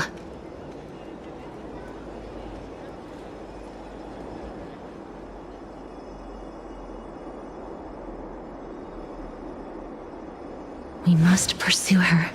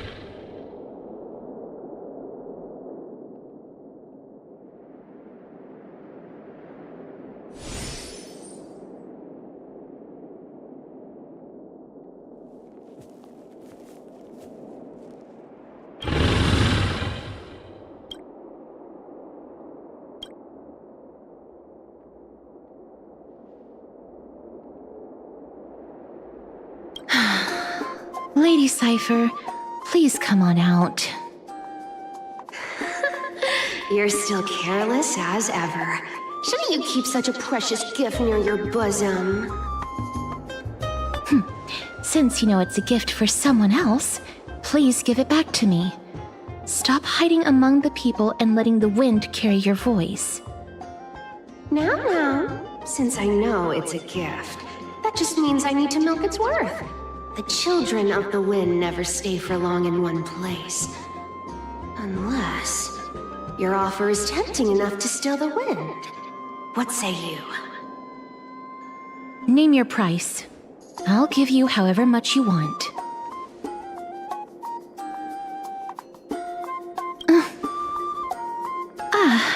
I'm sorry. Bargaining is really not my forte.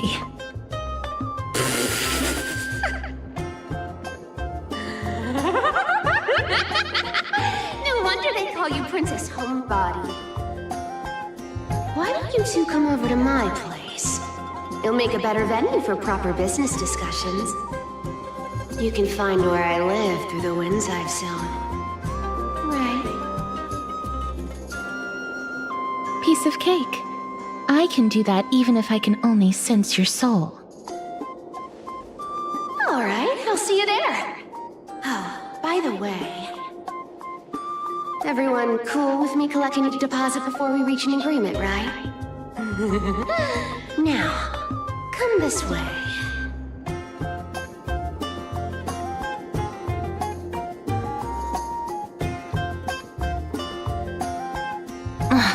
She's incorrigible. Follow me.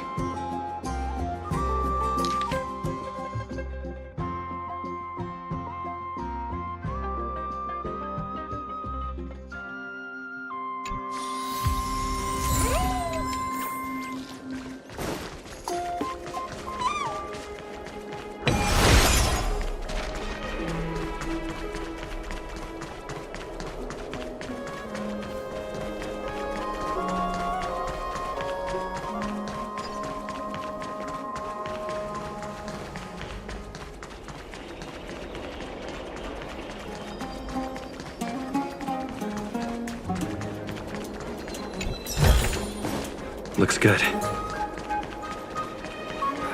These fruits aren't very good quality.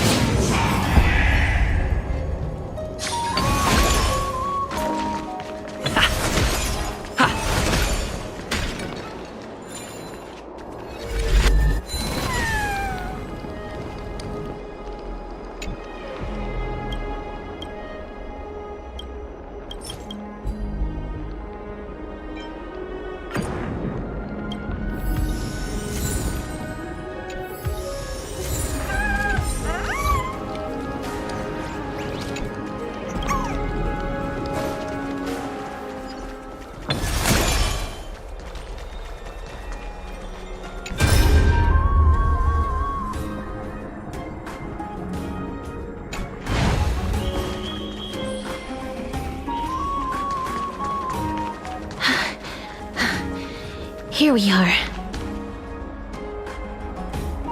Over here! Over here! No, not that way! This way! Come on. If I really wanted to hide, you'd never find me. So relax, you two. No need to get your hackles up. I'm not that scary, am I? Meow.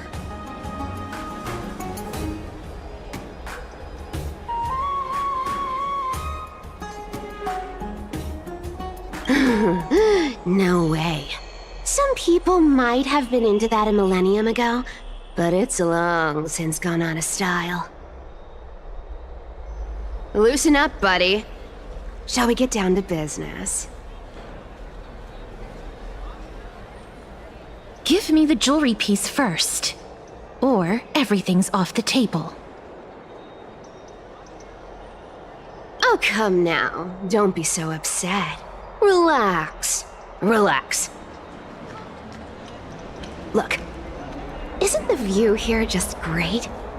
You can see what everyone is doing and where they're going, and they won't even know you're here. Now that we've broken the ice, let's get to the point. Everything I've said so far has been a joke. I'm inviting you two here for 3 things. 1. The seamstress found me and wants me to take you to Styxia to look for the Death Titan. 2. The Council of Elders also found me and wants me to make sure the core flame of Thanatos ends up in their hands.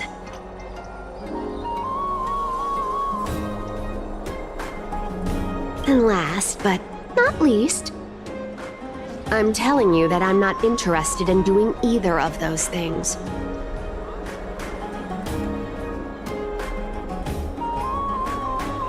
Don't go look for the Death Titan. The end.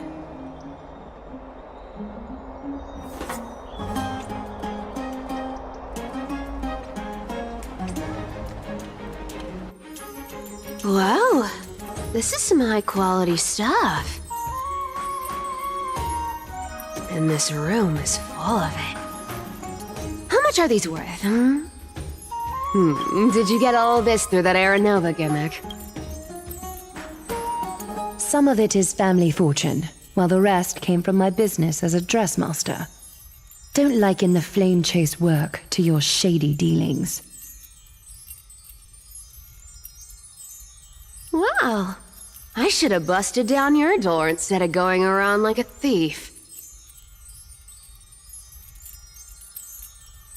Well, spill. Why are you giving me so much money? Payment for doing work. You're worth this much. Did you forget my stance to all this? I thought I made myself very clear. You wish to run away. Run away from your responsibilities, from the prophecy, and from your destiny. You shall walk with greed and die over petty change. I understand this prophecy weighs on you immensely. That is why I have never reproached the demigod of trickery for running away. But I need you right now, so don't turn me down.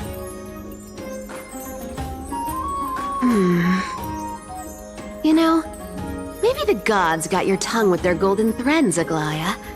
I'm not hearing any sincerity in your words. Give me a reason why you're bowing your noble head to me. We lost Trian. Oh. The divine power of passages is running out. I need another demigod to escort Castoris and help her fulfill her lifelong wish.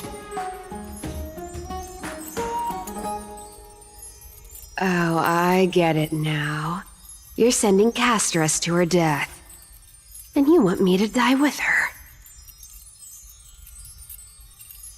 This is Castoris' own request. I have never seen her so determined. She brought this up herself? You're not pulling my leg. She's also made up her mind to leave her confused past behind.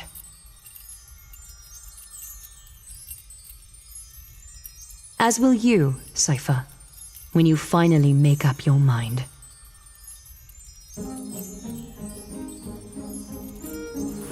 Don't be so sure. Time is hard in the likes of you and I. But Castris remains pure as driven snow. She can always turn back before the end, you know? Maybe she'll remember Trian's sacrifice. Maybe she'll remember the countless martyred Chrysos heirs. Maybe she'll remember you, with your one foot in the grave. I ain't as optimistic as you about what she'll want to do. Tell you what, why don't I take this room of treasures as a security deposit, and we make a bet? Go on. I bet she'll change her mind and turn back. Now, if I lose, I'll do what you want me to do. Return this deposit to you, plus giving you another room full of treasures. How does that sound?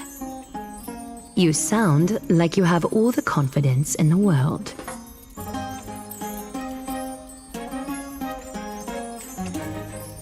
In that case, let's make a pact with those conditions. I hope you're prepared to lose it all.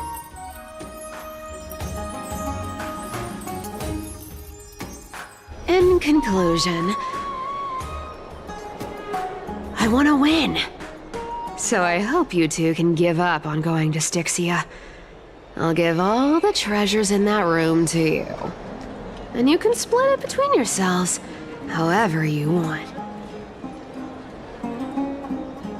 What do you think? Tempting, right?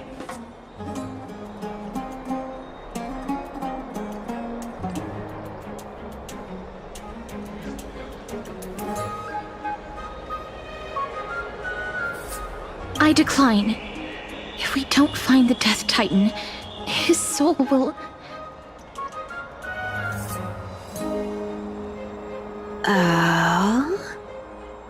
I can't go into the details, but we have to go to Styxia.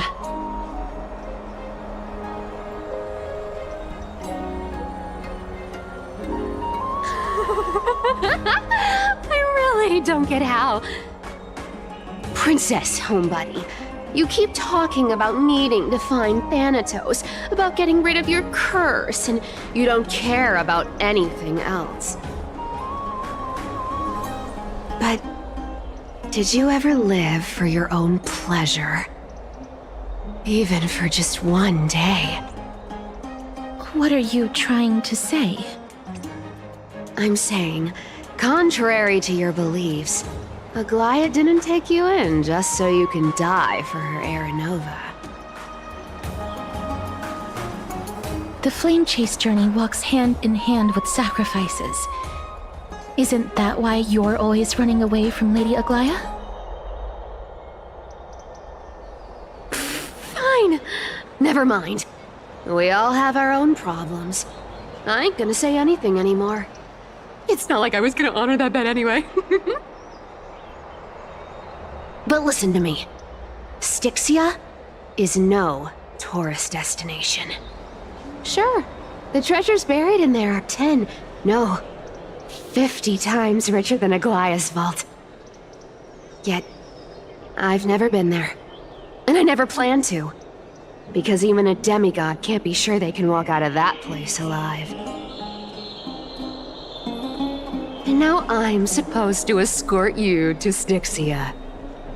Sure. Pay up.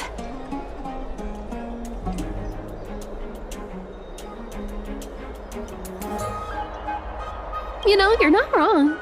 At least it's part of my responsibilities.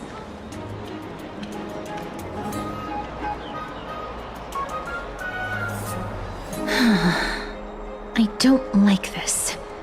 However, I have lived a longer life than most people. Though I'm not as good at doing business as Lady Aglaia, I still have some savings.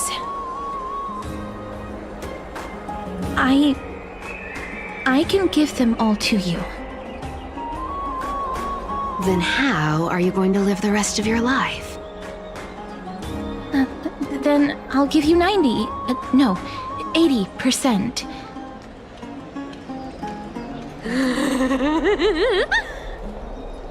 Well, don't mind if I do. 80% of Castrus's savings and a bottle of dew of divine blood. Not a bad trade.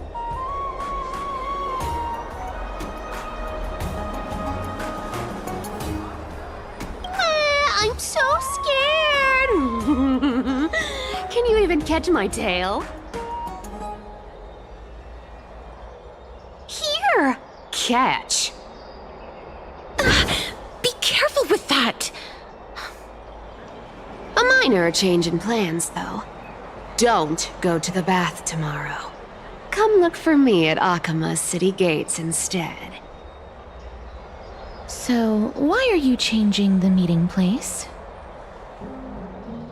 Oh, nothing really. Just a bit scared of the seamstress's frosty face. I wouldn't stay a second longer in Akima if it were up to me. Well, now that we've struck a deal, why don't I give you guys a lift back? It's gonna be a long ride. So have a good rest.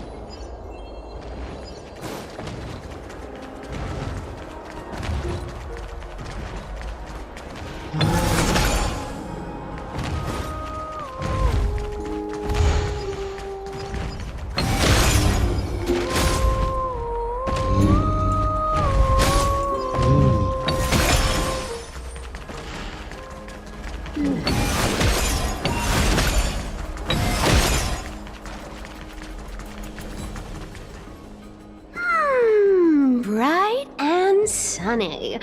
Just the weather for farewells. You're here.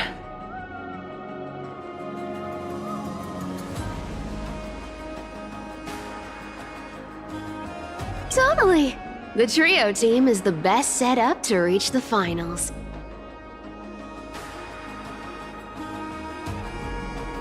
No need, I already told her. She's fine with it.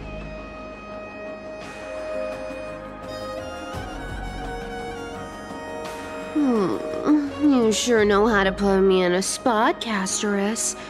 I need to travel with you, but I can't touch you. What a bother. Sorry. Aw, I was just teasing. Don't take it to heart. Did you know that the legends say you have to put an obol into the mouth of the dead or over their eyes if you want them to successfully cross the River of Souls and enter the Netherrealm?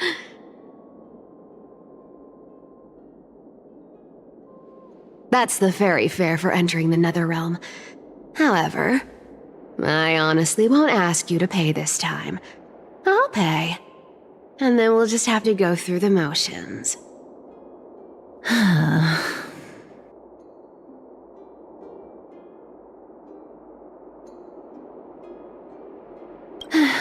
Don't worry.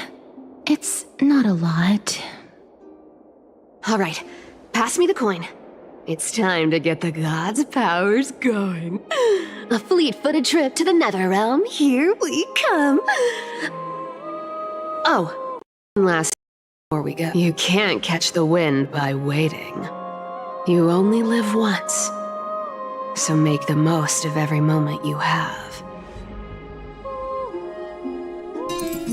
Get ready. Be steady. Hi, your turn. Don't be nervous. After all, it'll be gone in the blink of an eye.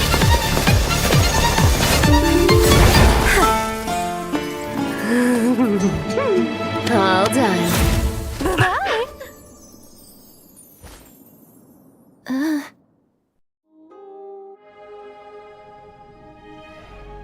Are you feeling all right?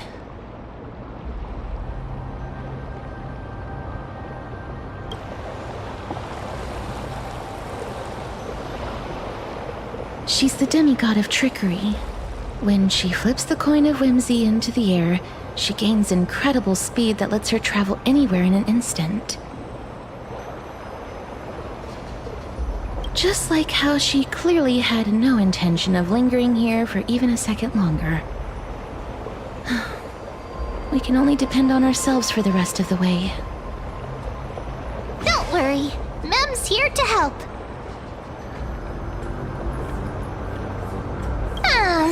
I don't think I even meet the height requirement for the ticket, so I won't need one, right?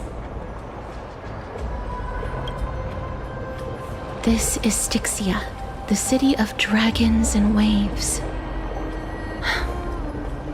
Anaxa hypothesizes that the missing Thanatos is somewhere in these ruins. This is the land of their birth. Or perhaps of their death.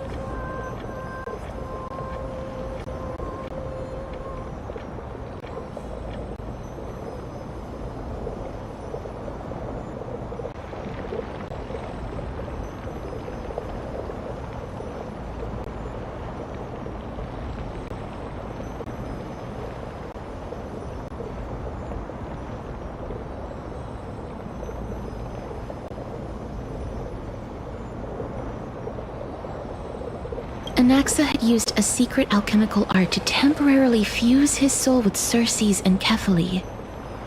And when he was on the verge of death, he was pulled by Thanatos and caught a glimpse of the flowing river of souls.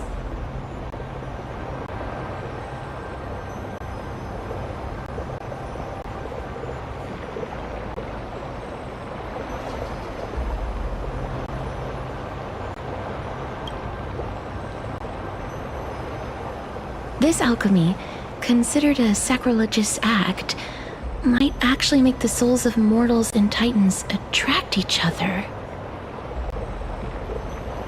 Even though Thanatos has been missing for 1,000 years, and even their followers haven't been able to find them, perhaps that special attraction could summon them here. Oh, so are we going to use that Philosopher's Stone to conjure the Titan?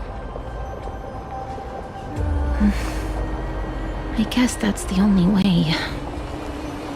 The only leads we have now are the name of this city and the fairy tale about the dragon. Thanatos is even more mysterious than I am. Indeed. Even one as erudite as Anaxa could only point us to this place, and no further. We will be entering the unknown as soon as we take our first steps. But that won't be the first time in my long journeys. I believe that, rather than standing still, taking action is by far the better option. Perhaps fate might take pity on us today and show some compassion.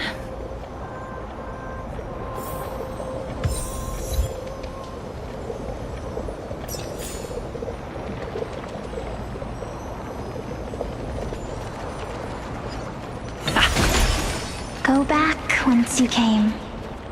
Go back. Ahead lies the realm of the dead. What a beautiful butterfly. Is it talking to us? This is a eulogistic butterfly. They are found in places where many have met their demise. In Idonia, some think of them as manifestations of Thanatos' benevolence. By turning the lingering obsessions of the deceased into these creatures, it is as if the Titan has made life into a specimen. Others think of them as Thanatos' messengers that guide the departed to the nether realm.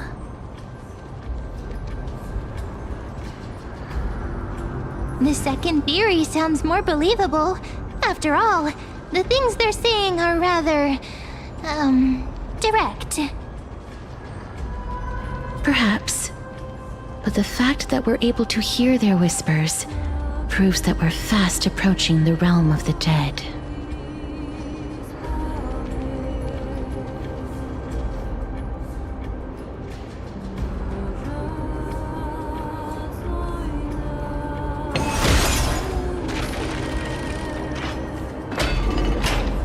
These shadowy figures.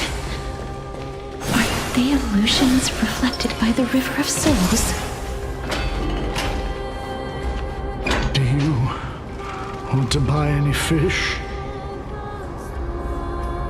Huh? He can see us? Wait. More living people. I'm not selling my fish to living people.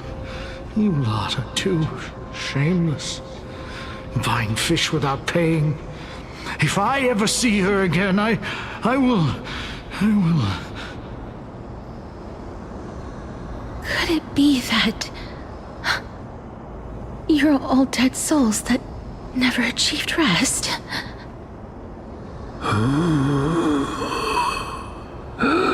The nether realm does not exist.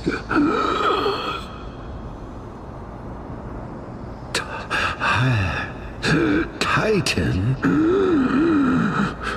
rejects you, me.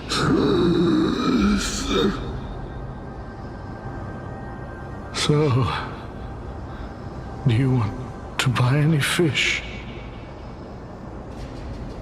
But there aren't any fish nearby. Other fish gone. The people are gone too.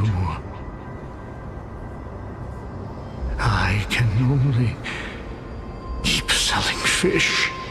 So, do you want to buy any fish?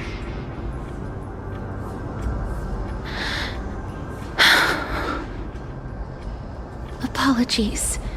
I don't have much in the way of savings, but perhaps there's another way for me to release you from your suffering. Please relax. May you fall asleep peacefully amid a gentle field of flowers. This.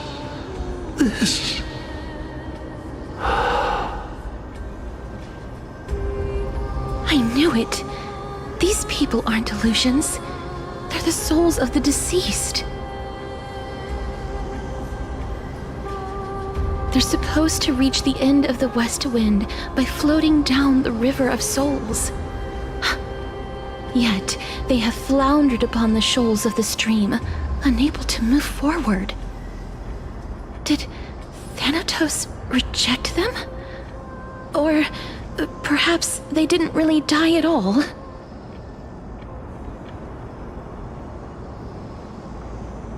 I have no idea.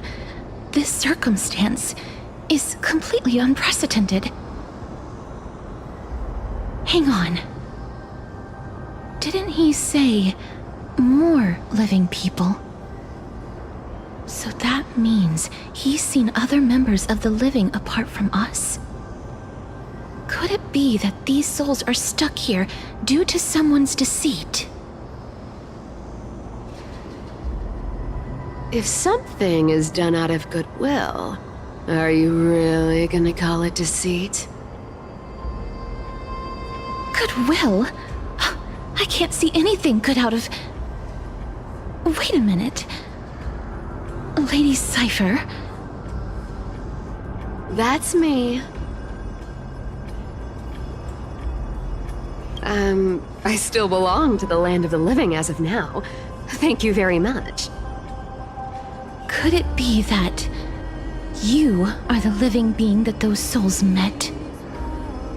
I couldn't take their behavior anymore.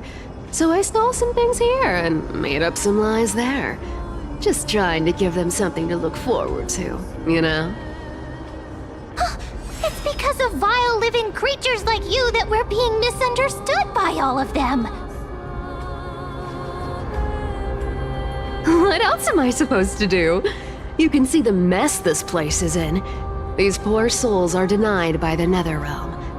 So now they're stuck in a few brief moments of their life, unable to move forward or back.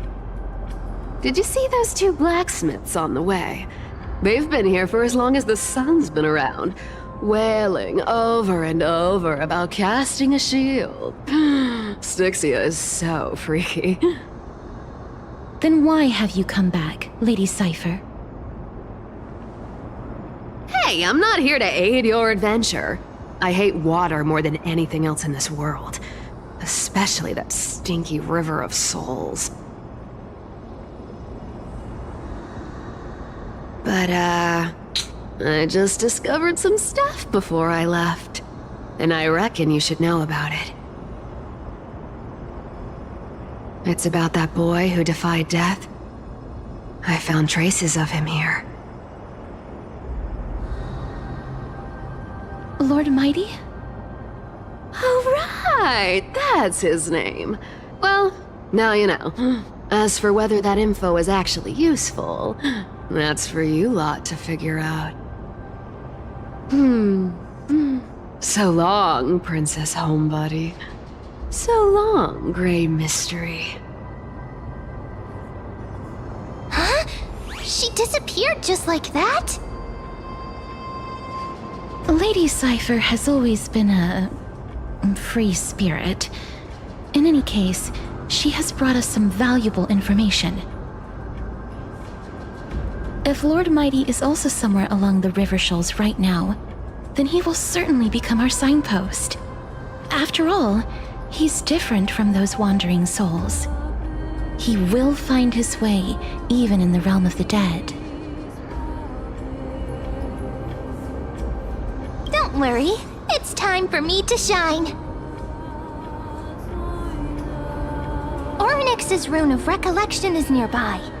Use prayers to return the river to before it got flooded.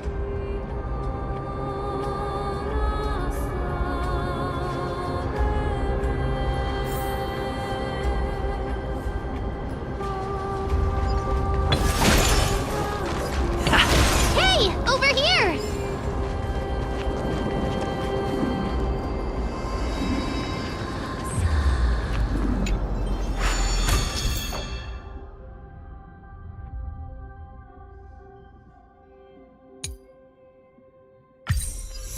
Orynyx's miracle has appeared.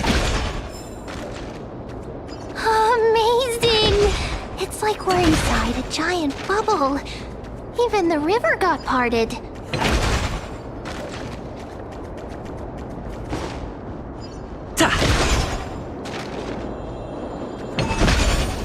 There are wandering souls of the deceased here as well.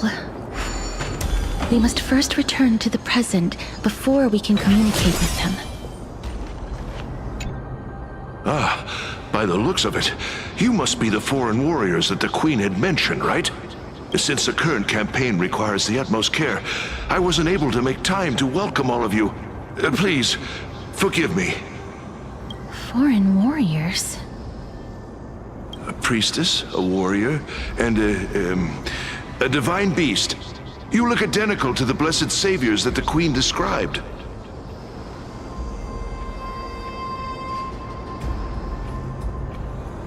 A campaign?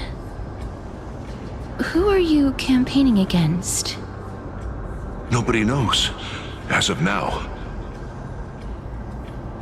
Of the scouts that went ahead, only one has managed to return. He says that the land ahead is a forbidden land that should not be approached, as it is the doorway between the netherworld and the mortal realm. As for the rest of the scouts, they've completely lost their souls and are decaying by the day. While there is still dissension within the city, the scholars agree that this calamity was so unprecedented that it needed to be given a new designation. An unprecedented calamity.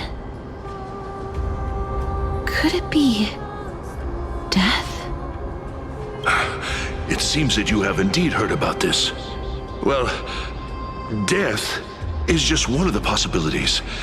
It's too early to come to a definitive conclusion. A world that has never seen death. Looks like these people lived in the era Chrysia before the Calamity Titans descended upon the land. May I ask, where is the scout who managed to come back? So he returned to Styxia. He only had enough left in him to last no more than half a day. However, it was his intel that convinced us to rally together. He said that he witnessed the demonic specter of an evil dragon at that treacherous land. The apparition opened its giant maw and devoured everything in sight, and thus brought Styxia that thing called death.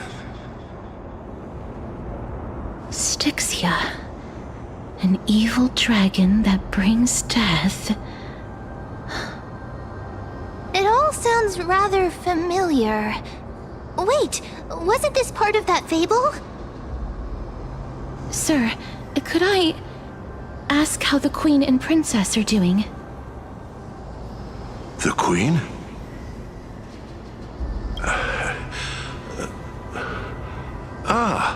By the looks of it, you must be the foreign warriors that the Queen had mentioned, right? Oh, it's the same lines. Looks like he's still trapped in the moments before his death. Leave it to me. Sir, the war ended long ago. Styxia no longer exists. Styxia is no more? This cannot stand! Newcomers, hurry up and go take your positions! Oh, looks like it's difficult for this gentleman to accept reality. Sir, I am the Maiden of War, sent here by the Queen herself. If you accept my blessing, then today's battle will be smooth sailing. Maiden of War? I've never heard of this. There's little time to waste. Please don't take too long. Don't worry. I'm typically unwilling to prolong such a moment.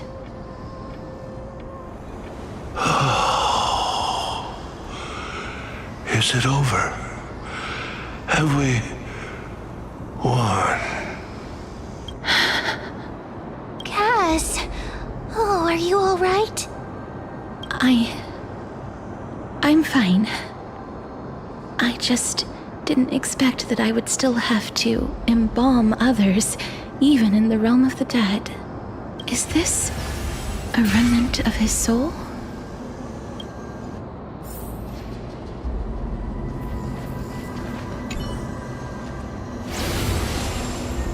Well then, why should I place my trust in you? Holy maiden from afar. Wait, this is... I don't quite understand what you're trying to say. Since the prophecy has already pronounced your name as Chrysos, heir of death, Akima ought to treat you as an esteemed guest. However, you seem to have no intentions of concealing your involvement with the Council of Elders, while most likely being aware of my issues against them. I cannot deny your claim. It was the Council that offered this room to me, and they had only one request. They want the curse of death to be completely subjugated to your will. I was agreeable to that request. But why? I am unable to rid myself of this innate curse. However, from this day onward, I shall use it according to your will. I will never make any superfluous moves on my own. I see. So that is how they plan to control the flame chase journey.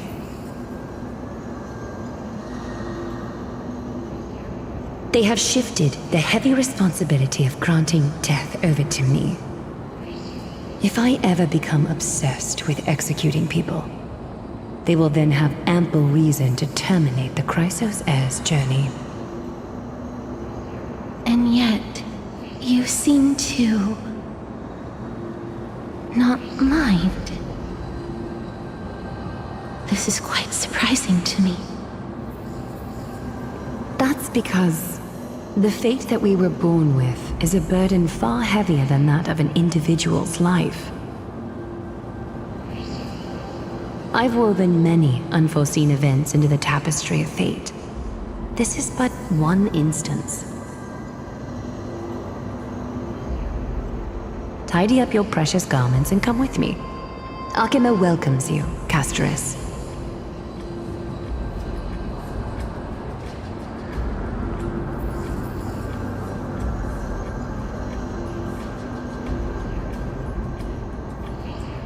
I didn't think we'd find vestiges of memory here. Maybe they've got something to do with Orynyx's rune? Perhaps, but I do not need a reminder from them. This memory is one that I will never forget.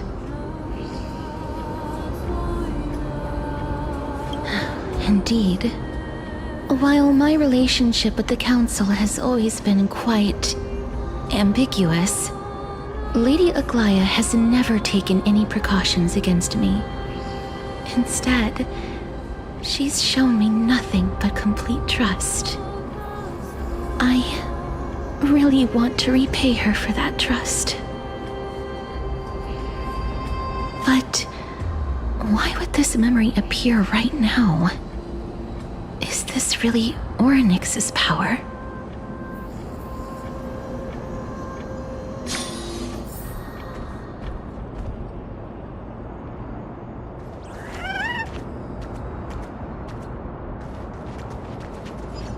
Could these dead monsters actually be... If Lady Cypher is to be believed, this could be the handiwork of Lord Mighty. Ah! Why are the Black Tide monsters here too? Can they swim in the River of Souls? Even Thanatos wouldn't be able to accept Black Tide monsters into their realm. These traces seem to suggest that anybody who trespasses upon death will pay a heavy price.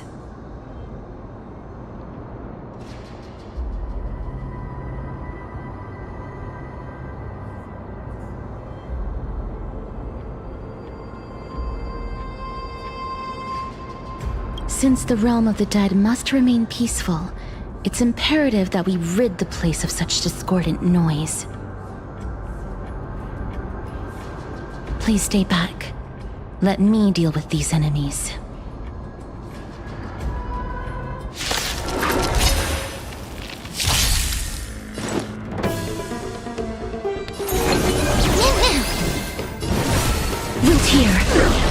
Let's see ya. How's this taste? So this is the warmth of life. Indulge yourselves! Mini! As you wish.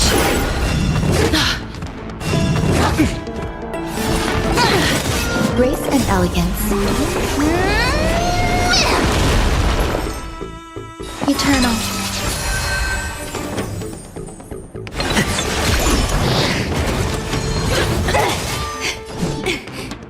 Root here. Embrace a new life.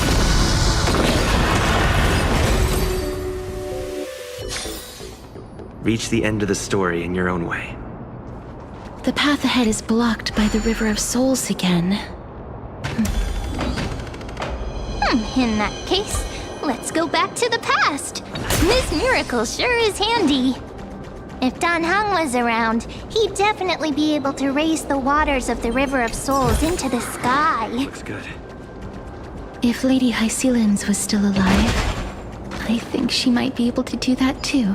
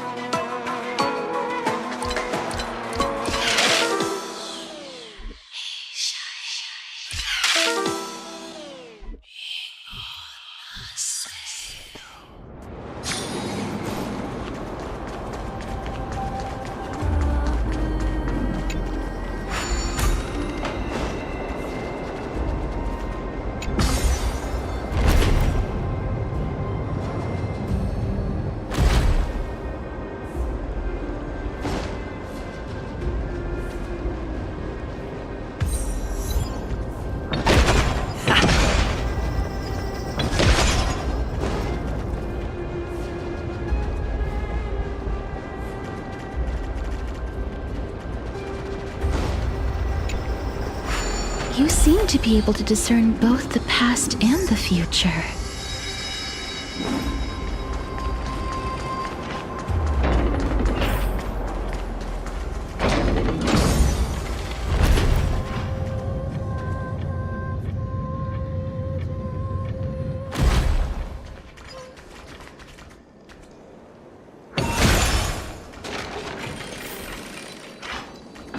Oh, this place. Must have been a beautiful courtyard in the past.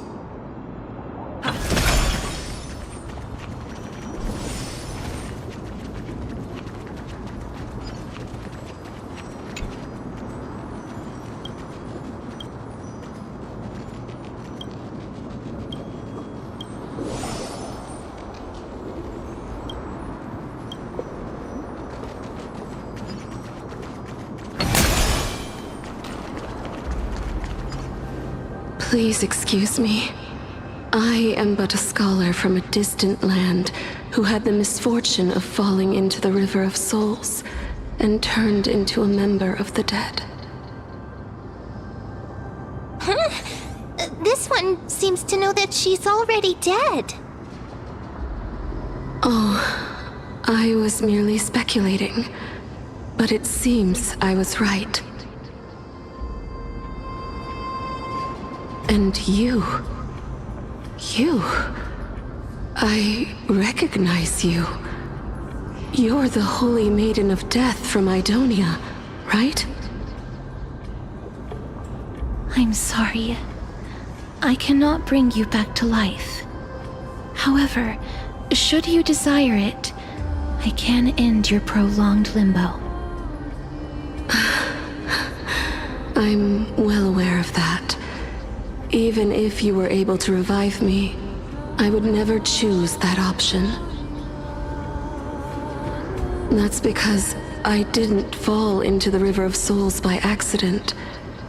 Instead, I leaped into it to seek my death. Why? If you could see the life I've led, then you would not reproach me so. My life was far too miserable. But I did not expect things to stay the same even in death. What a joke. In escaping my mortal life, I've entered a millennium of pain instead. Circes above, what cowards humans are, for we fear both life and death simultaneously. I'm sorry. I'm also powerless to answer that question. That's all right, Holy Maiden. At least you are able to respond to me. Please, grant me death. Circes above, does this count as thinking till the moment I die?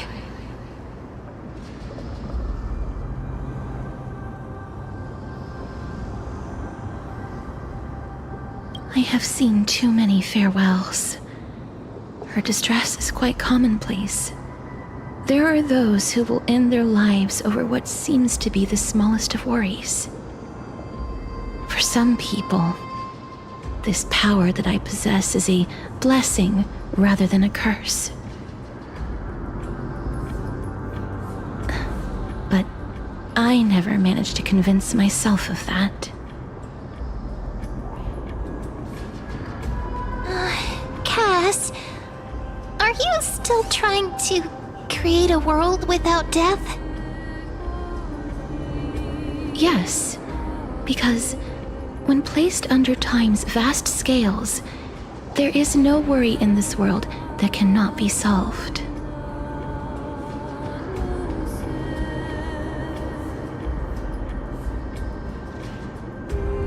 This is a wish that I've held for almost a millennium. My mind might have changed once upon a time if people managed to strike up a friendship with me. But I've never been more firm in my conviction. Now that I've learned about your near-death state,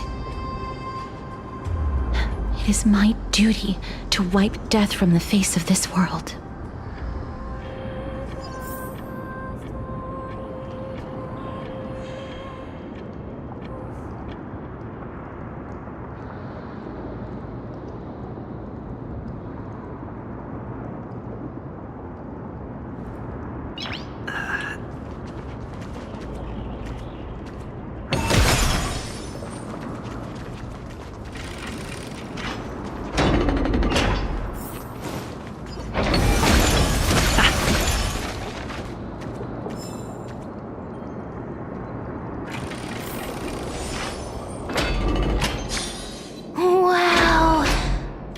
This is so spacious.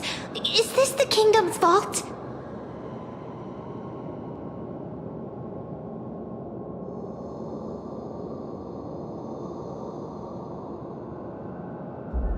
That's fine and all, but we need to lay down some rules. We're not gonna return to the past to steal things. Do we need to enter that doorway to climb even higher? There seems to be a person. Oh, more like a soul guarding it. But how should we get up there?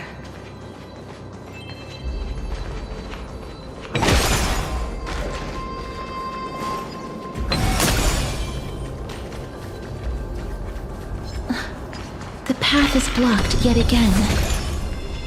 Oryx's 8 always appears in times like this. How convenient.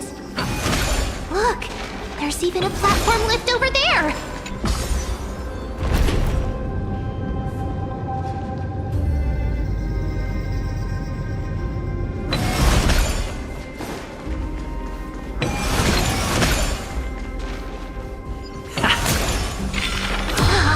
A chest of the past has been left behind, but none of its treasures remain inside.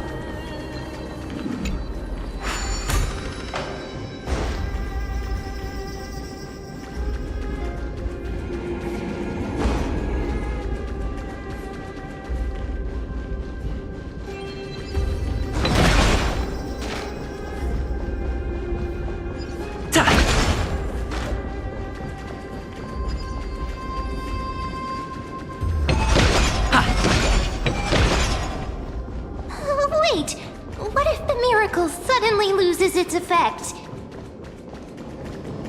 Ma'am, do you really want me to answer that?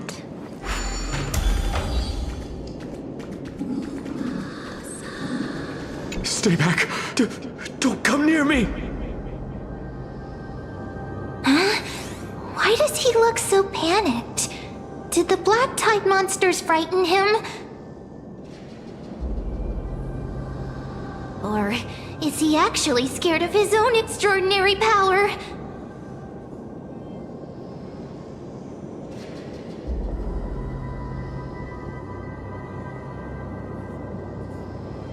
There's no need to be alarmed. We're just passing by the area. See? None of us look threatening.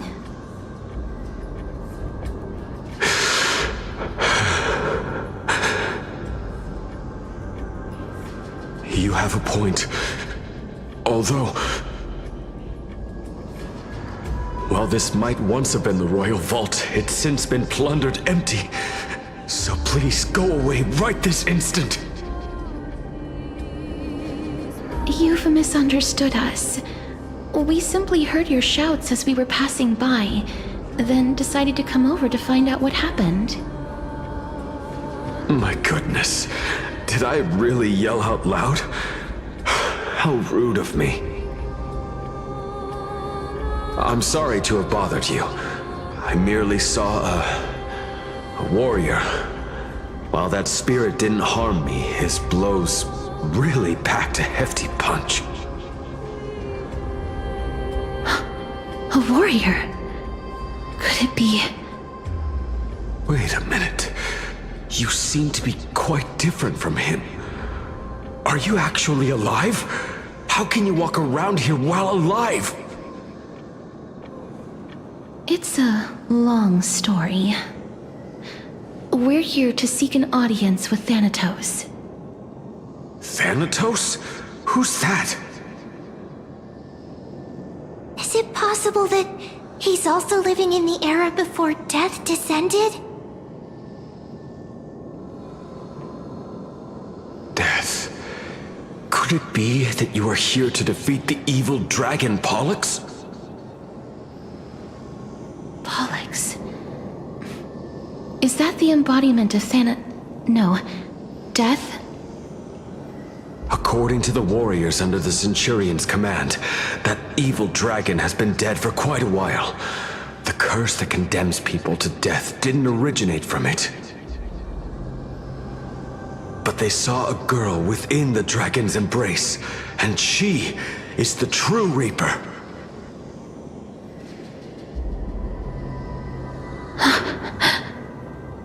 Pray tell, where is that girl right now? I've heard that the Queen spared no effort in bringing her back to the castle. Her Majesty intends to control all of Amphorius with this unprecedented power. As for whether this rumor is true, well, no one knows. You have my thanks for the invaluable insight that you've given us.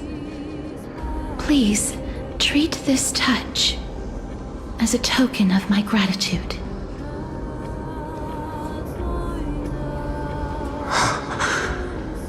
You... Are you...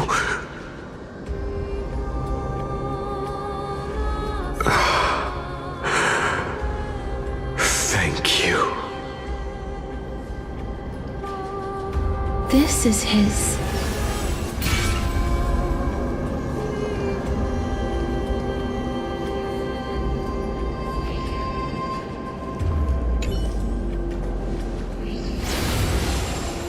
Then you granted him death?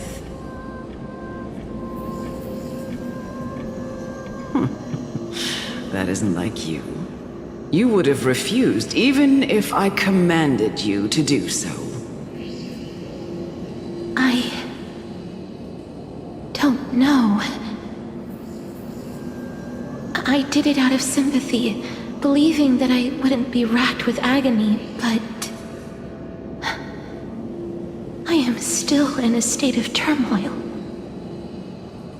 Sympathy? Sympathy for that youth who triumphed in every battle? That young man was favored by Talantin, who taught him a move that will defeat any mortal enemy with a single blow and emerge victorious every time.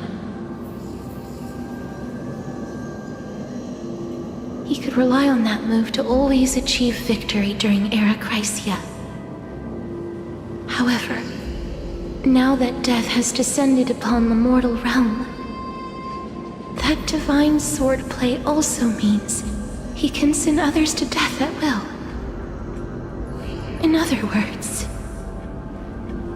You feel that he's similar to you? Yes.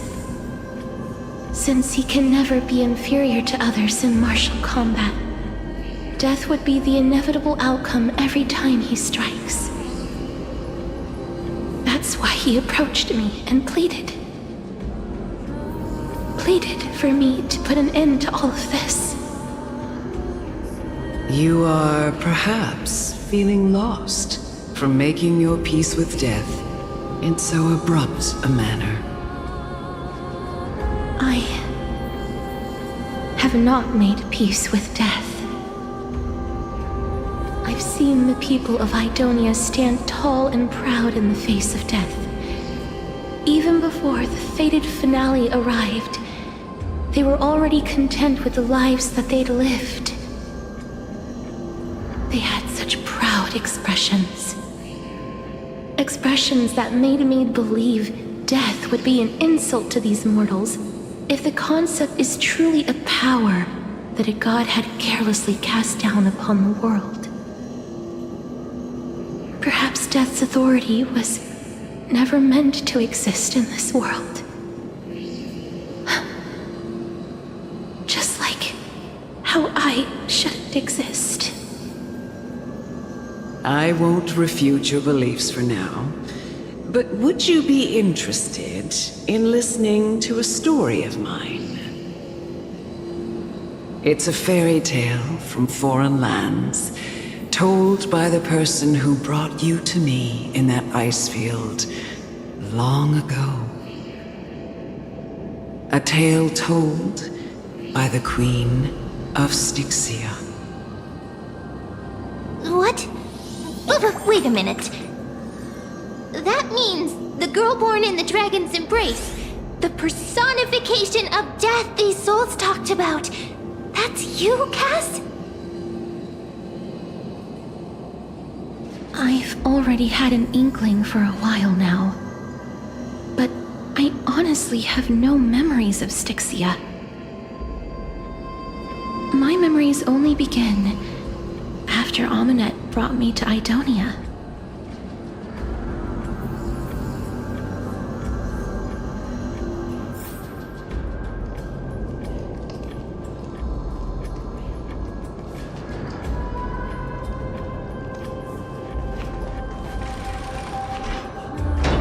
Don't look back. Keep moving forward. Always. It's yet another eulogistic butterfly. Are we getting closer to the Netherrealm?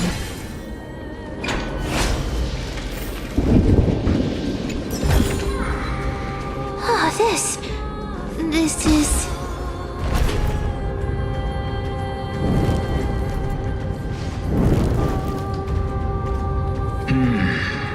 Living ones?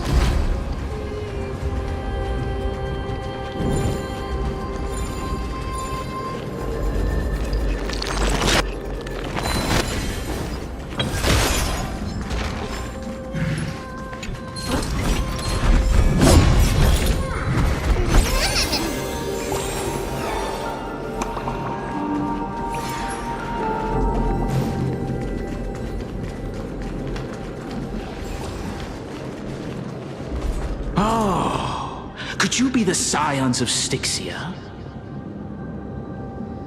Did you hear about the great work that I'm doing here, and have thus arrived to give me the last material that I need for transmutation?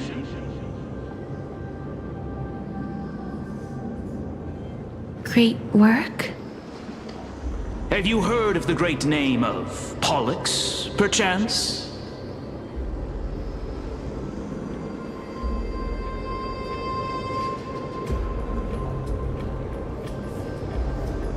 You don't have to describe it like that, mister. You have? Then that's good. During the Age of Myth, a time likely before your birth, I was the unsurpassed zenith of alchemy that none could reach. On the shoals of the River of Souls, I shall make Pollux soar again and bring death back to the world. But didn't that dragon already bring death to the world? Oh, looks like you don't know the whole picture. Well, it's true that the missing girl can grant death to mortals. Pollux, the one who delivered her onto this world, makes it so that humankind cannot die.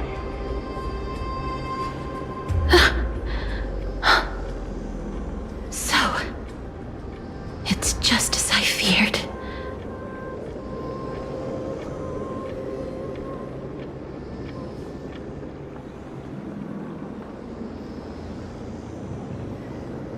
This is my guess.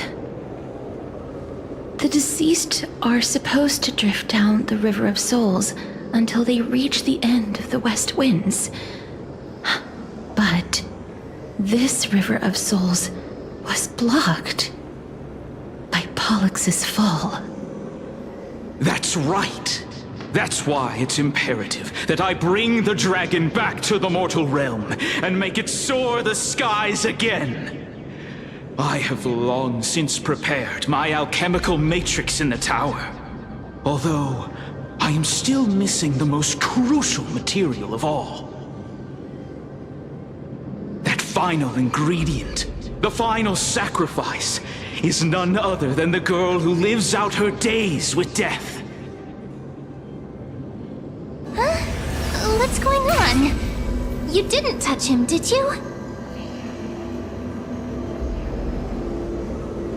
I know that I am no longer capable of carrying out that task. Take this, all of you, and please fulfill that great undertaking on my behalf. This...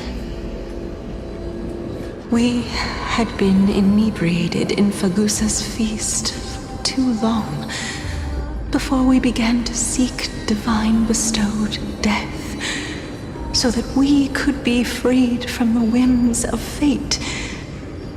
However, that brought doom upon us.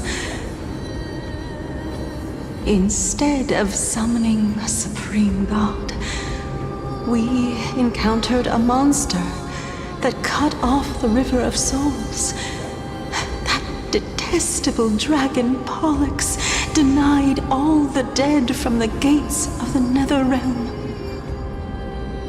Unable to rest in peace, these departed spirits engulfed Styxia like a roaring tide. As a result, my city and its people no longer exist.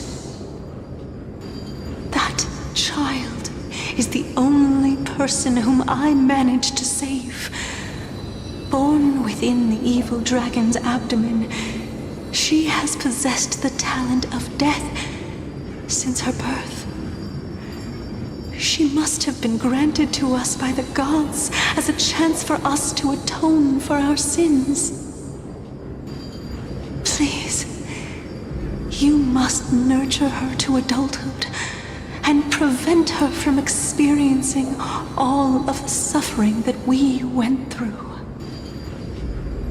I promise that I will care for her as a mother, that I will protect her from the evils of death. By Fagusa above, thank you for your kindness.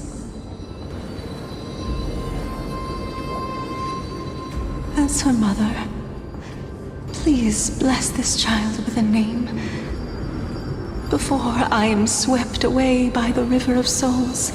Please, let me know how I should address her in my next life. Oh. Like how a transient raven butterfly, a fleeting papilio castor, perches on the twig of death. Castorus. That shall be her name. That's where my name comes from?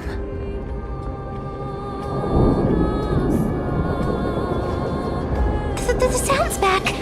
What is making that ruckus?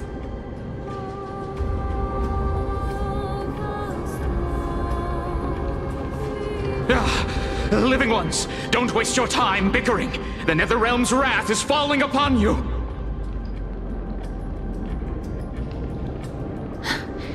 Black Tide Creations. When did they... Mister, please fight them with caution. Be careful not to suffer the same fate as those Black Tide creatures!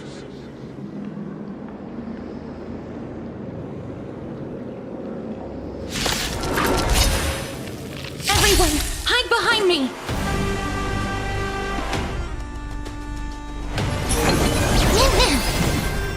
As you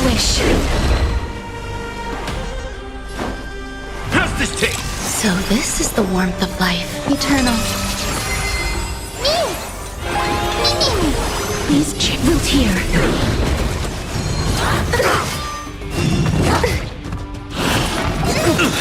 Nice, like my friends. Indulge yourselves!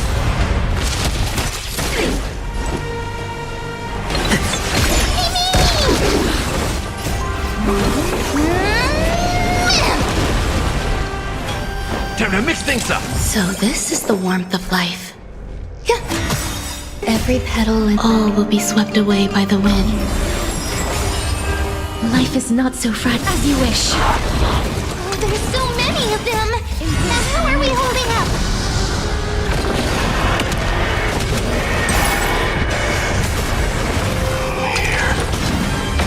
Our souls.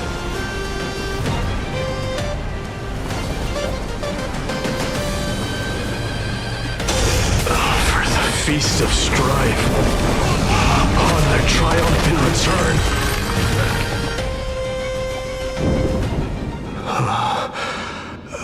You? Lord Mighty? Lord Mighty, you've been through some tough battles once again.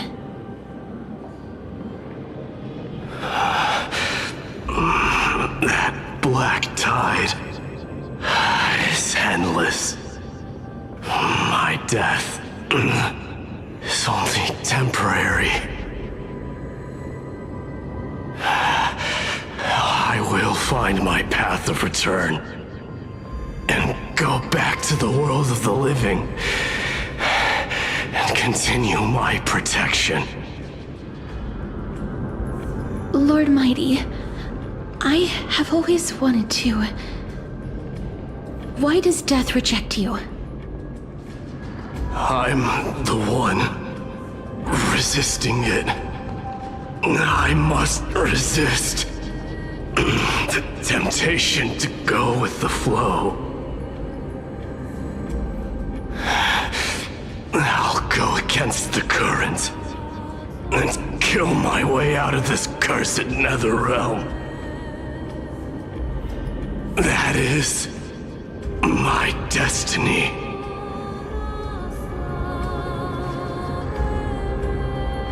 It seems like he's completely focused on resisting the temptation of the dead's whispers.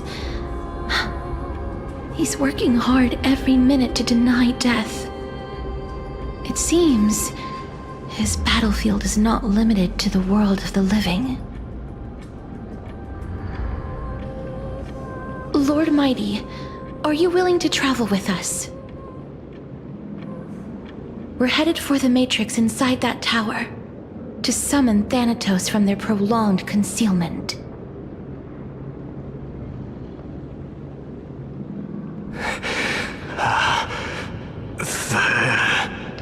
Thanatos. Challenge. Death. That's right. If we can work together and defeat them, you won't have to be troubled by the curse of immortality any longer.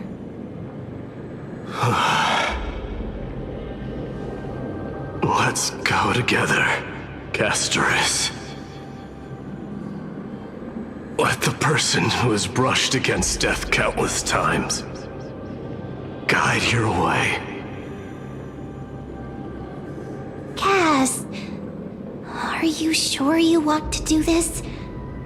The alchemist said he wanted you to be a sacrifice.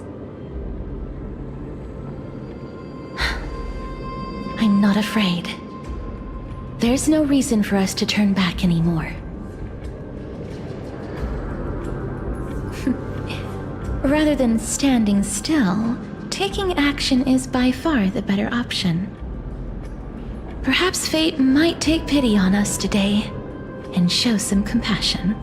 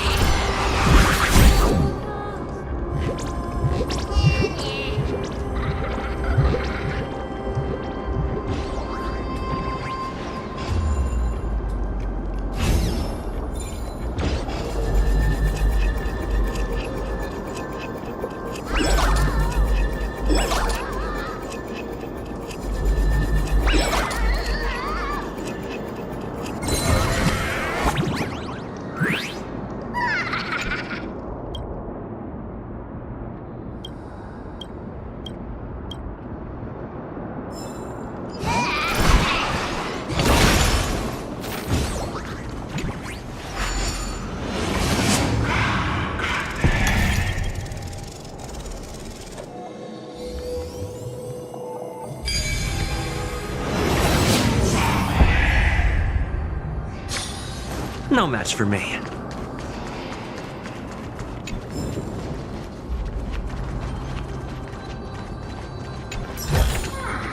Is that all?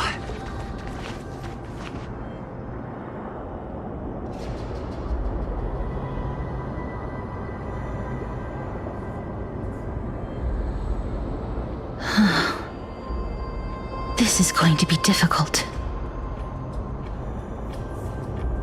I'm familiar with this kind of mechanism.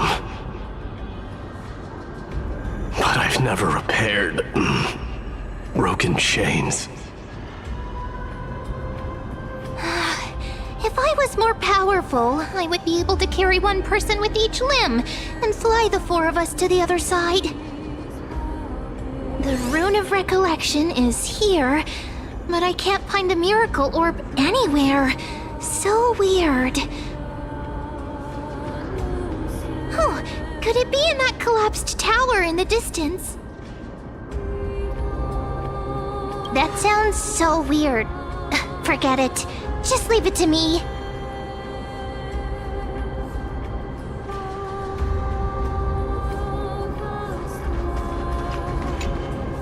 Just shout for me when you need my help!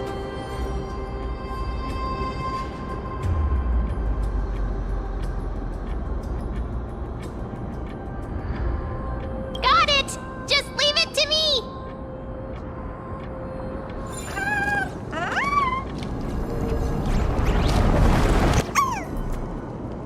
Mem did it. The pink squirrel is very smart. The miracle's range is limited. Please come a little closer. Aren't I a good fit for Orynyx's priest?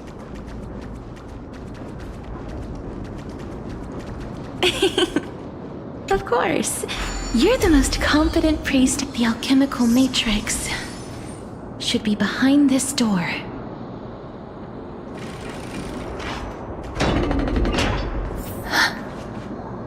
Is that...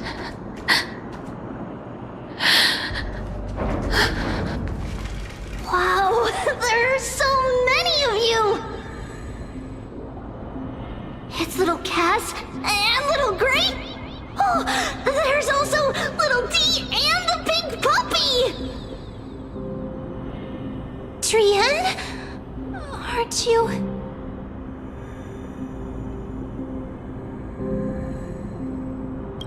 Get what? I'm getting even more confused.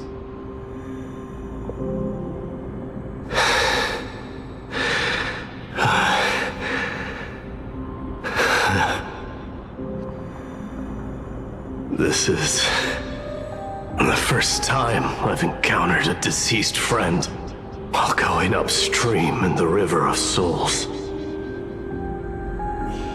It really works like this. Just like the other departed spirits we've encountered along the way, I'm also unable to sense the aura of the living on Lady Trian. Yup, you're right. Trian already knows that she'll not be able to return to everyone's side. But Trian believed that little Cass would eventually return to the Netherrealm. So, Trian has been standing here, at this spot closest to the world of the living, and waiting for little Cass. Oh. It must have been very tough for you. But according to what Trian said, we're almost at the entrance of the Netherrealm. Trian promised Trevi and Trinan that when little Cass got here, Trian would get the gift ready and be the first person to run over and welcome you. So, little Cass, don't cry. Please, accept this. We finally finished it! This is what Lady Treby once mentioned. The gift for me that you didn't manage to finish. The Holy Maiden of Janus. Even when separated by life and death, their thoughts are still connected. Trian spent a lot of time drawing this. Trian hopes that little Cass likes it. Seriously. It's seriously a wonderful drawing. Lady Trian.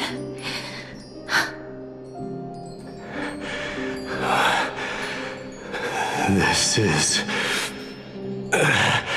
our flame chase journey. Little Cass, we don't know what your journey was like before. Treby has always said that it must have been a very harsh and frightening journey. But little Cass no longer has anything to fear now, because everyone is here with you in this flame chase journey!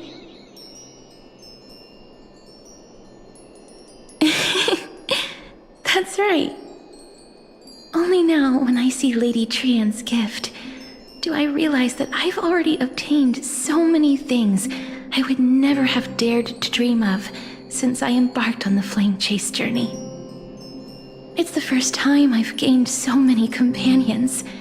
The first time I picked up the hobbies of crafting and photography. The first time I had dinner with someone else. The first time I went to the market to buy the Chimera doll I'd liked for a very long time and hugged it to sleep. The first time I wore a dress personally made by Lady Aglaya. The first time I went for a walk with Lady Treby, Lady Trian, and Lady Trinan. The first time I enjoyed the night breeze and looked up at the stars with Miss Hyacin. The first time I took care of Dromesis with the Trailblazer. Looking back at all these experiences I never thought were possible, it feels as though the scales of my life had shrunk from centuries and decades down to minutes and seconds.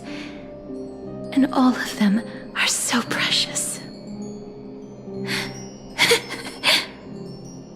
I took countless photos in the past, but they're all black and white landscapes. I don't have a single one with friends. If I had known, I would have taken more pictures.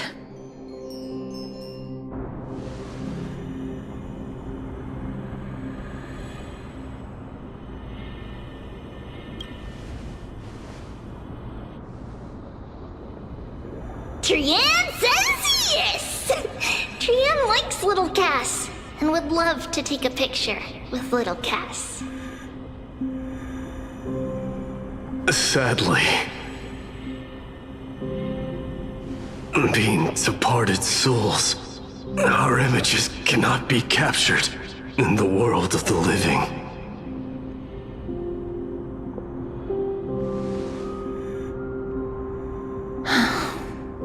I thought so too. What? Are we seriously going to leave any room for regret?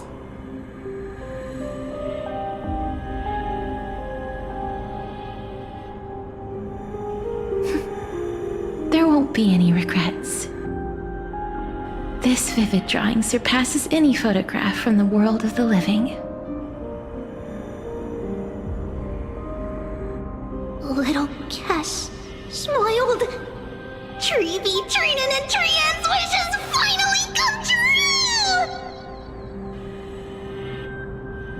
I remember you once said that fate is not the flowers that bloom at the end of the road, but where people tread beyond the gate. Now, the path that belongs to me is about to reach the end. Thank you for bringing me the final key.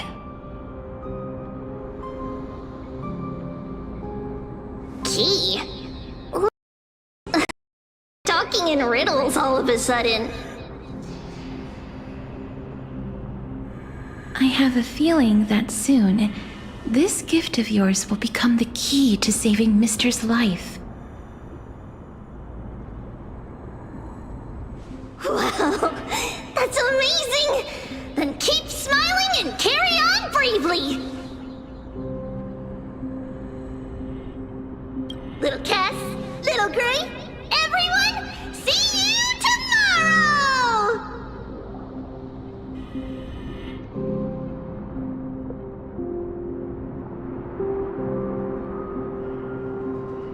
Lady Trian. The aura of this place. We have indeed reached the end of the stream of souls.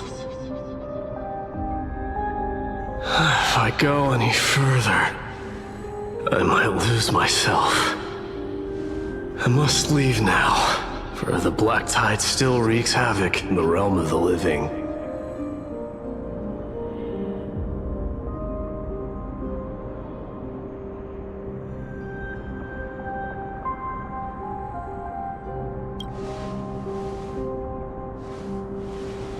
I have broken free from the chains of death countless times.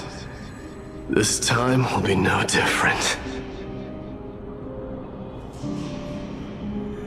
Castorus, will you fulfill your duty for the flame chase?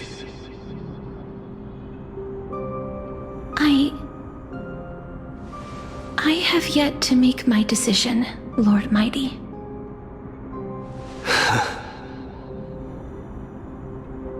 No matter. Make the choice your heart desires. Even if it takes 1,000 years of waiting. I will continue to fight till I die. Then rise from death. Till the miracle descends.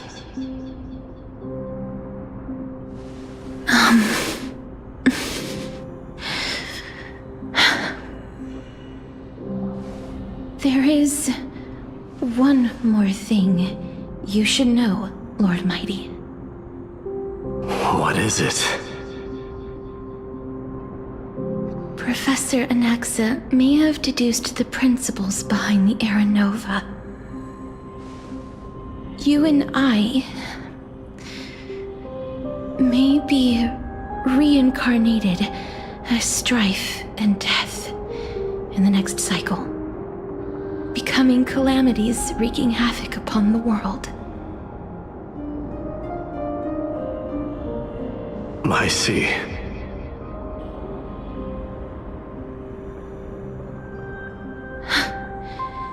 Is that all? Are you going to accept such a fate without complaints? Do you have a strategy to shatter the shackles of our fate? I haven't found it yet. Perhaps I never will. Then, cease wasting your thoughts on futile matters. Control what little you can. And when fate's inescapable grasp comes, resist it with the strength of your mighty will.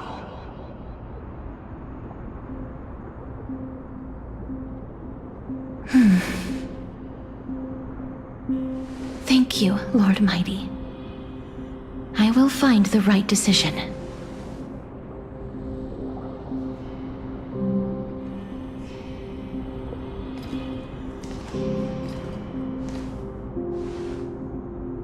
In the name of strife, may you meet a fitting end. This must be the alchemical matrix the spirit mentioned. Let's see. We need to insert Aquila's sky, Georios' earth, Kephali's fire, Fagusa's ocean. thirsty as love.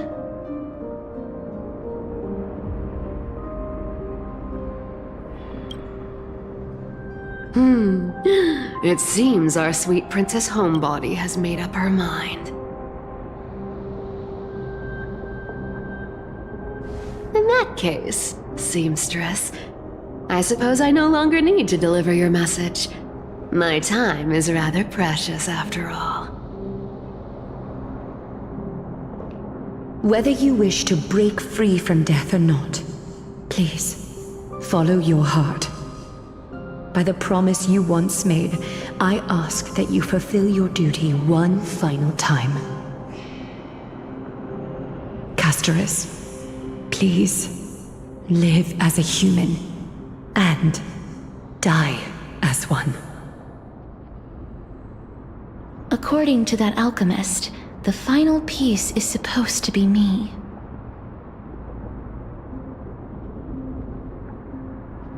However, he is not privy to the past, and therefore cannot see the full picture. The past? I saw the twins of death in Kefali's memory, and now I am certain that I was one of them. The trial of the Hand of Shadow demanded taking the life of your family. I died during that trial, falling before the gate to the new world. And my sister, whom I never met, became the Titan Thanatos of this cycle. She was consumed with regret over my death, so she used the Titan's authority to reforge my soul. Yet, it also means she has never revealed herself to anyone, hidden away from the entire world. That's because the Titan she became already fell at the start of everything. They died for me, and now lie in slumber in the River of Souls. You mean Pollux? That's right. The River of Souls is no material river. It cannot be blocked by ordinary means. Only a divine corpse can prevent the dead from reaching the next world.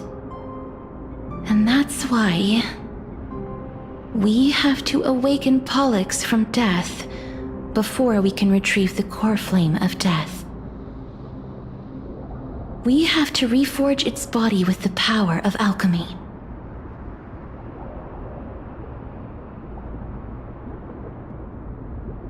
But Cass, if that alchemist speaks the truth, does that mean you're also part of the dragon body? According to those departed spirits, I was indeed born as the dragon's twin. But before we talk about that, have you heard the sighs?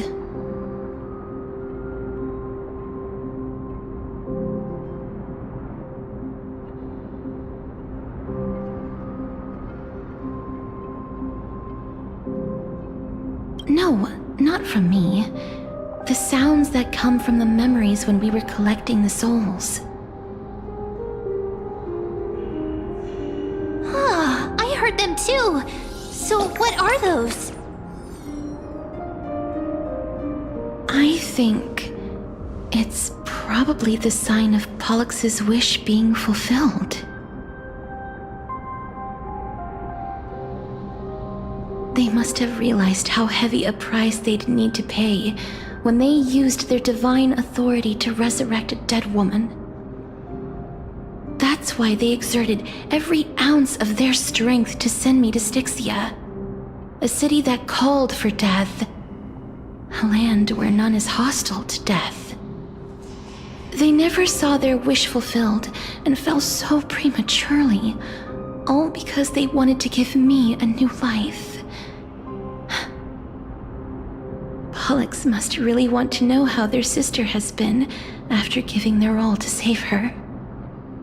That wish is the reason Pollux's soul still lingers in the mortal realm even after their fall, quietly watching and documenting every detail of their sister's life.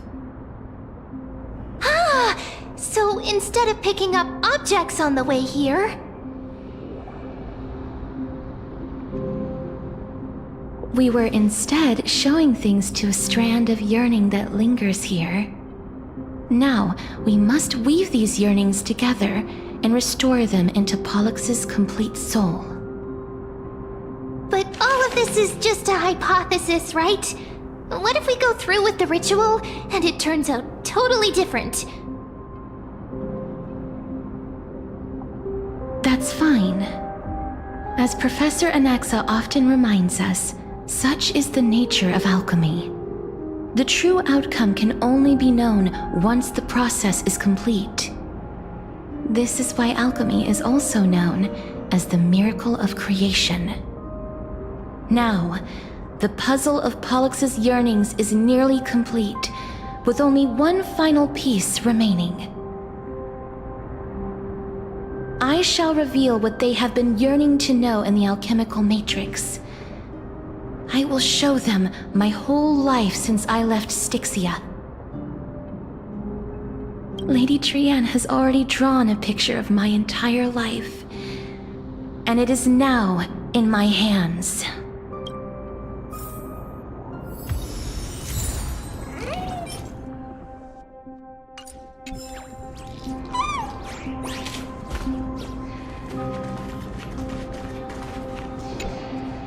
Then, let the ritual begin.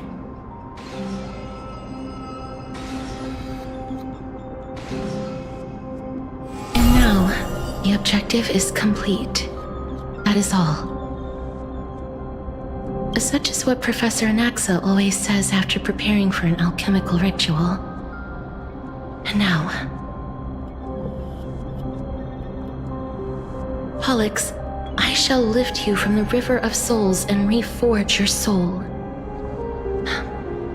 Perhaps you will be disturbed by this, and your body may become horrifying to behold. But if even the slightest trace of your soul remains, the soul that once ferried me to this side of the shore, then please, look at me. I wish to thank you in person. I have obtained everything you sacrificed your divinity for. Lady Almanette.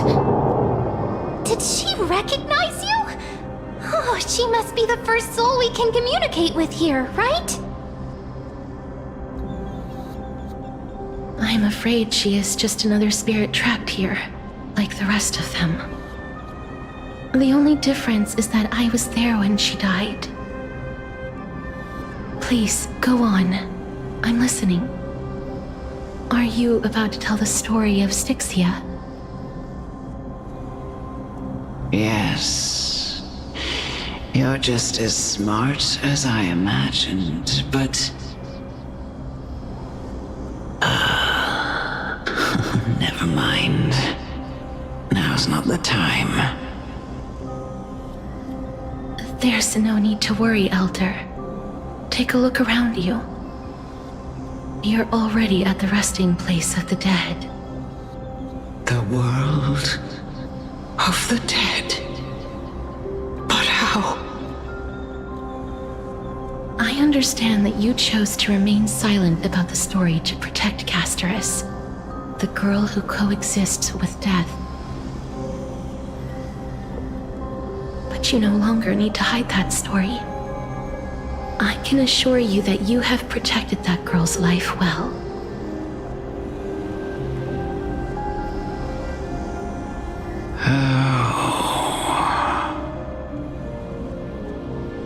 Well, in that case, let me begin. Styxia, the pearl of the ocean, warranted calamity and ravaged by death in the fairy tale. It was the first city-state to shift their faith towards death, even before Idonia did. From where you stand now, I suppose that's a bit hard to believe.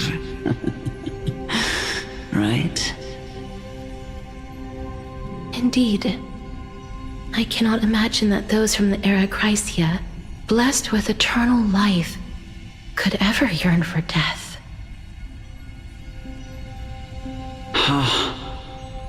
I have pondered the same question, child. But I am afraid there is no clear answer to it.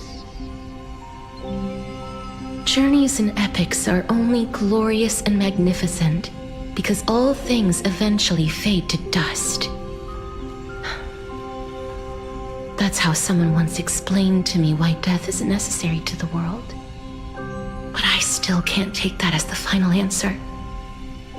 Would a world without journeys and epics be worse off?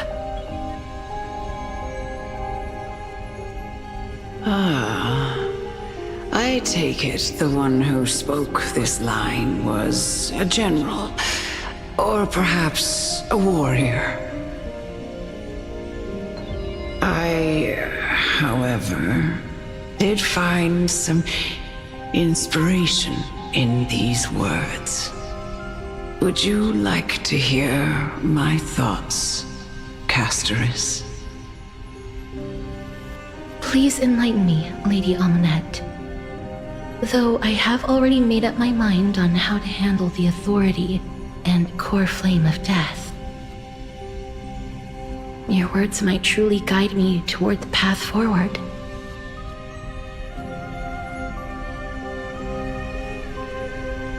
You and I are neither warriors nor generals. Therefore, journeys and epics cannot truly resonate with us. But what if I reframe it like this? What if love is not a trait bestowed upon mortals by Nestia, but a blessing from death? Love. No one ever invented the word cherish in the era when life was eternal. For all the good things in the world could be revisited endlessly, and every bond formed carried no risk of being severed. The so-called era Chrysia was an age devoid of both virtue and sin. People did not truly live. They simply existed, going through the motions without passion or purpose, then waiting for something to happen. Perhaps the people of Styxia chose to embrace death not out of fascination with its cruel and fearsome side,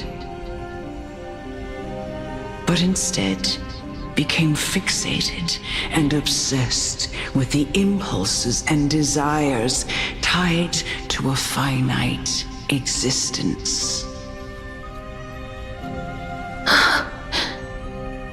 Therefore, death is not a thing of fear and desperation, but...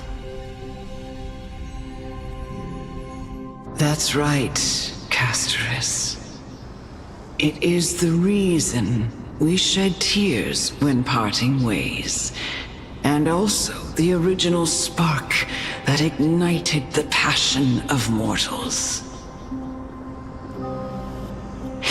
If you truly intend to deprive the world of death, then be prepared to witness it return to a state of stagnation. I understand, Lady Amunet. Our limited lifespan shapes all that we know and love. Not even the Death Titan has the right to take that away from humankind again. Nestia's love was the chrysalis of gold's first blessing, but it most likely wasn't understood by mankind. We only learned to interpret this wonderful gift after Thanatos' arrival. If the world was bereft of death, then the Queen of Styxia wouldn't have played midwife in delivering me into this world. You wouldn't have welcomed me into Idonia. And Aglaia would never have invited me to join the Flame Chase journey. None of these stories would ever have happened. And I would never have lived, let alone found happiness. Thank you, Mother.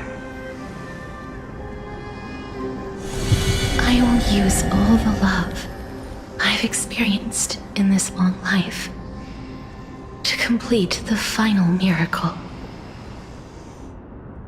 My teacher, Anaxagoras, grant me the wisdom of all things.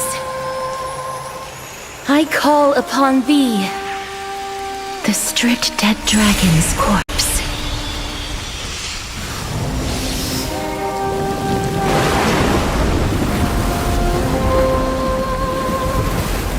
Rises from the earth, falls from the sky. As above, so below.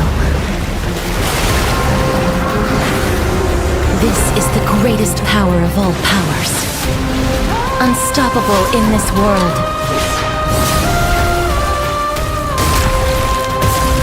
The great work that commands all death. I shall grant you embrace.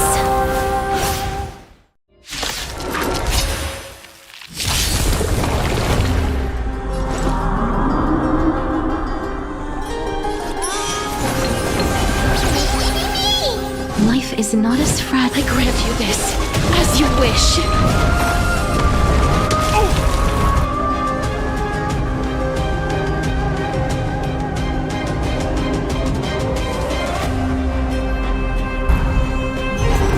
Enjoying yourself?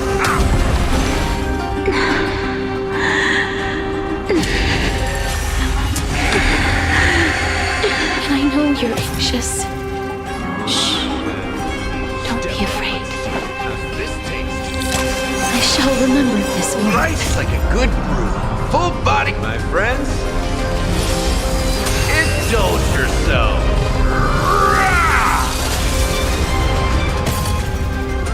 So, it ain't over yet.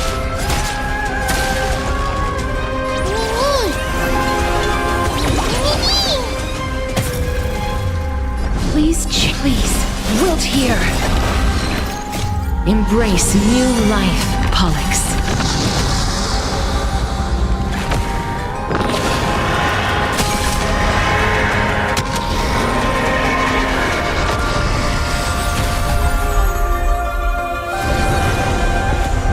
There's no more need to weep in grief. I will grant you peace.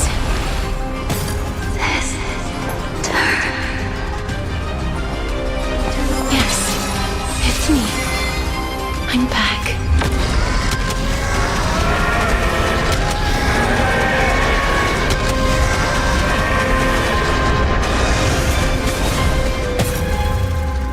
Yummy!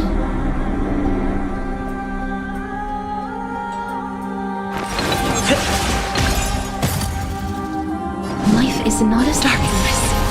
Follows me. Be careful. They may be moving by instinct, but there is fury welling up within them.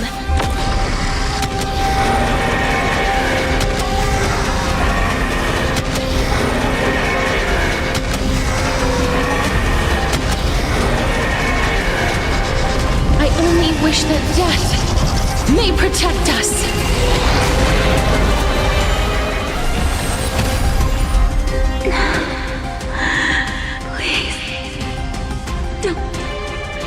Turn back to the Nether Realm.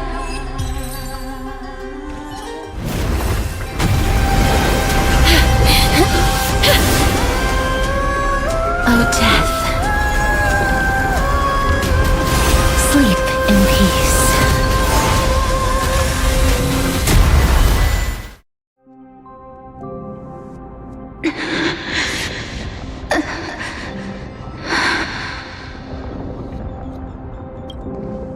I'm sorry I have to wake you up from ancient death. And I know you're anxious. Shh. Don't be afraid.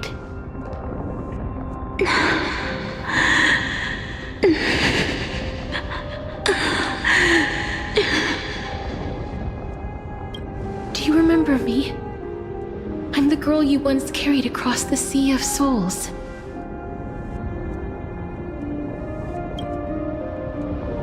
I'm sorry I wasn't able to remember you, but with the help of many people, I was finally able to pick up these broken fragments of my past.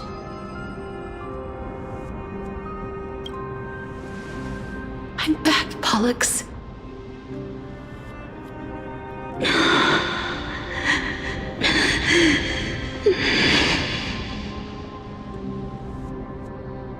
I know this might not be what you wanted.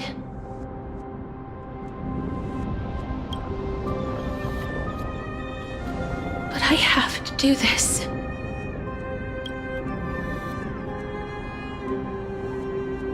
So please, carry me across the Sea of Souls again and return me to the Netherrealm, just like you did in the past. Please take me to where the core flame of death rests.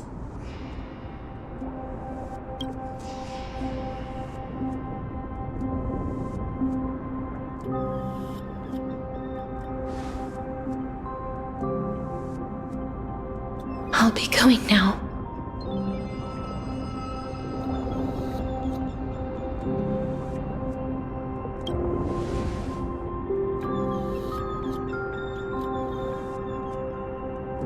They may look scary, but as long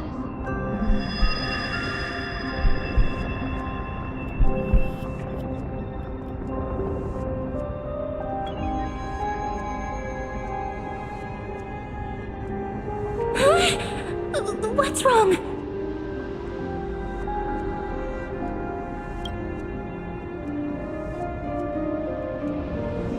Are you... What's wrong with him? His time is almost up. If I don't go now, I'm afraid his soul will return to Thanatos' embrace before me. What? Oh no! Is there anything we can do? Don't worry. I promised I would ask Thanatos for the Trailblazers' right to roam the Earth again. Mem, stay here and keep a close watch until I return, all right?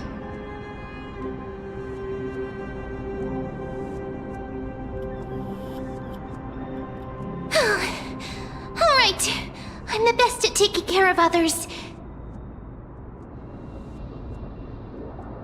Go on, Cass.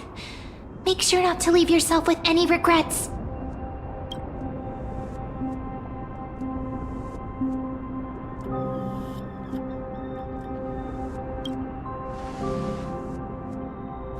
That's not funny! It's a deal then.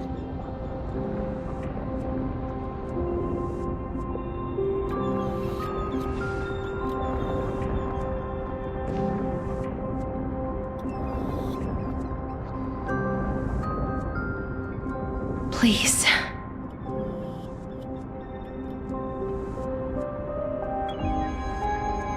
Wait for me.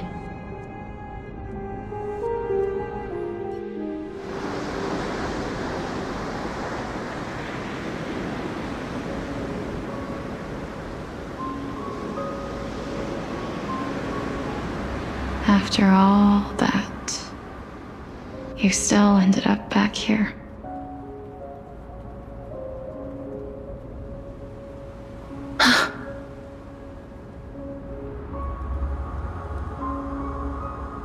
So the legends were true. The Netherrealm really is a sea of flowers. Yes. Just like the flower fields we tended to back then.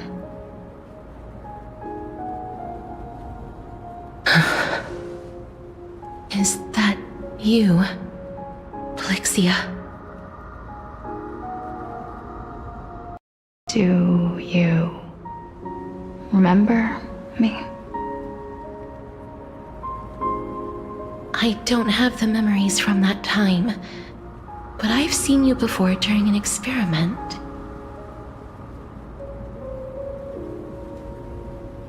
I see. Call me Thanatos, then. It'll be easier.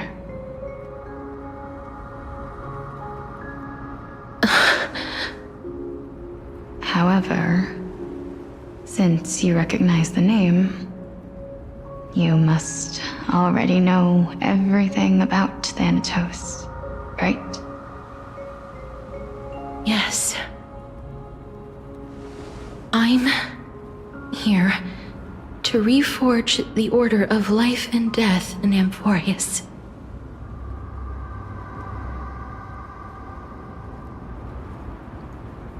You know, my sister was a sympathetic, but rather sensitive person.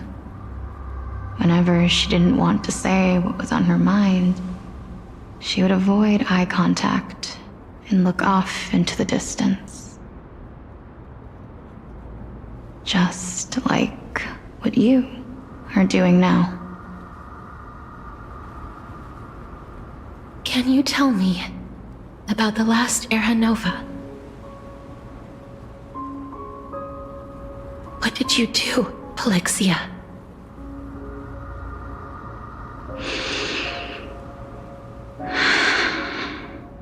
Where should I begin? I suppose we can start from the beginning. A long, long time ago, there were a pair of like-minded twins. As foretold in the prophecy, they were chosen to be successors to the god of death. But fate was cruel.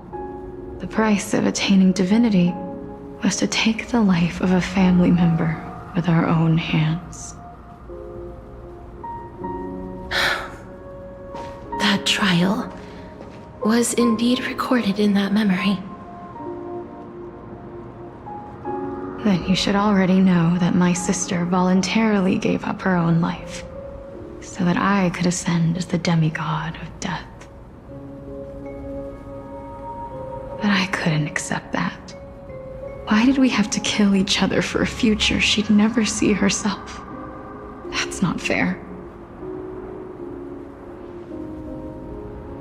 So, while weaving the laws of the new world, I shattered the forbidden bottom line for life and death. I reshaped my sister's soul and took the form of the great dragon Pollux to carry her up the River of Souls and back into the mortal realm. But our fates were already decided and manifested in unexpected ways in response to my futile actions. Aging is an unbreakable law of nature laid upon humankind, created at the same time as death. When the living die, their souls will meet Thanatos, who would determine where every soul goes. If the Reaper raises their left hand, the soul is granted death and allowed to enter the Netherrealm to await reincarnation. If they raise their right hand, the soul is rejected by the Netherrealm and returned to the mortal realm to continue walking the earth. That's why the Hand of Shadow can only lay down judgment and not embrace another being. Yes. Death was originally a pair of hands, but they were split in twain when we reached the mortal realm, never to touch each other ever again. The half of Thanatos that represents life, the undying human who grants death, that was the curse I forced upon you. What about you? As the half of Thanatos representing death, I shoulder the fate of defying death. I died the moment I entered the world of the living. From then on, my Titan also no longer existed in this world. The cycle of life and death stopped. Souls were denied their audience with death and were left stranded within an ever-rising river of the dead. What irony. My selfish desire to save your life gave you and the world a fate far worse than death instead. Then, what was left of my reason was left behind in the Netherrealm, where I've been taking care of these flowers day after day, until there is now a sea of them, all while mulling over the subject of life, death, parting, and enduring in endless loneliness. Emerge from your cocoon!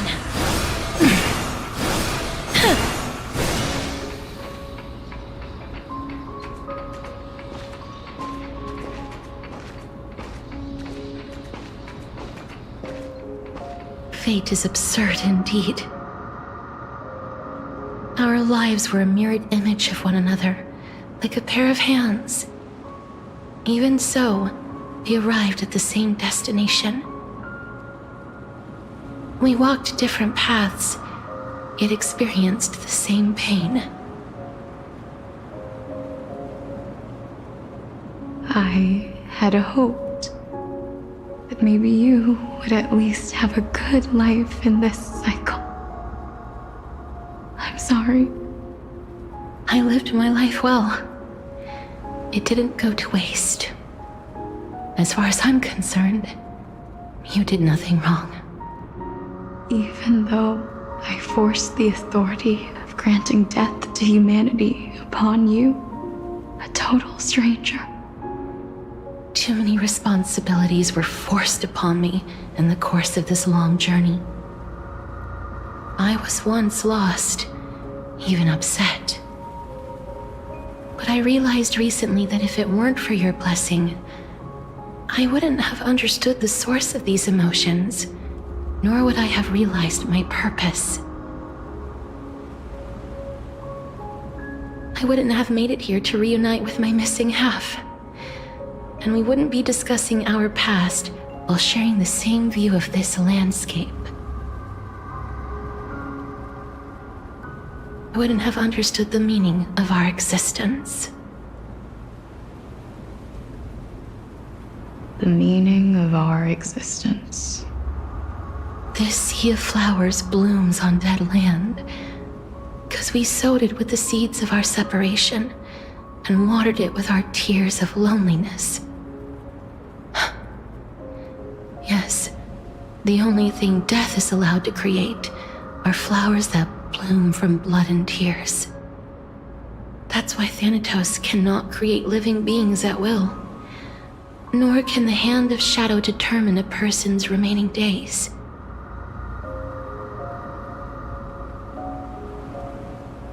Because the life and death of mortals should never be dictated by another's will. Are you saying there's no point in Thanatos' existence? No. No single being can bear the scales of life and death on their own, not even a god. Life and death weigh equally heavy.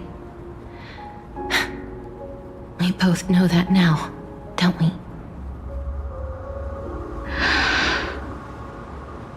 You, too, must have had a difficult life. We've taken quite the ridiculous journey together, haven't we? I had a feeling, even back then, that we would meet again one day.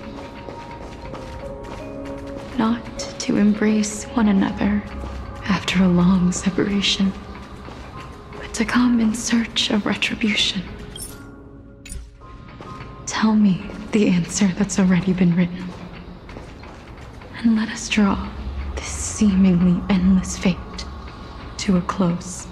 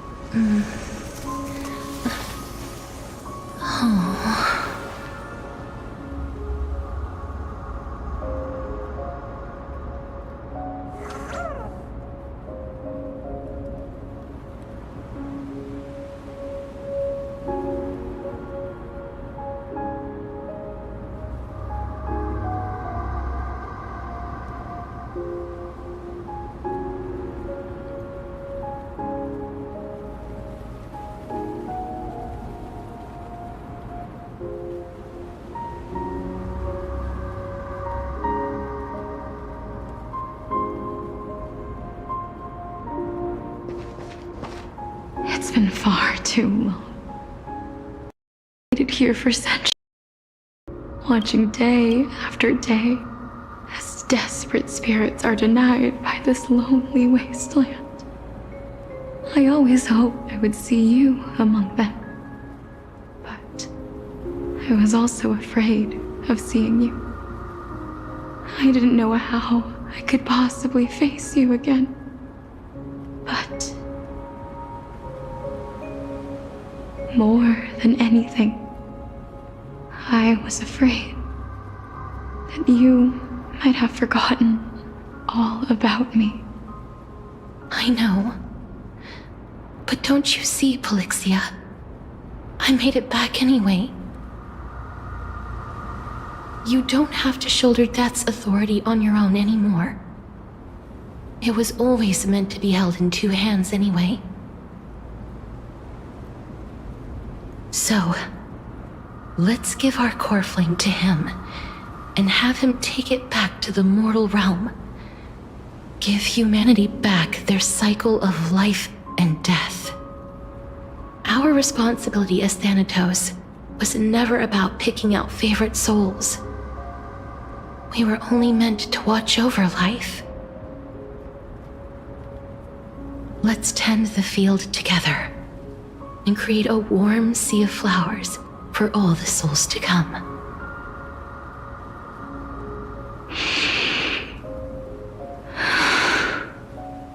What do you think, Polixia? Yes, just one last step. You shall wither, and through that, the dead will sprout again from the remains, and be reborn with the dead flame. As foretold by the prophecy, Thanatos' authority is only destined for only one person to wield. As the Chrysos heir of death, as their demigod, as a titan, our fated moment has arrived once again.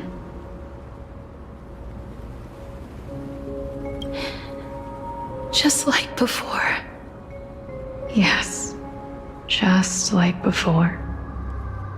But unlike that time, the ones undergoing the trial this time are prepared.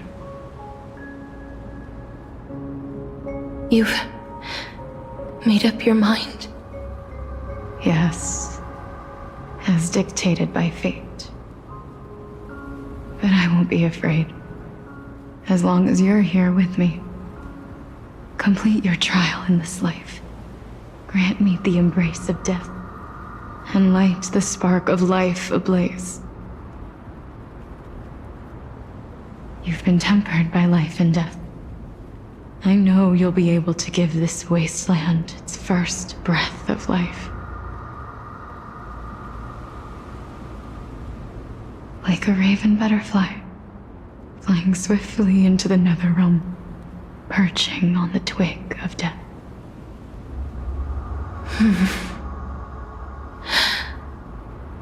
I will.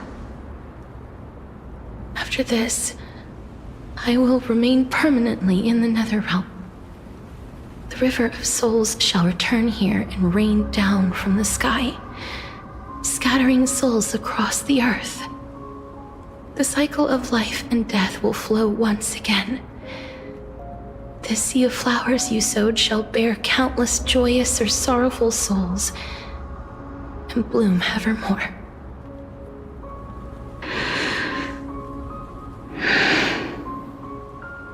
Thank you. Just one last thing.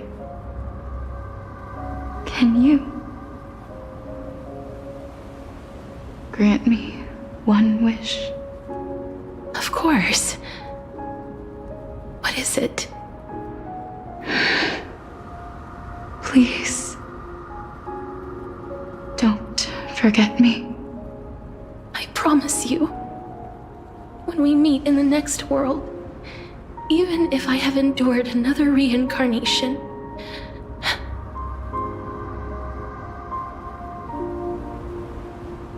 even if we do not know each other's names, I will still hold you tightly in my arms, just like what I did when we were born.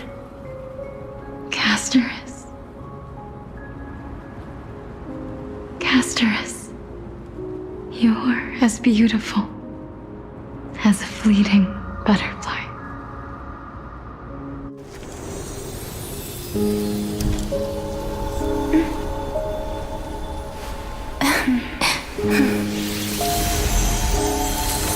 I will bring rest to death. And from now on, stagnant life will once again flow.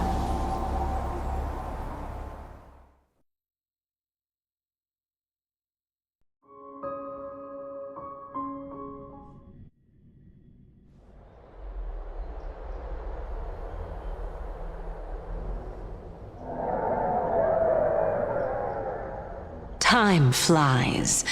In the blink of an eye, the 15th entry hour is already at hand. When this farce is over, your soul will be placed on the scales of life and death. Are you ready?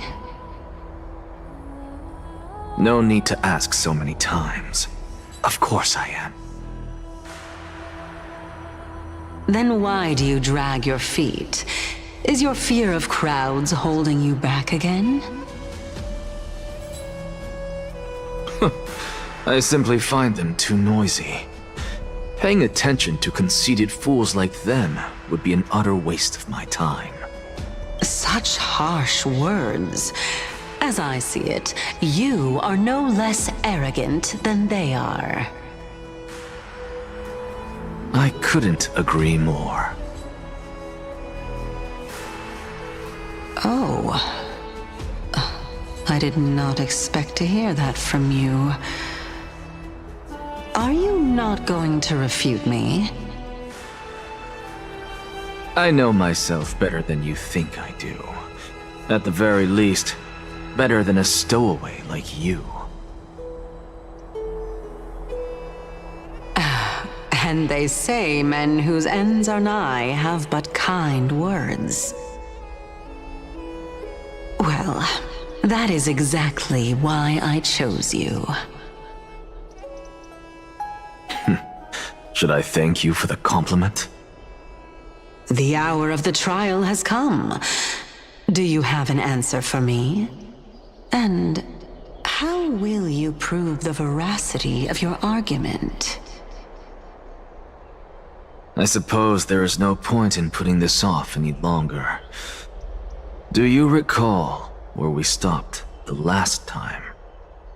You were saying that Amphorius's history is cyclical. Indeed. The demigods that bear the core flames eventually become the new titans at the world's end. Remember what happened on the Holy Mountain? Calypso, Naias. As their destined ends approached, one by one they left this world, leaving only the twins, who are fated to succeed death. Unfortunately, while their journey is consistent with ours, you and Calypso, as well as Nicodor and Naias, act as supporting evidence. I can only come up with a rough sketch for my theory of a cyclical history. For all the pains I took to reach this point, I had already lost hope of ever obtaining definitive proof. After all, the past is in the past. Proving that we are the legacies of heroes of the past is a hopeless endeavor. That is, until I met a girl named Polixia and her sister. If Castorus was truly sent from the past to the present for the Titan's self-serving reasons, then having lived through 2 cycles, and with Styxia as the pivot, she will no doubt be the link to connect all of this together. If the Twins of Death can bridge 2 cycles to reunite at the shores of the Sea of Souls, then my hypothesis will no longer be just a hypothesis. And you too will get the answer to your question. Well, that is all well and good, but how can you be so sure? If there is even the slightest error in your hypothesis, the girl will be shattered. It matters not. The most important quality a scholar must possess is foolhardiness. If you are overly cautious, then you'll never have the gumption to make the first step, and change will never come. Besides, I, an Exagoras, am destined to overturn this farcical world. Come, let us go and teach those pathetic worms one final lesson.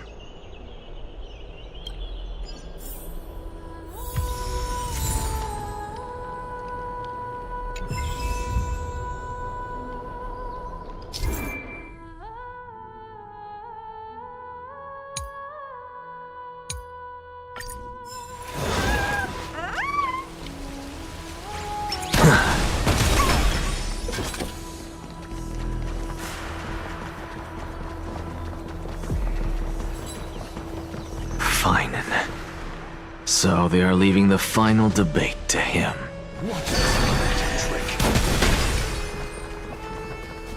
Let those Chrysos heirs who started this terrible war hear you.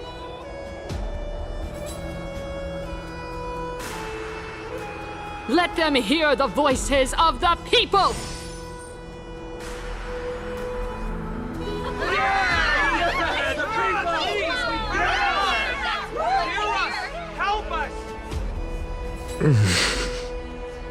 As always, that woman knows how to stir up a crowd.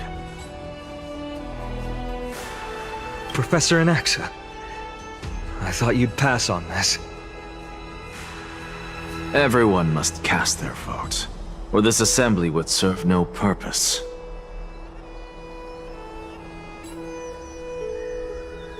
Prof, do you truly think it's wise to entrust the fate of the world to an assembly like this? Akama has stood strong under this system for 1,000 years. It stands to reason that there is purpose in its existence. But that is not what you're asking, is it? What you really want to know is Aglaya making the right decision in entrusting the fate of the world to you? Nothing ever escapes you. I didn't spend all those years teaching you for nothing. Most people only take 4 years to graduate, if I recall. To tell the truth, I feel like I'm on my way to an execution chamber instead of a podium. So, do you have an answer to that question? No, I don't. I thought so. Because that question is not yours to ask in the first place. Is Aglaya entrusting the world to you the right decision? Don't make me laugh. That is a question that woman must answer herself. Why are you fretting about this on her behalf? Or have you been seeing yourself as her pawn all this time? Listen up. I'll say this only once.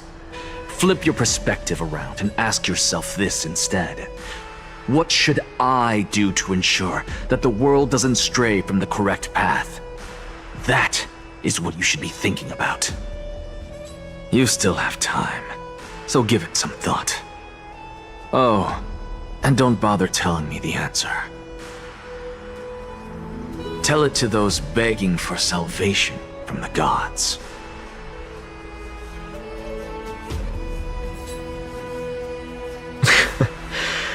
Got it.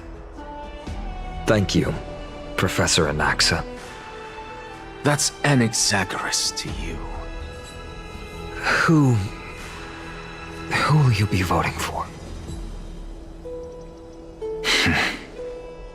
That'll depend on how well you perform. May Circe safeguard your thoughts.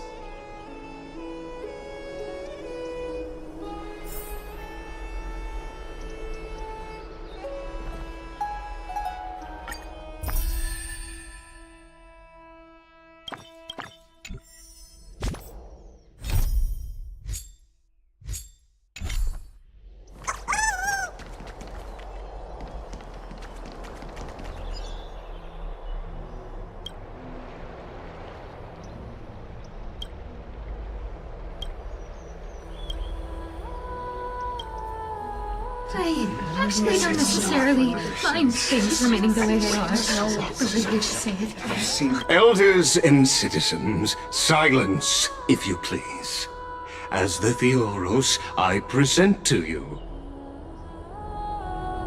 Phinin of Ides Elysiae, virtuous citizen of Akima, and the last speaker of the Assembly. Much obliged, Lord Lycus. I remember him. He's the penniless lad working for Aglaya. Where's Lady Goldweaver? Why is she sending this guy to give the last speech? Is this really the end of the Flame Chase journey? Can this dude really face down kindness?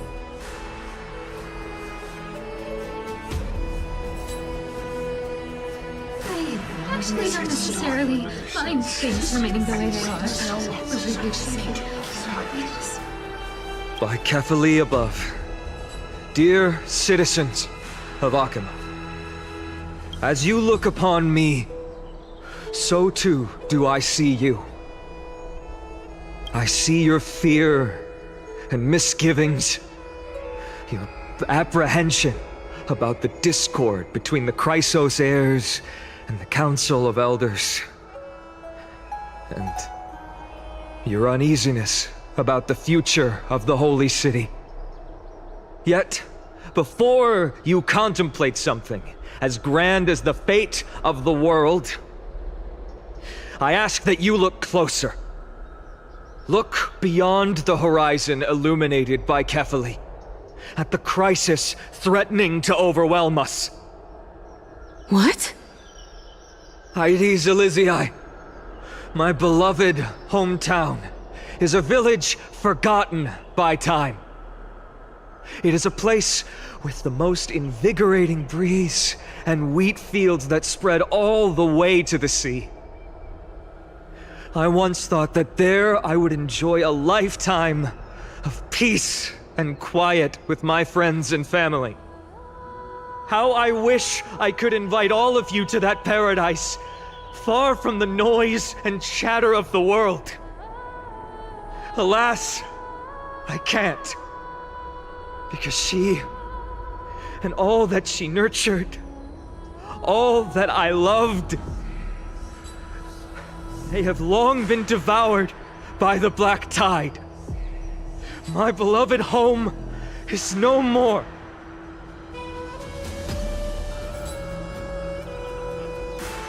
I will never forget the day the black tide struck. My father, Hieronymus, fought with a broken sword to his last breath to protect his child. My mother, Aldada, she was ripped apart by monsters. Also, I might live to stand before you here and now. Galba, he was a hunter. But in the end, those arms that once drew a bow instead embraced Psu, his beloved son, as they both breathed their last. Pythias, the teacher, risked her life to save her students, but a burning beam fell on her, crushing her. And what of Livia, her daughter? Did she make it out alive? No, she didn't. Livia, Psu, and so many other children. My childhood friends. They were all swallowed by the black tide and turned into monsters. They kept saying the same thing over and over. Even up until the final moment, I finally steeled my heart and granted them eternal peace with my sword. Why, Finan? Aren't we the best of friends?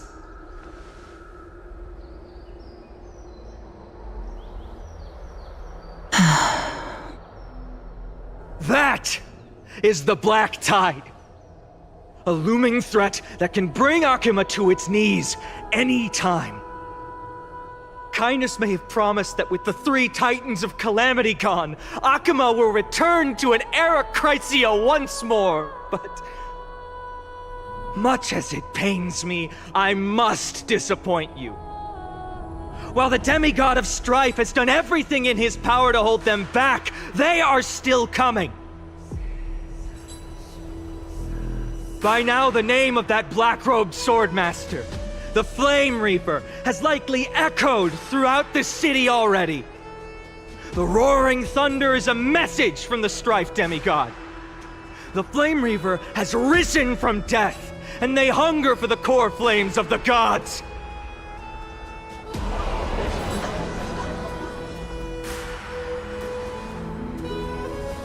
Lies! If such a powerful enemy is indeed approaching, why is Akuma still a picture of peace? Exactly! The city of Akuma shows no signs of pandemonium or chaos. And why is that? I beg you, spare a moment to think about this. Are we able to stand here and hold this assembly in peace today because the danger has passed? No! This peace we enjoy is no gift of fate. We are able to stand here today only because the Chrysos heirs have stepped up and shielded Akuma from calamity. With her golden threads, Aglaya has preserved and continues to preserve these idyllic days that all of you hold dear. The Council of Elders claims that Aglaya will one day forsake the people because her divinity is eroding her body and soul. But ask yourselves this. Rather than offering her aid and support, why do they choose to watch and push Akuma away from the Flame Chase journey? The answer that no one can bring themselves to speak of. A truth stained in blood and buried in greed, fear, and vanity. Allow me to lay it bare before you. It is because the Council of Elders, which bears Akuma's history and honor, along with this citizens' assembly we once took so much pride in, are now infested with vermin.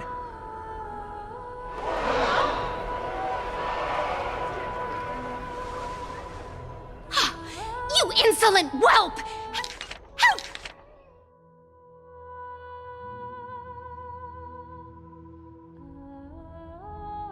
How dare you! It is true that Aglaya has reached her limit. Why? Because she has been working tirelessly to weave the defenses of our holy city against the encroaching evil. All while these vermin are making up baseless accusations about her and scheming in the shadows. Not once has she ever failed Akama. Yet these vermin attempt to tear her apart, tarnishing her name with unfounded allegations. She may have been blessed by divinity, but hasn't her heart always stayed true to humanity? They attempt to mislead you and reduce this assembly to a crude standoff between gods and humans, but citizens of Akama. Once more, I implore you to open your eyes and look at those around you. Examine them closely. Beneath all that finery, do you see the good heart of a human or the poisonous glands of a pest? Make your judgment, then turn your gaze to the demigods whom so many of you regard as cold and merciless. Do you not see the light of humanity in them? And those who wear the mask of humanity yet utter only hurtful, slanderous words, can you not see that their souls have been corrupted by power?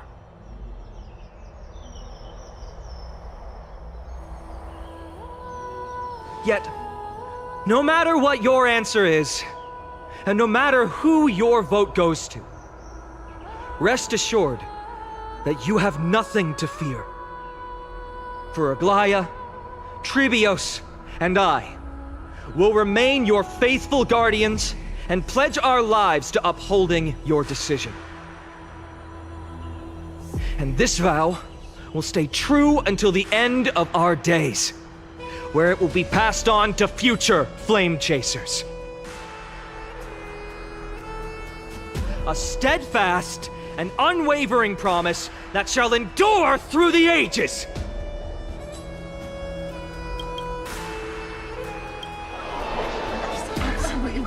This gruesome scares have only our best interests in mind. Still, there we never believe our Petals are always have to end. So,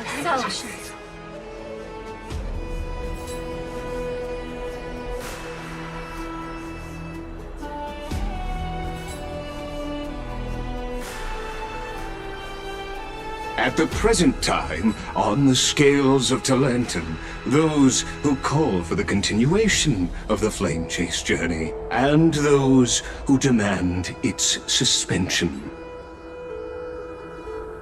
Each faction holds an equal share of votes, resulting in a perfect balance. As expected, this is the moment when the Flame Chase journey is the closest to its end. And now, it's your turn to vote, Lord Anaxagoras. Is there anyone else who hasn't voted? No, you're the last. Cast your vote with care, for your decision will break this impasse. I have long since made a decision. Very well. May you bring much needed change to this farcical world.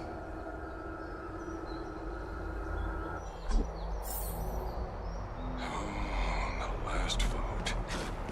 Always the performer.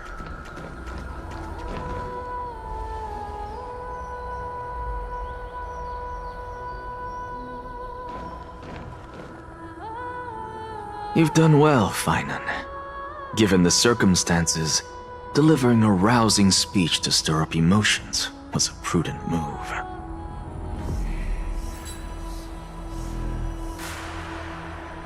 Thank you all for your patience. On behalf of the 7 sages of the Grove of Epiphany and the scholars of Amphorius, I, Anaxagoras, am ready to cast my vote. But Before that, in the interest of fairness, Lady Goldweaver, I pose a question to you before all who are gathered here. Will you, as Finan has promised, stand by the decision made in the Assembly, regardless of outcome?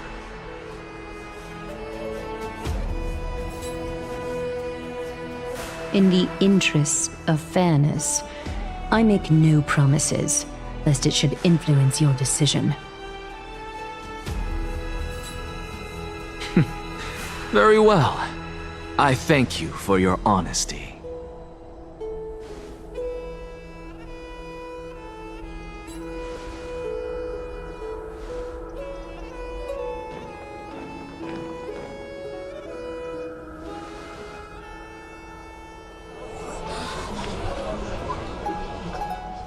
What's he doing? The stakes are high. Let's be patient.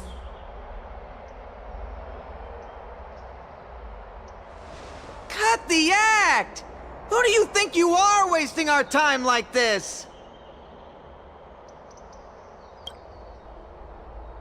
Lord Anaxa, please do not forget that I... Rule number 1. Do not call me Anaxa. Rule number 2.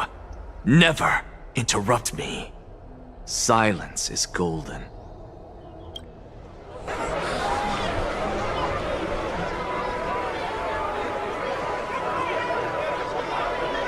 Just vote already. What are you waiting for?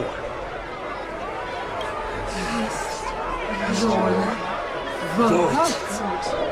Cast your vote.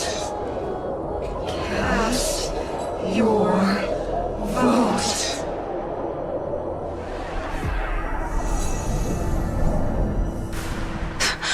I cannot help but wonder, is every hardship in the world something you will exploit and use to your advantage? How else am I supposed to make use of this situation where my body and soul are separated?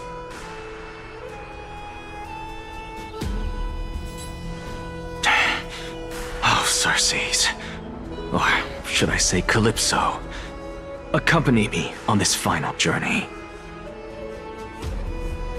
Let us journey to the Netherrealm and see how she will substantiate the answer to your question and validate my decision. We need only to follow the sound of the tides.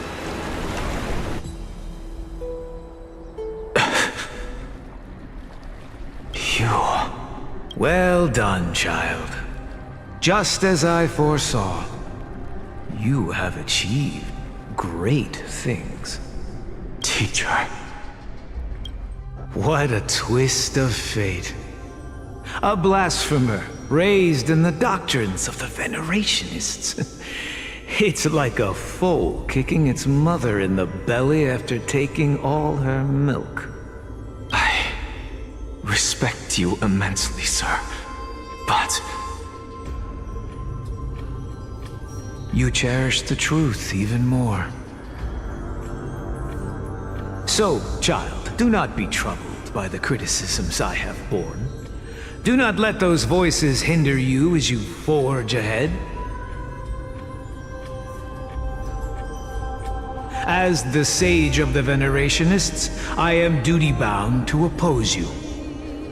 But, as your friend and mentor, Anaxagoras, I say, go forth, for the truth is already in your hands. I will keep that in mind. Go now, child.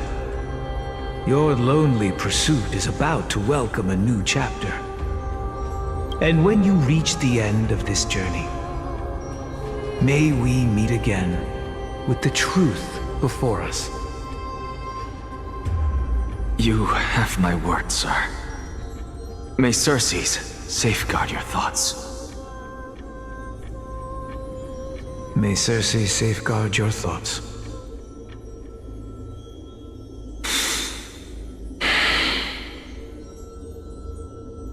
You are right, Empedocles. My lonely pursuit is about to welcome a new chapter.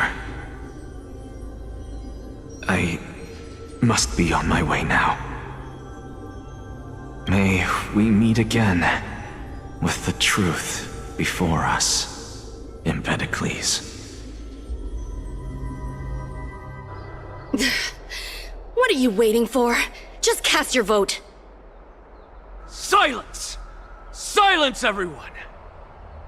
Behold, Circes, here at the center of the world, I shall write the final step of my proof. For this place is but one step away from the truth.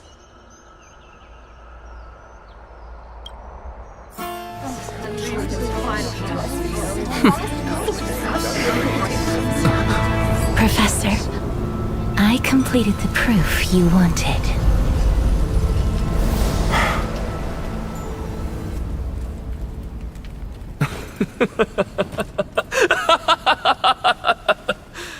Thank you, Castorus. The answer is plain as day. My vote goes to the Flame Chase Journey and nothing else! Elder Kindness, I have deciphered the truth of this world!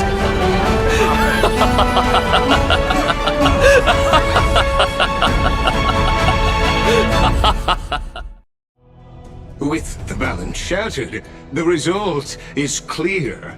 Buy carefully and Lenten above, as the Theoros I have observed. No! Ligus, you can't! Anaxa, what have you done? Have you lost your mind? I hope you are prepared for the harsh punishment awaiting you. Mark my words, I will make sure that clever head of yours never forgets the price of betrayal! Have you forgotten? I told you that happens to be one of my rare talents.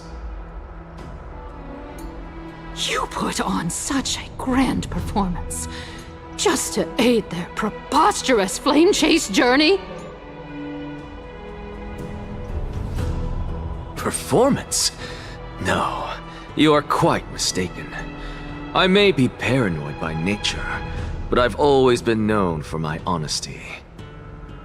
If you really understood me, Lady Kindness, you'd realize that I never had any interest in your pathetic little game of politics. Factions, standpoints, they are jokes in my eyes. I have never once switched sides. Because I, and I alone, am the truth. Lady Kindness, with all the citizens here as witnesses, we should honor the spirit of democracy and respect the decision of this assembly.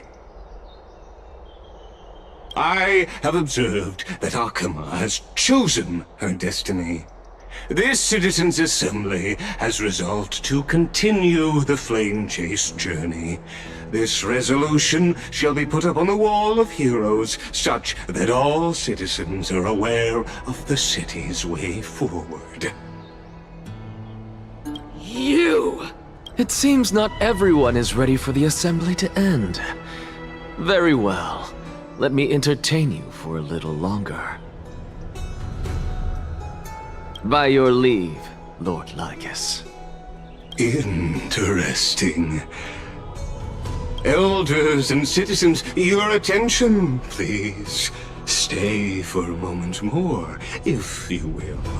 Anaxagoras of the Grove of Epiphany has an announcement for the assembly. What is this performer up to now? The flame chase journey. Do you think he'll continue? I don't know. So apropos. Frankly, still. Just moments ago, all of you made a decision on the fate of Amphorius. As a supporter of the Flame Chase journey, it pleases me to see the choice you have made. but I regret to say that I still harbor doubts about this outcome. Thus, I hereby challenge this resolution. Tell me, who among you dare swear to Kefali's name that Era Nova will truly welcome the fairy tale ending that the Chrysos heirs have promised? A beautiful new world free of calamity and madness? Nonsense! That's impossible! What is he getting at? Of course he... Not even for a second. No one? Must I pick somebody to answer?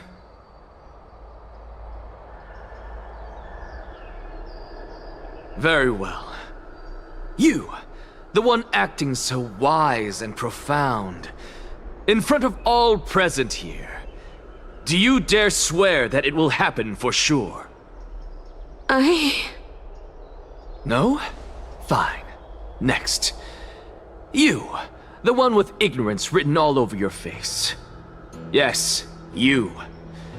Do you dare swear by it in front of the Titan? What are you trying to do? Useless. Your turn, then. With that smug look of yours, you must be confident that the Flame Chase journey is the best course to take, right? Hey! Mind your tongue!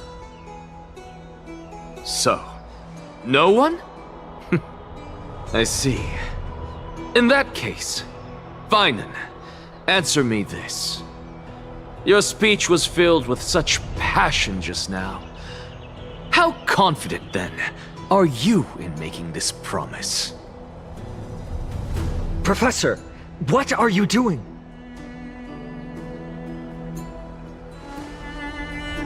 Let him continue with his performance.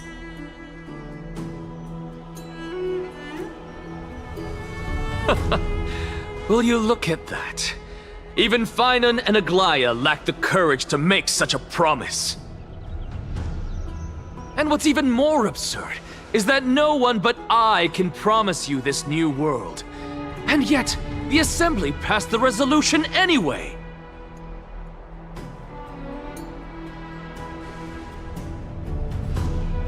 But you needn't worry, because I knew better than to trust you good-for-nothings. That is precisely why I am here today. To give you one final lecture. Now listen up and listen well. I, Anaxagoras of the Grove of Epiphany, hereby declare everything that the Flame Chase journey promises is true! Finan of Ides Elysiae, the prophesied demigod who shall succeed Kefali, will reforge each and every one of us in the new world with his complete, intact memories. What? The core flame-bearing titans were the Chrysos heirs of yesterday, and the Chrysos heirs who carry the core flames today will become the titans of tomorrow. All of our souls shall endure for eternity in the miracle of the World-Bearer, and all under Kefali's protection shall step into that new world.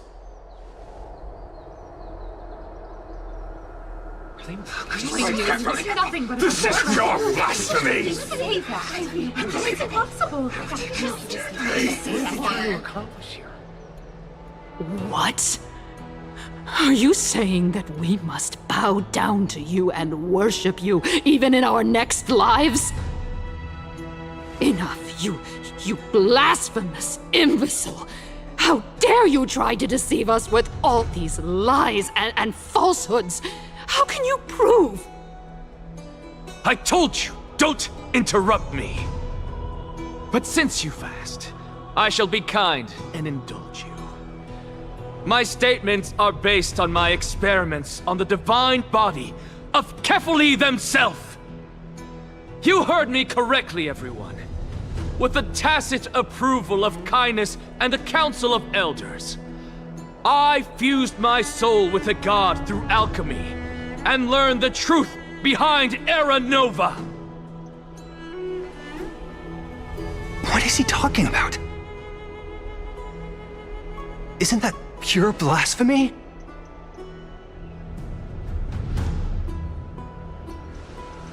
I, the vile, wretched blasphemer, deserve nothing less than death for my sins. And the Council of Elders, which granted me consent and aided in committing this atrocity, should face punishment alongside me!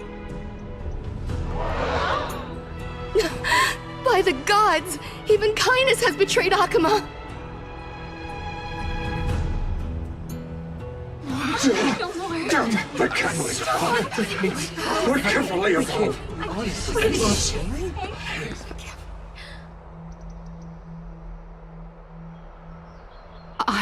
I had no knowledge of his transgressions. He did that on his own. The Council of Elders bears no responsibility for his actions. Lord Lygus, as the esteemed Theoros, are you going to simply stand by and allow the Council of Elders to be dragged through the mud? If the accusation is true, I will acknowledge it. If not, my conscience stands unburdened. Lady Kindness, the reputation of the Council of Elders was not built in a day, nor will it be shattered overnight. Repercussions await those who fool the people, and punishment must be meted out on those who abandon their vows. We should respect this beautiful city and her people. You... Lady Aglaya, the Gold Weaver, I humbly ask that you take on the responsibility of overseeing this judgment in the name of the fairness of Talantin and the justice of Kefali. Considering the circumstances, and in accordance with Akuma's codex, as the only demigod among us, you shall rightfully wield this authority. The honor is mine to bear. How is this permitted? They can't let this happen. Somebody do something! This is how it's supposed to be. Absolutely outrageous. Elders and citizens, silence, if you please. Anaxagoras of the Grove of Epiphany has made his statement clear. As per Akuma's codex, I request all present citizens to stand with me in exercising the right of judgment. First, Elder Kindness of Akuma and Lygus the Theoros stand accused of neglecting their duties and abusing the law, leading to the egregious blasphemy against a god. In the names of Talantin and Kefali, Akuma is to form a committee before the 7th action hour to conduct an investigation and disclose the findings to the public for subsequent judgment. Yes! That's what we deserve! Agreed! Curse you! Now, concerning Anaxagoras of the Grove of Epiphany, he has confessed to grave blasphemy against Kefali. In the names of Talantin and Kefali, the accused must be allowed to hear the people's voice prior to the execution, for a chance at a reduced sentence and possible pardon.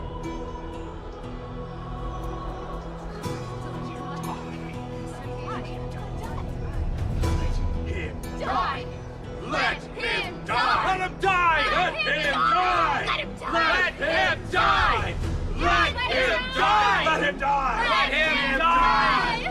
Let him die! Professor.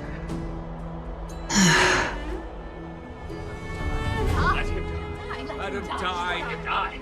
Let him die! Let him die!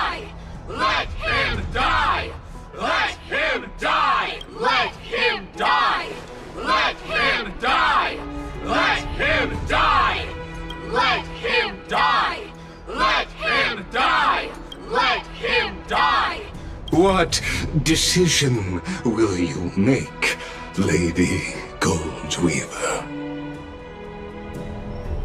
Enough with the hesitation, Aglaya. This is not like you. Let him die! Let him die! Let him die! Then, in light of the people's voice, O Talantan on high, may you bring death upon him.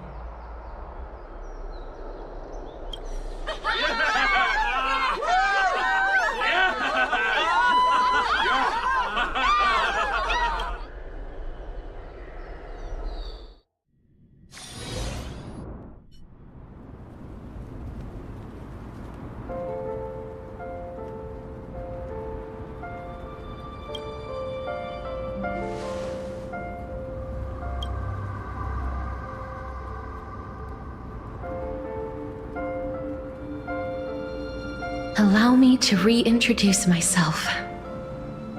I bore the name of Castris while walking among the mortals. And now, I stand as the demigod of death, the living side of Thanatos. Welcome to my realm, where the west wind ends.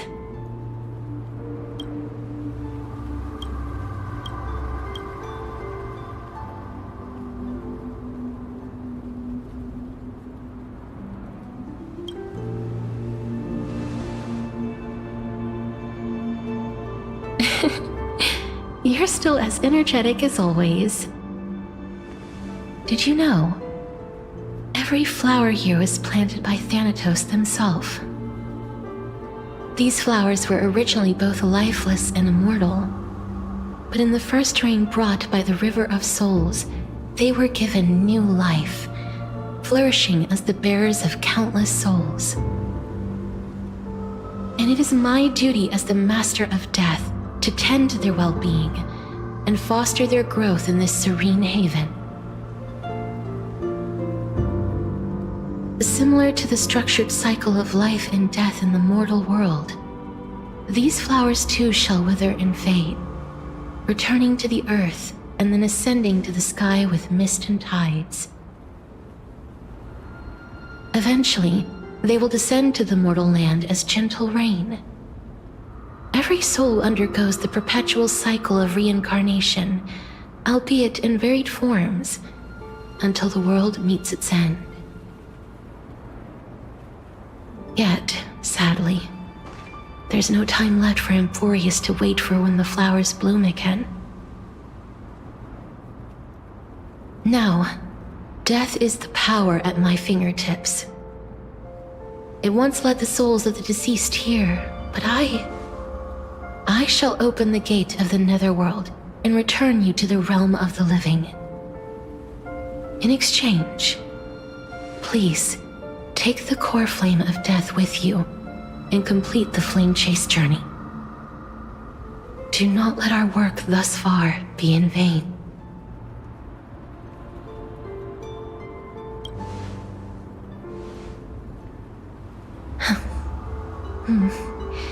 Just like the other demigods, I will stay here and embrace my destiny. That being said, it is not easy to guide a lost soul back to the mortal realm. The whispers of death are sweet and alluring. If your determination wavers, you will succumb and be forever ensnared by the netherworld's grasp. Please consider this a one-time exception. I will do everything in my power for the flame chase journey. And for your life, the only life I can save.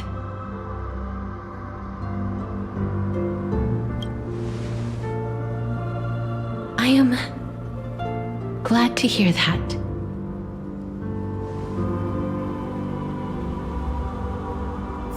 Over here!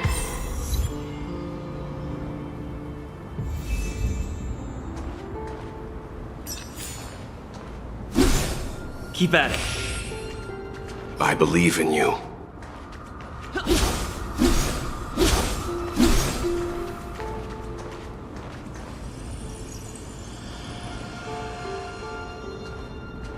Just forget about all the hardships of the mortal realm.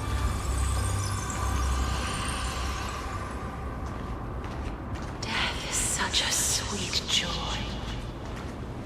Lift your chin up high and step forward with us toward tomorrow! That's right. Keep your eyes on the dawn. Onward. Show me your courage.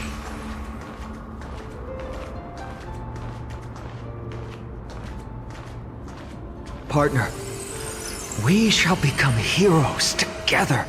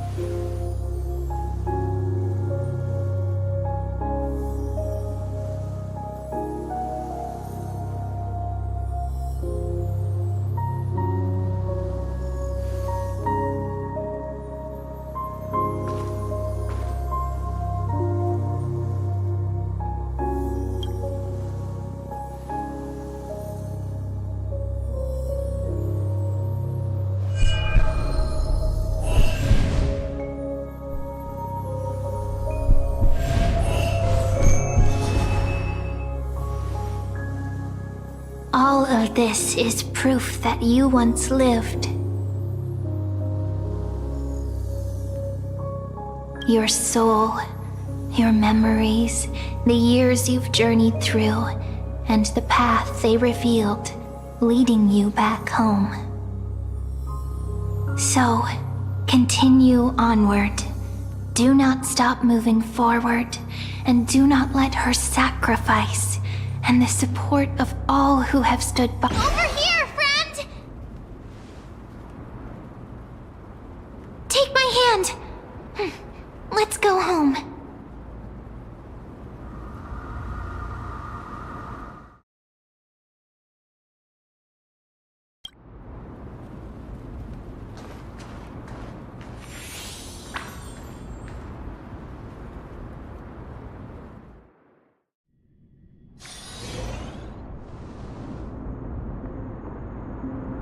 At last, I knew you could do it.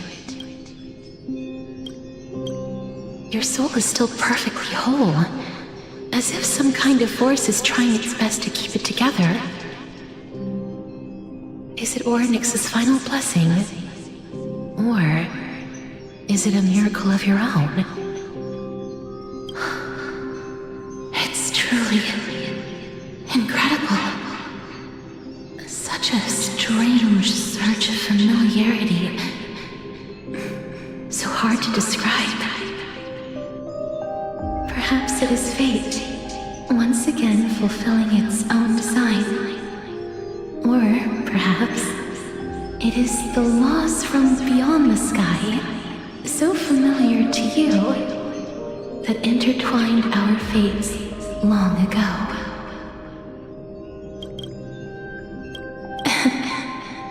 It seems that this is the riddle which cannot be solved anytime soon. The sensation of becoming a demigod is truly wondrous. It's as if the river of souls is winding its way through the depths of my spirit, transforming with each breath into a fine rain that nourishes the world. Do you recall that prophecy? At the end of the sea of flowers, the souls of the living shall warm thy fingertips, and after after an embrace, there shall be eternal separation. I promised you that I would do everything in my power to give it another meaning. Now, as I stand as a demigod and destiny draws to a close, I can finally end it in a way that is as beautiful as it deserves. The wish I once sought but could never grasp is now within reach.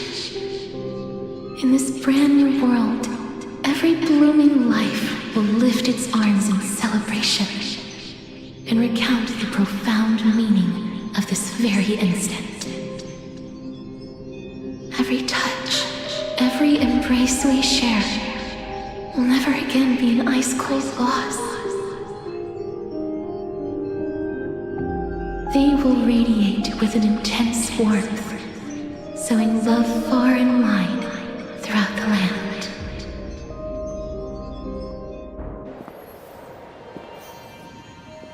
The other shore is very cold.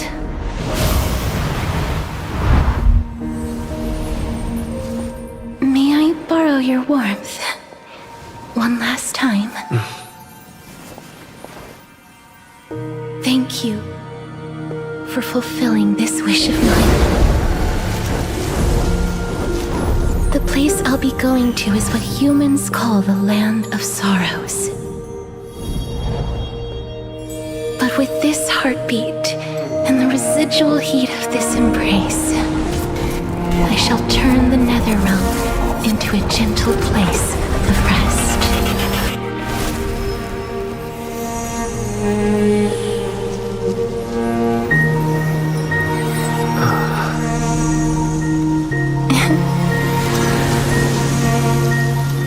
This embrace may be brief, but it's the proof that I once lived. Farewell, then. May we reunite in the new world.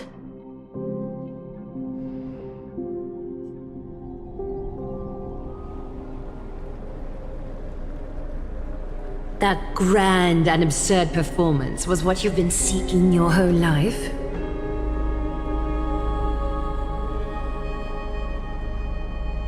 I gave up everything in search of truth, and it culminated in this very moment. You, on the other hand, performed as I expected. You did not hesitate when you saw the chance to attain power. It's as if you crave power, like a fly craves rot. Those are your words, not mine. But what you said at the end, did you already know what I had planned for Finan?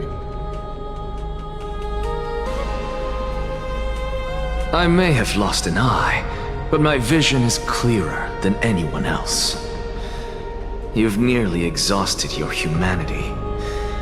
You're no different from my current state as a walking corpse. That's true.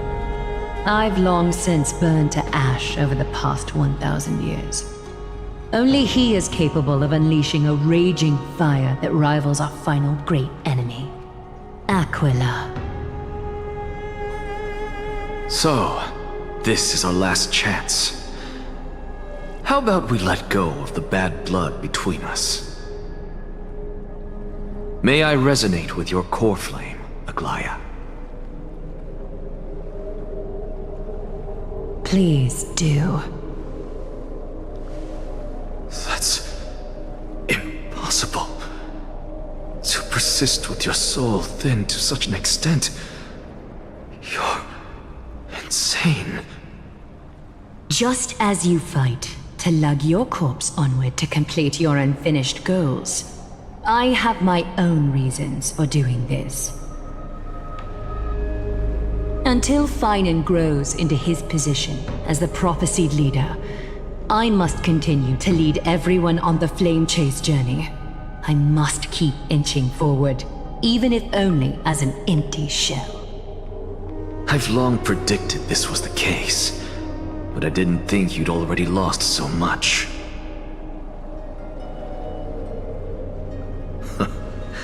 How ironic.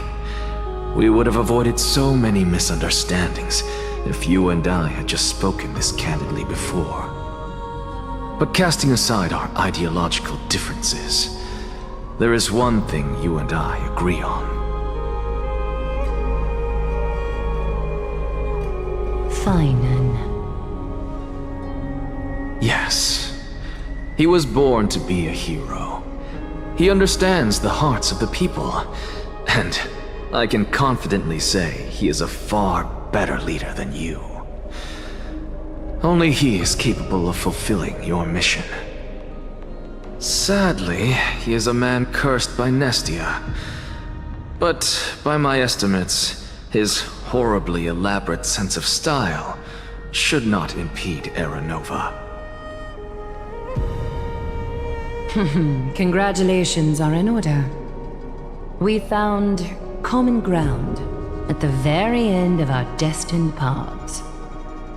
When you put it that way, it makes me want to take back what I said. Glaya, we're back. Come welcome our great hero reborn from the ashes.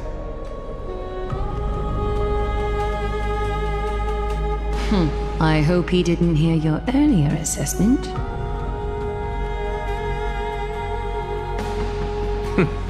It wouldn't be the first time I criticized him. A man should be aware of his own shortcomings.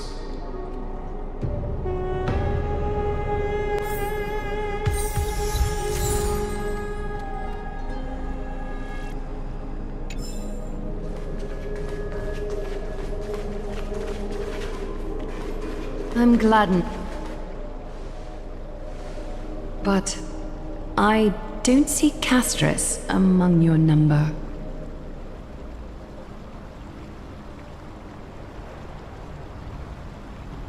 It looks like she not only helped me prove my theory, but helped you fulfill your mission as well.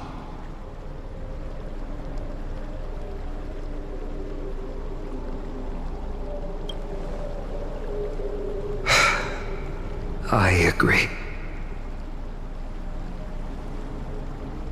She might not have been able to change her fate, but she still wrote the final verse of her epic herself. Trinan, please recite the prophecy for us. Trailblazer, please surrender that scalding cool flame for us as well. You are the only life she ever saved by her own hand in her 1,000 years on this earth. I believe no one is more qualified for this noble task.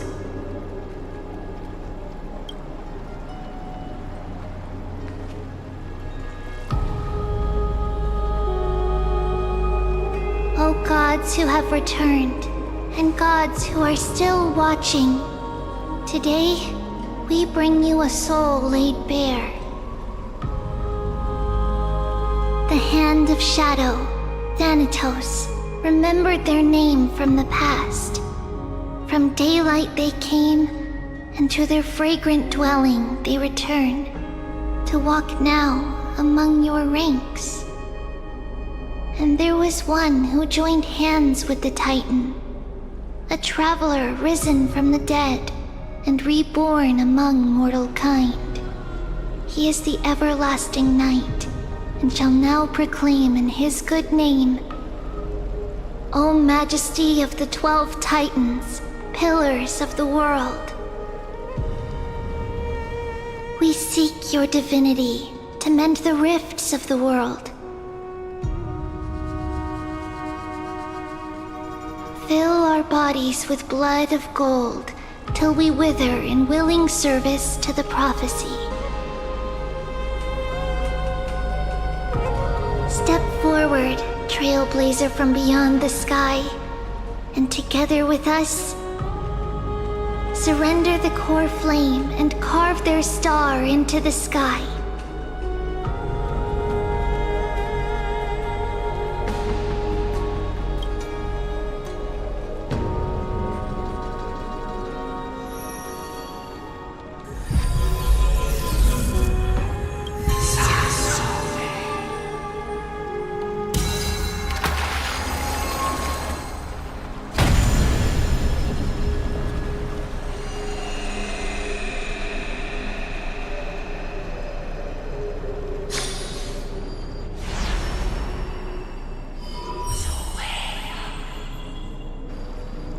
constellation for death. For life and death, to be more precise.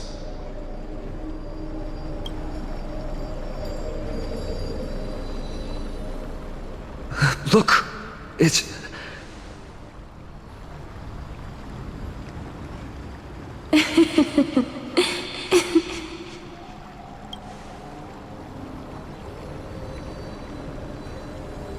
No, it's only a divine echo. I think she's here for the trial.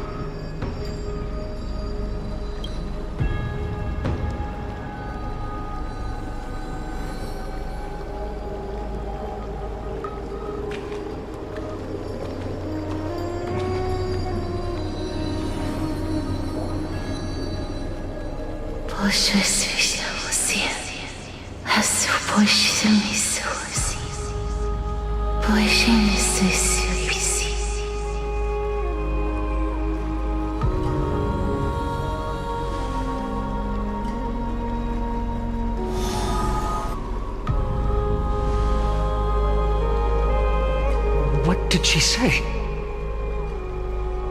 That's the language of the Titans. Castorus... No. The Titan... They said... I have illuminated the cold shadow of death. Onwards. For your path to the future is bright and its flame eternal.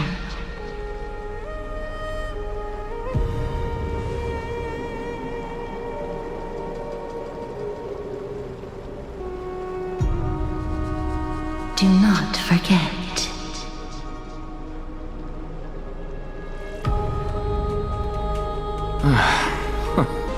She made quite a scene. I suppose it's my turn now. I won't stop you. Professor, you... What's with that look? You were present. So, let's get this execution over with. We wouldn't want to bring shame to Akima's divine laws or keep me from creating a new world. You never change, do you, Professor? I don't understand. If your theory is correct, you'll lose all memories of your past life once you become a Titan. So what's the point of becoming a god? Of course there's a point. Even if I forget who I am, I'll still have my brilliant mind. It goes without saying, I'll find a way to retrieve memories of my past life. Besides, I still have you, don't I? I still don't really understand what you said during the assembly. Even if it were true, things reforged from memory could never be the same as the original anyway. Then allow me to tell you right now that you're wrong. What exactly are we? My answer is that the Chrysos heirs are the future Titans and vice versa. Of course, this answer only applies to us. So, what are we when it comes to regular mortals?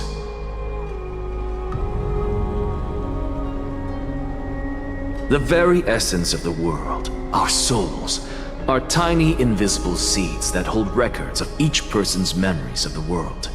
And we are the buds that sprout from these seeds to grow into great trees. Is that what new sporism means?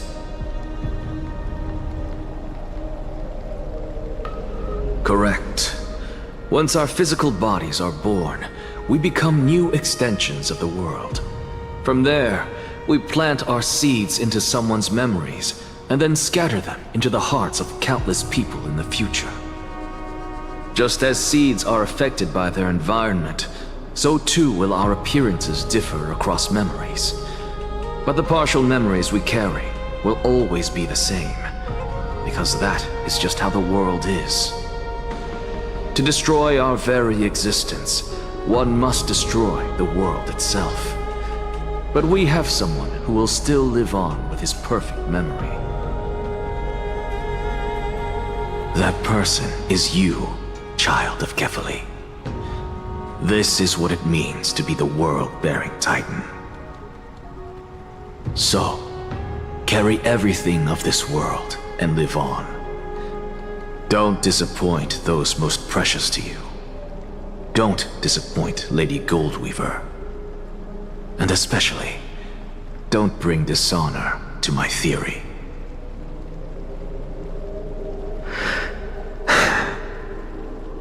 Anaxa, I swear to you, I'll lead everyone to our reunion in the New World. Good. That is all I have to say. Farewell, everyone. May we meet again in the next life. Farewell, great performer. May Circes safeguard your thoughts.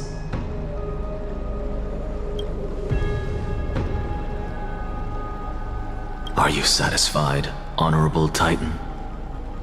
Very. I hereby swear I have borne witness. Anaxagoras of the New Sporists and the Grove of Epiphany has successfully overcome the trial of reason. Thus, I shall confer upon you these words.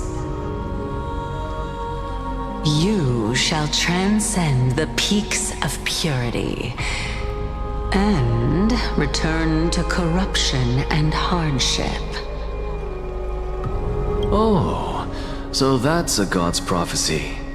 It sounds like you just rephrased my past, present, and future.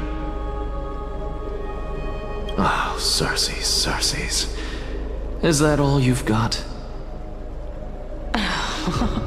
Well, you've already transcended the peaks of purity, and you were never the type to give me any leeway.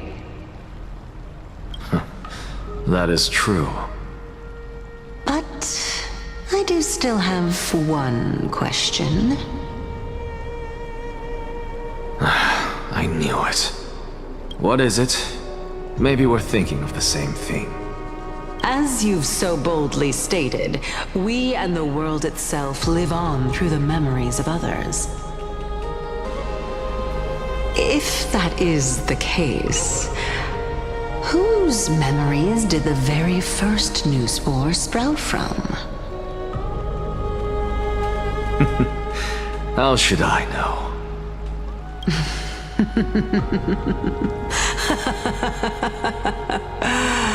Oh my. But, since we are both equally curious, we should allow the children of humanity who come after us to investigate in our stead.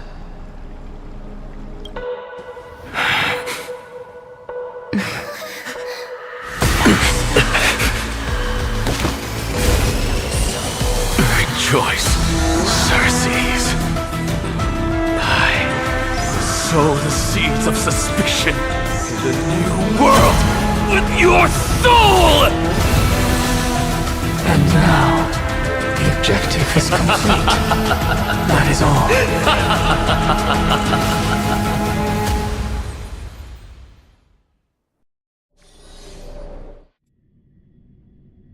Thankfully, she's still alive. Was March 7th also in this condition when she was first rescued by the Express?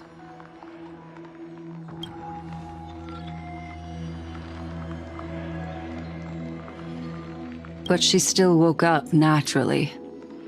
Looking on the bright side, that might happen this time as well.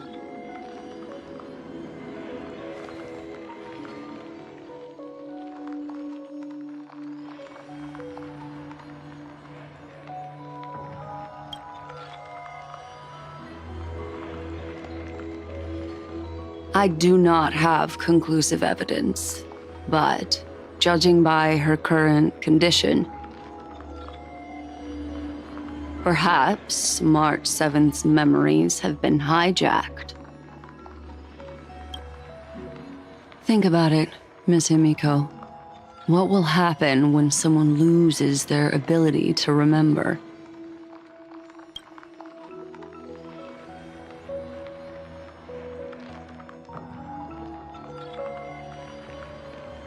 Unfortunately, short-term memory is an entirely different concept from the inability to remember. Perhaps it is difficult for you to imagine, but an individual who has lost their ability to remember turns into nothingness.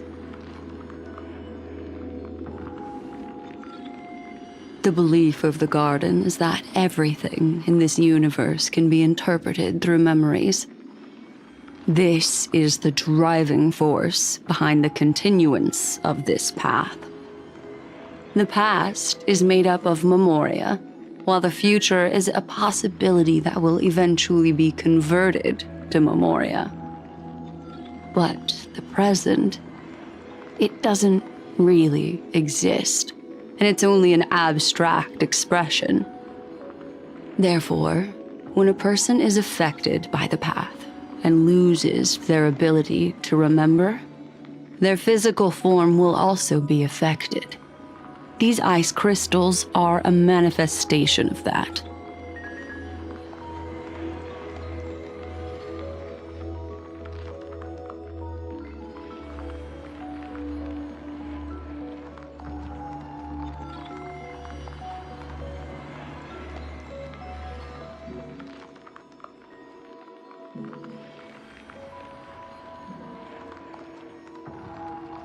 Is Miss Himiko suspicious of me?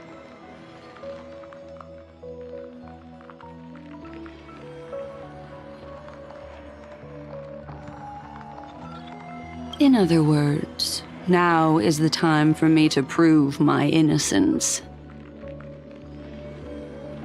That's not a problem, of course. The true reason behind my intentions is that Amphorius holds special significance. For some memo keepers of the Garden with extremist views, it is a perfect example. A world that can only be seen through the Garden's mirror means that memo keepers have the right to keep the world in their private collection.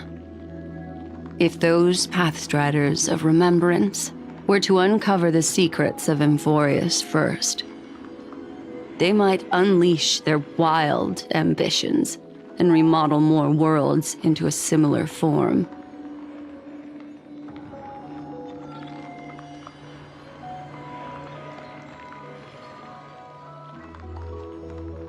I chose to remain quiet before, because I did not want to involve you in the Garden's internal conflicts.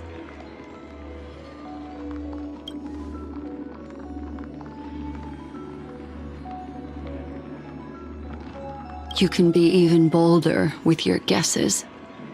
The people that I'm talking about, they aren't just individuals. They are an organization that has already attached itself to the pinky finger of Fu Li.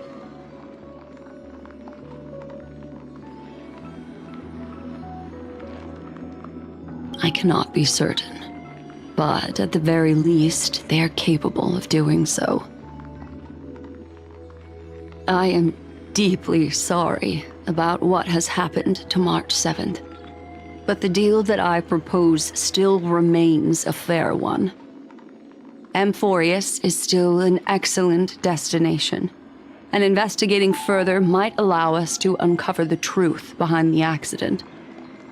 Miss Himiko, the wisest choice right now is for us to continue cooperating.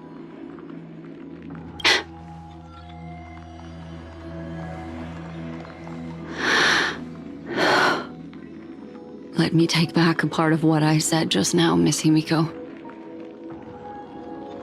Although we indeed struck a deal, it seems like I have involved you in some unforeseen danger. Please accept my deepest apologies.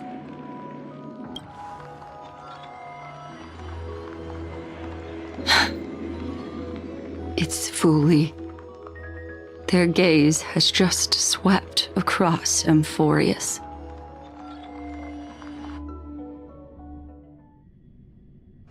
Oh, how interesting.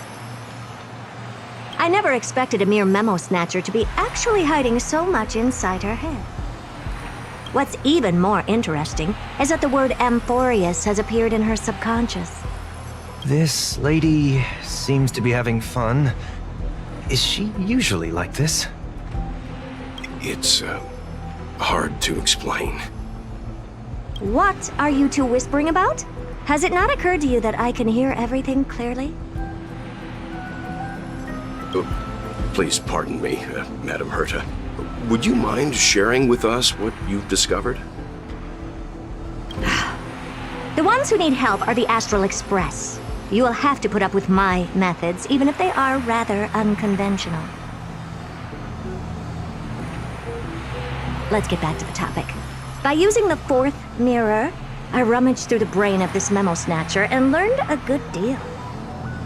Not only does this person know of Amphorius, but there are also many memo keepers who are interested in the place. I searched through her consciousness and found the following terms: the Eternal Land, the Rejected Land, and the private collection of the Garden of Recollection. It seems like Miss Black Swan is indeed hiding some things from us. Since I'm not able to find any useful clues from the outside, why don't I personally visit this mysterious Amphorius? You're planning to head to Amphorius yourself? Yes, but not in the flesh like you all foolishly did. See these Herta mirrors?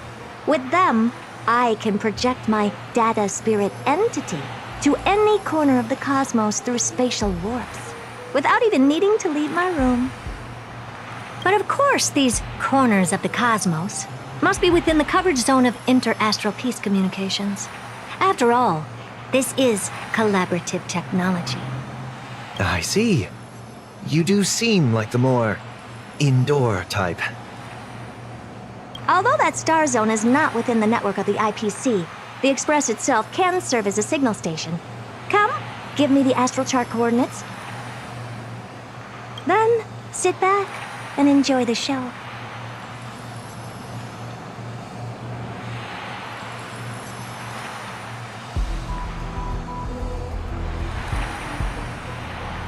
All right, now that everything is ready, mirrors, get to work.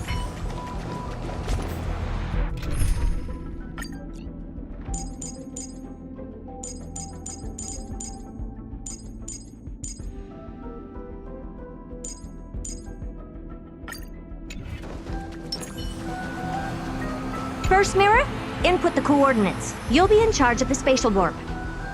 As you command, Madam Herta. The preparations are complete. I wish... Second mirror, prepare for the thought refraction. There's still some distance from the Astral Express to the Amphorius celestial body. You're in charge of sending me over. This time, raise the power to the maximum. Don't be stingy. Oh, okay. I won't fail the mission, Madam Herta.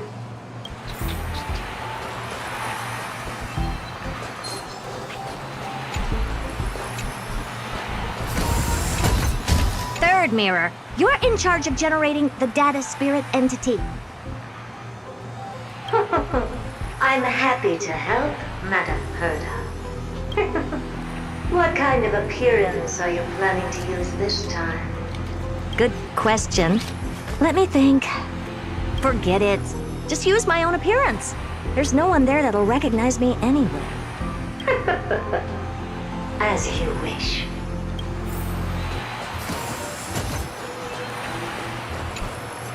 Preparation of the data spirit entity complete.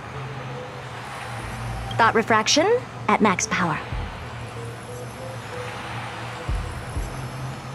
Excellent. The first mirror. Let's get going. Have a safe trip, Madam Herta. May your journey yield good results. Coordinates input complete. Preparing to activate spatial warp. Destination, unknown celestial body, Amphorius. Spatial warp countdown. 5, 4, 3, 2, 1. Warp activated.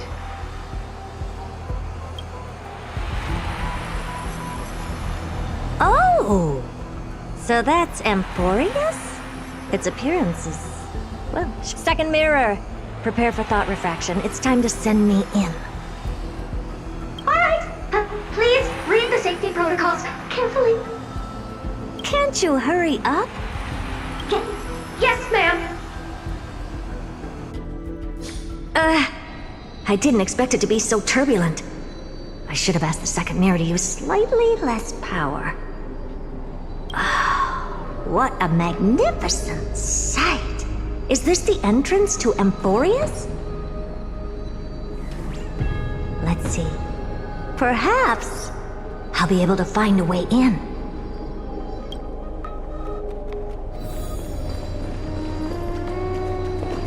What's this? A statue? It's ugly. I don't like it.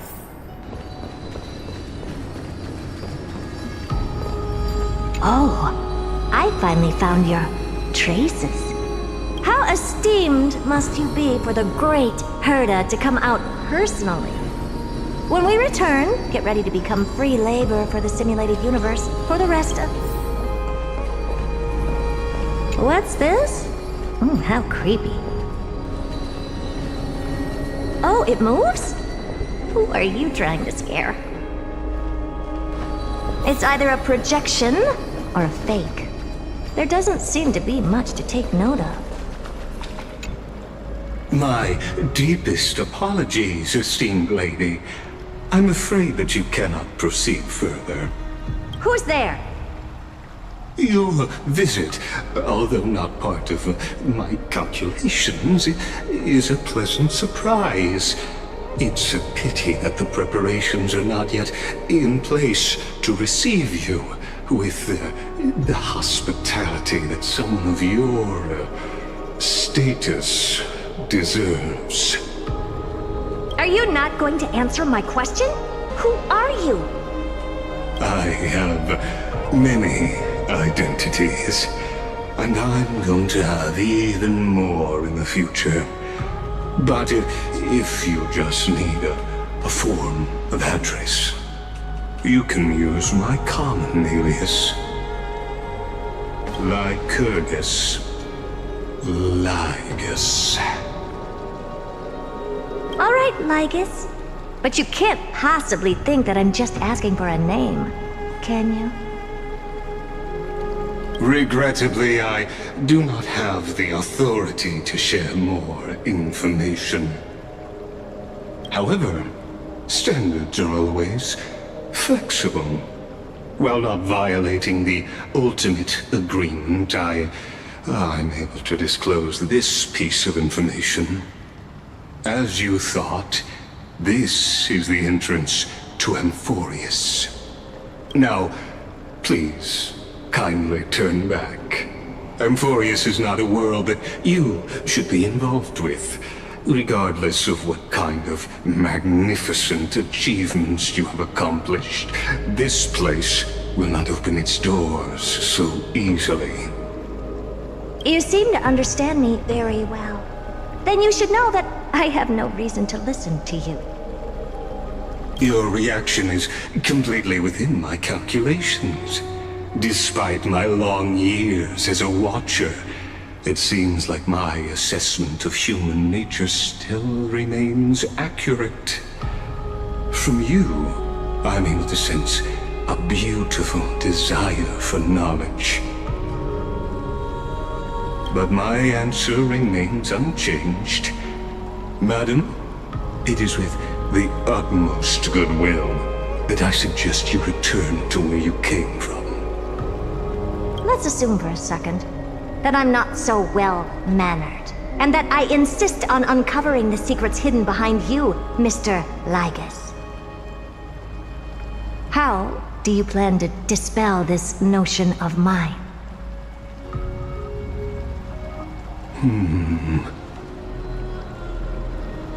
Within the scope of the ultimate agreement, there are 178,244 logic chains at my disposal to convince you. After filtering through them, I have determined that I only require 3 to attain the results that I desire. Oh? I'm all ears. First, for reasons that cannot be disclosed, Amphorius is a completely isolated celestial body. Apart from me, no one else will be able to help you enter. That's not a good argument. Second, if your plan is, as you've alluded to previously, to force me into cooperating by showing hostility, do know that, just like you, I have basked in the gaze of the erudition. I stake my honor and assure you that, in the worst-case scenario, our mutual destruction will be inevitable. Oh? No wonder I couldn't find a back door. When I did a scan of our surroundings, the safety protocols on you are comparable to Screwy's. How interesting.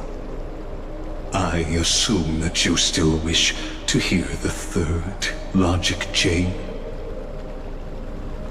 Of course. Why wouldn't I?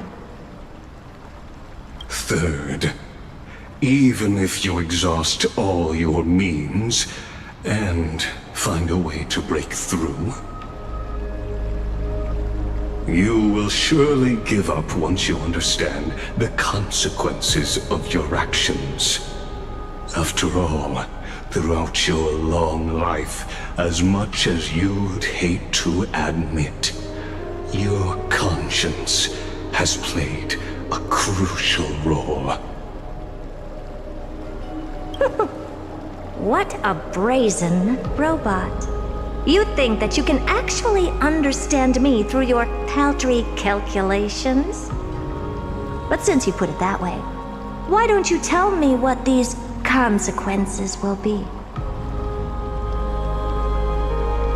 It concerns the third path that is entangled with Amphorius. A path that you and your friends still very much lack understanding of. The destruction. So, if you ignore my warnings and persist in your ways, you will break the shackles of a Lord Ravager. And when that happens, their fury will engulf the cosmos.